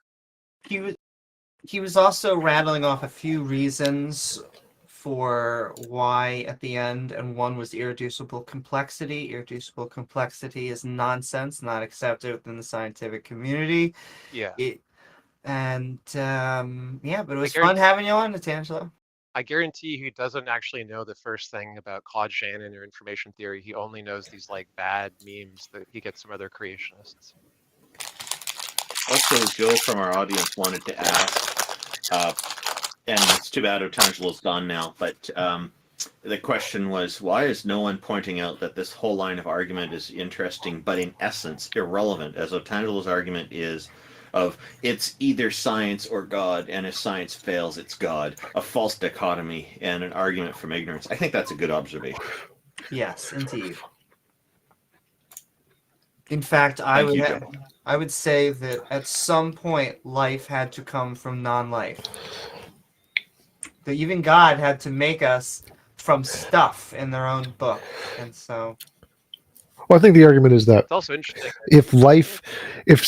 When everyone says something can't come from non-something or whatever, the entailment there is that whatever the something is must be the fundamental nature of reality. So if life can't come from non-life, life has to be the first prime mover, essentially. And if consciousness can't come from non-consciousness, then consciousness must be the prime mover. And the problem is that there's clearly no evidence. Like if they said it that way, they said consciousness is the fundamental essence of the universe, everyone would laugh at them because clearly they have no evidence of what the fundamental nature of the universe is. So they say it in such a way that seems intuitive, but the claim they're making is absolutely ridiculous and doesn't have any evidence. Yeah, he was talking about, or at least he talked about no evidence in general, but no good evidence basically. None of this stuff is anything that anyone should pay attention to. I'll give him one bit of credit. He at least conceded that he's been avoiding and lying for a long time about not knowing anything about the clay stuff. And his one study that I gave him like 4 or 5 responses to that he never read and never understood, at least he had the balls to admit that he was doing that, and he was going to have to concede that. But also, I do find he does that. Yeah. The audacity, though, to quote people like Richard Dawkins in favor of intelligent design is just, yeah.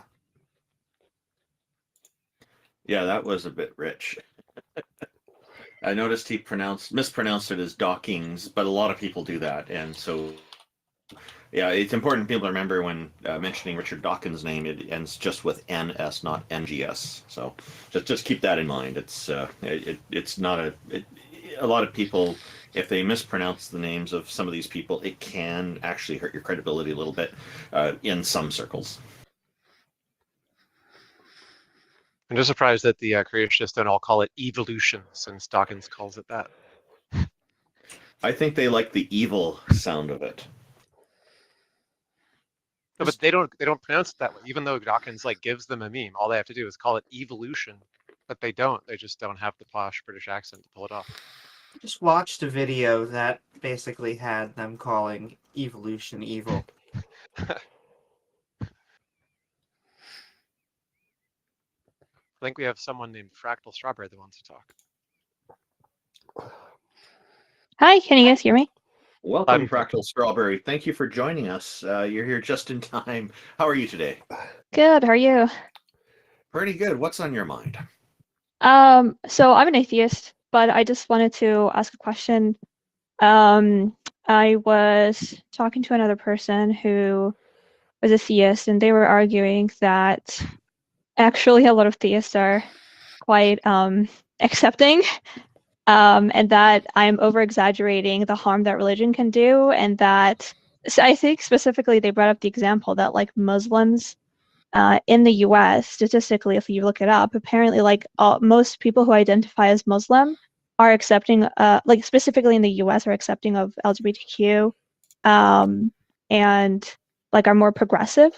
And I was trying to argue with them, saying that like no, fundamentally like religion, especially like the aspects of it when it comes to believing like supernatural claims or this tendency to believe claims that don't have evidence is dangerous, and regardless like that doesn't give us the outcomes that like we would want, especially like if they agreed with me that progressive ideas and ideology is like better, right, compared to the stereotypical conservative mindset that religious people come with. So I couldn't really like. I guess my argument was that so they're talking about quote unquote, this is my words, like watered down religious people, and I couldn't really like articulate it well because they said, but that apparently I was being too strict and that like I can't decide who's actually Christian or who's actually Muslim or call them watered down or not, because everybody who self-identifies as a religion is, they're that. There are some fundamental issues with religion.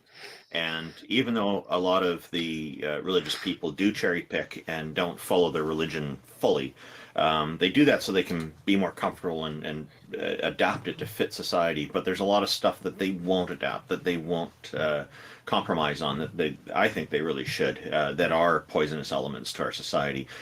Christopher Hitchens' book, God is Not Great, How Religion Poisons Everything, is a wonderful book to read, and I highly recommend it if you're not familiar with it. Because he gets into a lot of this. The fundamental problem I see with religion is that the followers will very often try to impose on the rest of society their understanding of their ideals. And it's this demand for conformity that divides people into two groups of conformists and nonconformists. So if you're not conforming to their way, if you're a man sleeping with another man, that kind of ties into the LGBTQ plus bigotry that many of them exhibit, and whatnot, then you are somehow the bad guy or taken over by who they deem to be the enemy, the Satan and whatnot. And so this, of course, is a problem. This whole demand for conformity is a problem. And we're living in modern societies where we're civilized nations, supposedly, and people, in order for that to work, people need to be free to choose for themselves. So they're trying to take away that choice, and that's the big poisonous problem that I see with it. There's other issues that I see as well. And if I could point out, because there is something to be said that, when they come over here from a different culture and a different religion, oftentimes they will liberalize. And so, I have partied with a Muslim F to M who drank with us. Now, are they the average Muslim? Probably not. However, we should appreciate that and understand that they are cutting out the harmful pits of the religion, while also understand that they are ignoring major parts of the religion. And so it makes it harder when you go across the world to then say, hey, don't do this, because they're going to say, well, hey, I'm following my religion. I'm the true one. So it's like this tightrope that we have to walk. On one hand, yes, it's good they're liberalizing. It seems to be the older the religion, the more that it eventually you get bored of it and liberalize it. You see this with the Jews, it becoming the Christians, and then hopefully eventually Islam. But no, who do go, they think, Randolph. Yeah, who do they think they are to say it's against their religion, like as if their religion has some kind of authority over other people's lives? And then that therein again is this demand for conformity problem. It all stems from that. Absolutely. Well, you could still be an anti-theist. You could still be against religion, while while not hating your Muslim, Christian, and Jewish brothers and sisters. And we kind of have to. We have to, I guess, walk and chew bubble gum. It is much harder or it's much easier to have it the other way and just, hate. But yeah. Well, sorry. I was just saying, I don't know if we've fully addressed your questions. Please feel free to push at us more if we haven't. Yeah, because so no, I mean you guys answered it really nicely. I think, to play devil's advocate, what they would say is that the fact that there are very progressive religious people, to them it signals that religion isn't the problem, and they I guess they wouldn't sort of attribute the harm, or oh, there's extremists everywhere. That's sort of religion isn't anything special in regards to that. There's going to be bad people in religion, there's going to be good people in religion, and they sort of try to neutralize my claim that there's a unique harm in religion, and I want to be able to sort of bring up examples. The classical example is if I could just say, that is why, and again, they'll take this as an insult. This is why the phrase that the moderates of the religion oftentimes give shielding, because the religious on the fundamentalists, yes, from our viewpoint, we call them extremists, but the text says, do this to gay people. The text says you can't you can't cross-dress. You can't. That's how they phrase it, and they will say it by the sword. And so it's great that they are ignoring passages. They aren't oftentimes, creating a new book and scalping those messages out and then trying to ship it back over. I mean, I guess there's a more insidious reason, right? So as someone who had Muslim family who were lapsed Muslims who pretty much despised Islam, but Oh, did X cut out? There.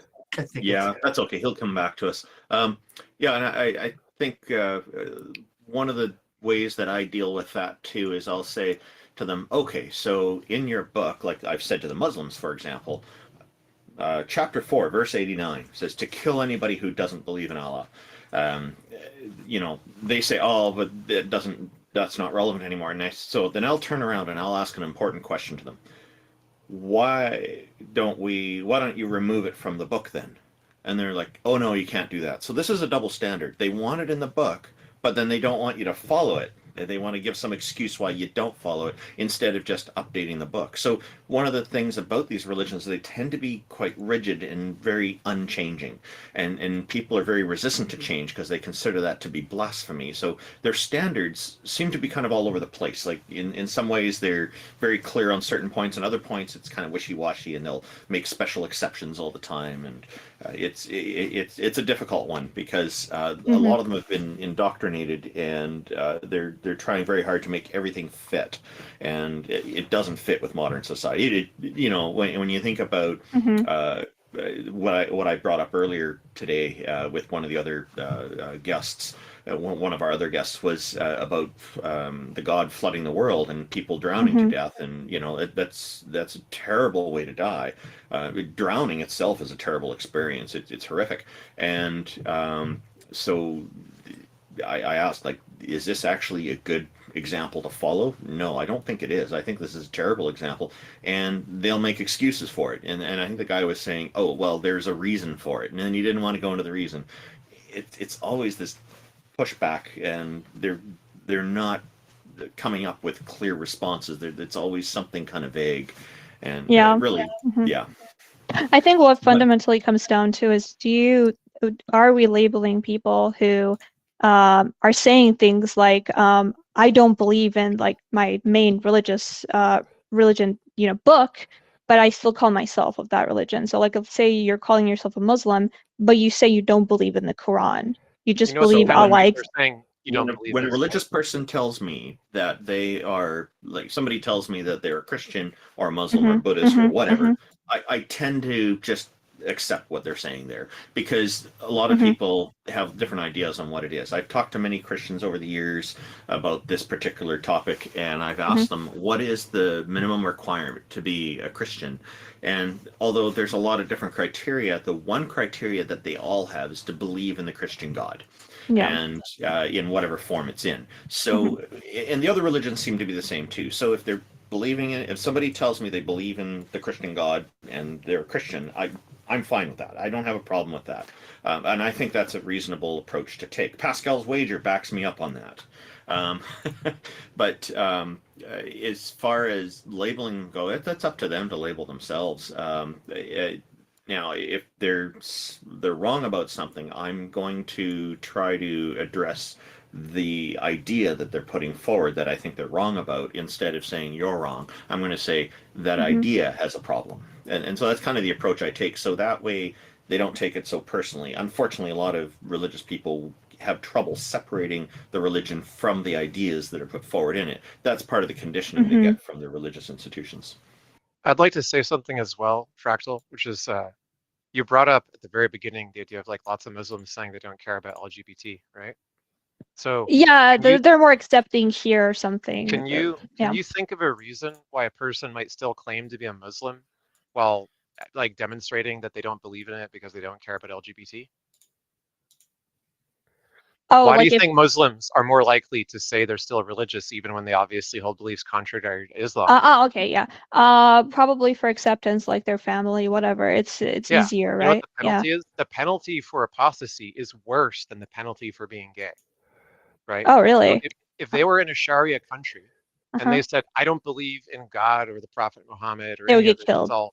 They would get killed. That's right. And this is not like a hypothetical, like there are actually trials. They actually kill people still, right? In Saudi Arabia, what they do, from people I know who live there or have lived there, they tell me that since the law was put in that atheists are all automatically classified as terrorists under Saudi Arabia law, they get 1,000 lashes before they get executed. So however long that takes. And it's like Singapore-style lashes. Like you get hit once on it, the pain causes you to go unconscious for a while. It takes a while to recover. It's a very slow, torturous process. So it's obvious why like Saudis are not going to say they don't believe anymore, right? Saudis are not stupid. They don't want to get fucking executed and lashed, right? Now, for a Muslim in a Western country, since they actually aren't going to face those consequences, but they're still going to face extreme ostracization. And if they ever travel home to visit their family in Syria or in Saudi Arabia or in any of these other countries, they know that their life is going to be ruined, right? And we have plenty of examples of this in other religions too. So Jehovah's Witnesses, they disfellow people, meaning they're supposed to never speak to you again. But you know what? The parents mostly do still speak to their kids because they don't believe in this shit either, right? They just want to spend time with their kids before they die. And they're just as miserable being stuck believing in Jehovah's Witness stuff or saying they do as the Muslim who says they believe LGBT is fine, right? Whatever beliefs they have, they're not orthodox anymore, but they're actually under threat if they say anything about not believing it anymore. And the threat varies from actual execution in Sharia law countries all the way to just ostracization, having their lives ruined. So what was the original question again? So yeah, I was trying to come up with because I couldn't have I didn't have a good rebuttal to this statistic, right? That a lot of Muslim people, specifically in the U.S., are accepting of LGBTQ. Yeah, they're just not really Muslims anymore, but they're afraid to say so because the penalty.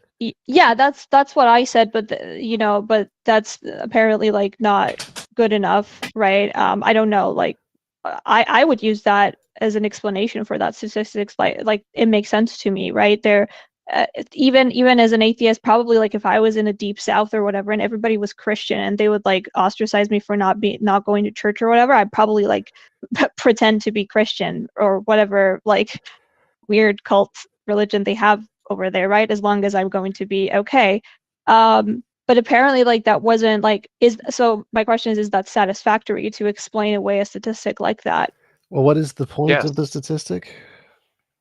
That majority of Muslims, or like a huge portion of Muslims in the US currently, based on polls, right, answered that they're pro like LGBTQ, like, you know, gay marriage specifically. I think there's a statistic about that, like gay marriage, they're fine with that. But therefore, yeah, so Sharia law says yeah. that it's a penalty of death for doing it. But therefore, they're fine with it, which means they don't believe in Sharia law. So it's No. evidence that they're not true Muslims anymore. So yeah, that's what I said, but they said I'm doing a of the statistic. So it's like they accept LGBTQ, therefore they said a religion is not a problem. That was their whole logic, because I came in there saying religion in generality, right, is harmful, and it would be a better place. It would be a better world in general if less people were religious. And, you know, a person was like really aggressive and saying things like, well, you're wrong, you're actually really bigoted towards religious people, because not everybody is like this stereotypical conservative that you're thinking about. Well, so right? the important part of that question isn't do most Muslims accept LGBTQ? It's what percentage of Islam accepts LGBTQ compared to the general public? Because if the percentage, even if it might be most Muslims, if it's lower than what average society is, then that proves your point. Because more Muslims, a higher percentage of Muslims, are anti-LGBTQ than everybody else, the secular society, the Christian society, whatever else you want to compare it to. And so if you're talking about the whole world, yeah. So it doesn't, well, even in America. So if you want to say Islam in America is harmful because the Muslim community has a higher proportion or a higher rate of people who don't accept LGBTQ, then that would be evidence of your claim. So them simply saying that the majority of Muslims in America might be LGBTQ positive or whatever doesn't actually support their claim that religion isn't harmful, because that doesn't tell you anything, because what tells you whether or not it's harmful is comparing the impact of Islam compared to some control group like atheism. Secular people, pretty much all of them are okay with LGBTQ. It's like the vast majority, because we don't have any like bigotry or principles that tell us it's wrong. So we're totally okay with it. And so the vast majority of us are like, yeah, LGBTQ is totally fine, do what you want. But it's not the vast majority of Muslims, even in America. Maybe it's like some like 50 something percent, maybe 60, because Americans have good, decent moral progress. But you compare that number, there's a 30% difference there. What's causing that 30% difference? Well, if it's maybe the principles of Islam that's holding 30% of people back, then you're right. Islam is harmful for society because it's 30% less effective than not being Islamic. And so that's the trick with Muslims, is that they don't understand logic or arguments very well. They're just going to give you things that intuitively sound good to them. So if you say religion is harmful, they're going to be like, oh, but most Muslims like LGBT. Well, that doesn't tell us anything. What you have to go further and understand that in order to know whether Islam is harmful, you have to be comparing that to the control group, which is non-Muslim people, and say, well, which one's more, which one's less, and why. I think what they were trying to get at is that in America, because they have I think to them, it wasn't sufficient to say that most of Muslims around the world are against LGBTQ, because to them, because I brought up examples of like, you know, like, I'm just gonna call them shit countries, okay? Like I wouldn't want to go there for vacation. Like I brought up The word like, is you know, Sharia. Sharia, sure. Bad countries, okay, like authoritarian regimes and things like that. So I think the way they were trying to argue was that like that the well-being of Muslims and people in general in those countries, like let's say Egypt, or like places where apostles are killed and things like that, right?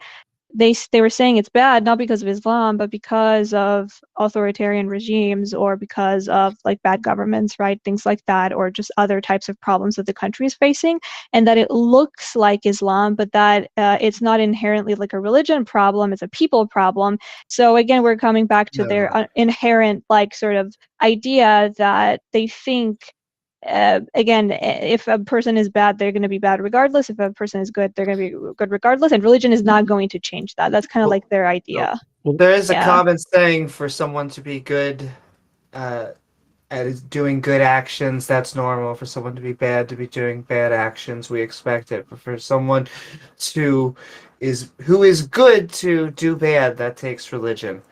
And I agree that Egypt, well, I don't know about Egypt's exact makeup right now because they tend to be more secular, so they may be more towards a authoritarian regime, just like Saddam Hussein was. However, these religious theocracies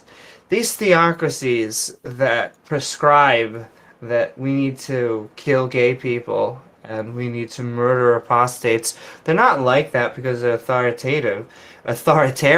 They are like that because it says so very specifically within scripture. They will tell you, they will show you where. And so the reason that they've come here and they have a more friendlier version of religion is they've come here and they've westernized, secularized, liberalized, whatever phrase that you would like to accept on it. That's why, because they're like, hey, but my best friend over here is gay. But oh my goodness, Nina, it turns out to be trans. Well, I guess I can't hate them. They're members of my same class because we go to the same school together. But over there, the culture is, look, it says so very much in this book, and they are as accurate as far as we can tell as possible to at least their own story. No, yeah, I agree. Like, but I think the problem was that the other person was arguing that yes, people who claim to be religious and don't follow whatever religious text, right? Even if they're contradicting themselves, and even if we can point it out that they're they're contradictory, like that is not like they don't see it as a problem. Yeah, sure, you can. Yeah. Sure, but that's in defiance of the religion. That it's almost to think of it as they have survived the fundamentalist belief, and so now they have a softer version of the religion, a more modern version that probably comes from more secular morals to begin with. Yeah, like the New Testament. Fractal, what percentage of Muslims do you think responded that they were gay or lesbian in a poll? Oh, probably very low. Try 0%, okay? Seriously. So 0% in the US? Muslims in the US that were polled admitted to being gay or lesbian. 0%, okay? Now, you know already that the average of the general population is close to 8%, right? So do you think that if a group of people is 0% willing to admit that they are gay or lesbian, it is something to do with the fact that they know that their own religion is horribly bigoted and they're going to face horrific consequences for admitting that they're gay or lesbian, just as they would if they admitted that they were no longer Muslim? Yeah, no, that's a reasonable inference, right? Yeah. So the person that was citing this stuff to you was blowing smoke up your ass, right? She was giving, or they were giving, bogus interpretations of misunderstood statistics. The very first article that I looked this up in literally starts with, in a survey of American Muslims, 0% identified as lesbian or gay. Now, at the very bottom, there's some other polls where like 2 to 4% may admit to having like bisexual leanings or whatever, right? But not a single one of them will admit to the thing which they know will get them destroyed by their family, destroyed by their community, if not targeted by physical violence, okay? So these people that are trying to make these claims about American Muslims being so accepting, even if there's progress, it's still a complete joke because these people are living in terror of admitting the truth about their own identity, about their own beliefs. They probably don't believe in Islam as much as they claim, and they're probably a lot more gay than they admit. Yeah, that's a really good point. And I'm going to use that actually next time I'm for I'll whatever send you the reason. article. I posted it in Yeah. the chat for anyone who wants to read it. Thank you so much. Yeah. Yeah. And Um, if you're interested in the conversations we've been having here, there's a playlist that you can find linked from theisthelpline.com. You can see the last 2.5 years of our episodes here. yeah, sounds good. Thank you. I have one last thing, is that we normally use this word for Christians. However, it applies for Muslims. It applies to all religious people. We call them cafeteria Christians.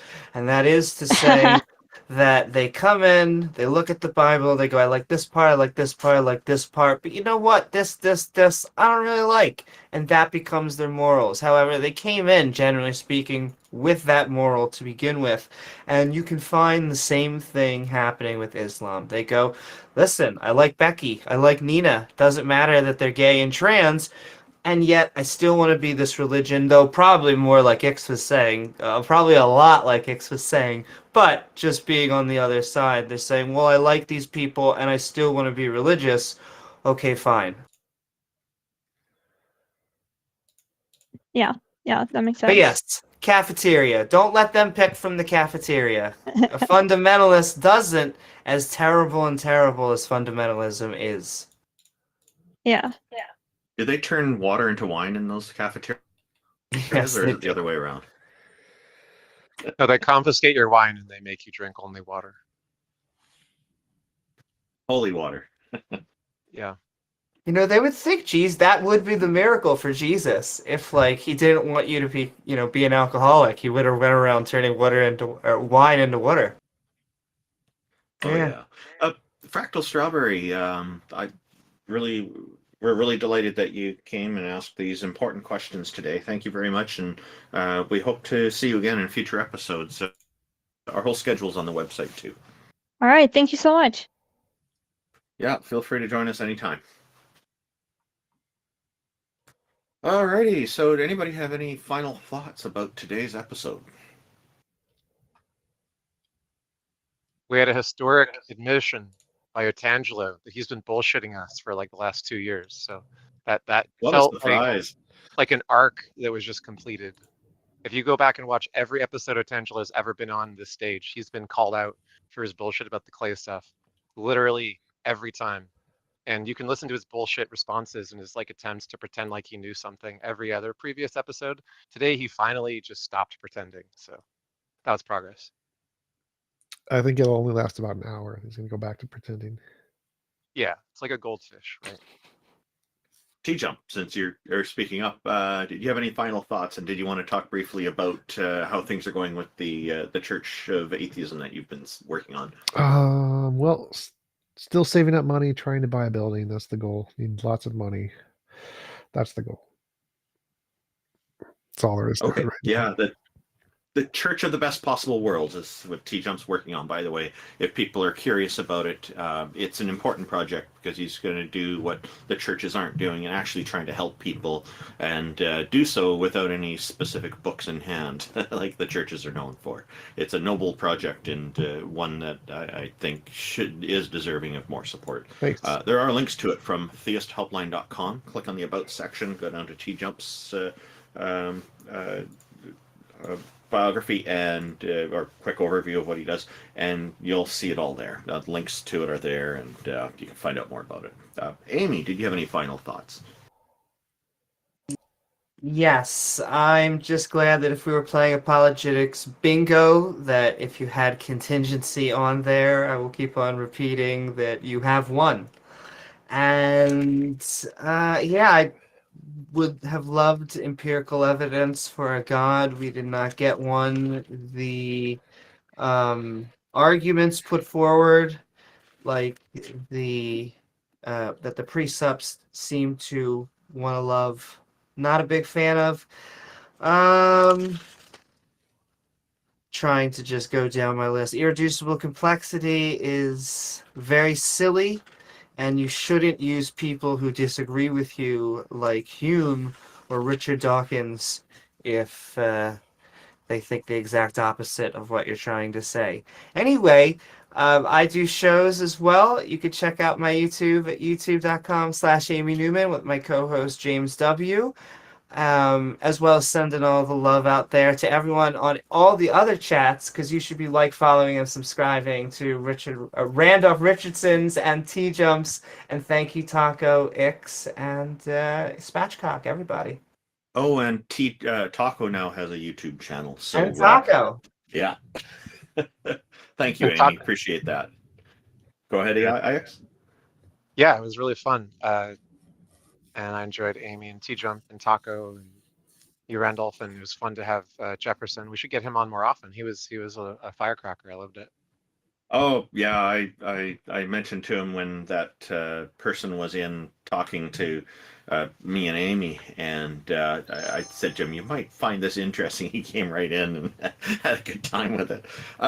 Taco, your final thoughts on this episode? That was fun. There we go. Short and sweet. Yeah, I liked that we had a good variety of different guests today, and I do appreciate the pushback on some of the ideas that all of us have put forward, because these conversations tend to go better when people are doing a nice exchange that way. The free exchange of ideas, I like to call it. So really appreciate that this is happening. Again, Taco, congratulations on your new YouTube channel. It looks like you're doing really well with some of your videos too. And best wishes to everybody. Thank you to everybody for joining us. Really appreciate you tuning in, and to all our guests who've joined us. Even though sometimes the conversations can be quite tumultuous, we appreciate everybody being here. Thank you very much. And remember, Politics Discord is a wonderful sponsor for us, because they make these great stages available. They are a very popular Discord group. If you're not in it, you might want to join the guild and engage in conversations with people here. Also, Canadian Atheists, the organization that I run, is also sponsoring the website and certain other things behind the scenes. Thank you very much, everybody. If you want to find out more about us, our website is at www.theisthelpline.com, and you can find out everything about us, including schedule for future episodes. Have a great weekend. What's left of it.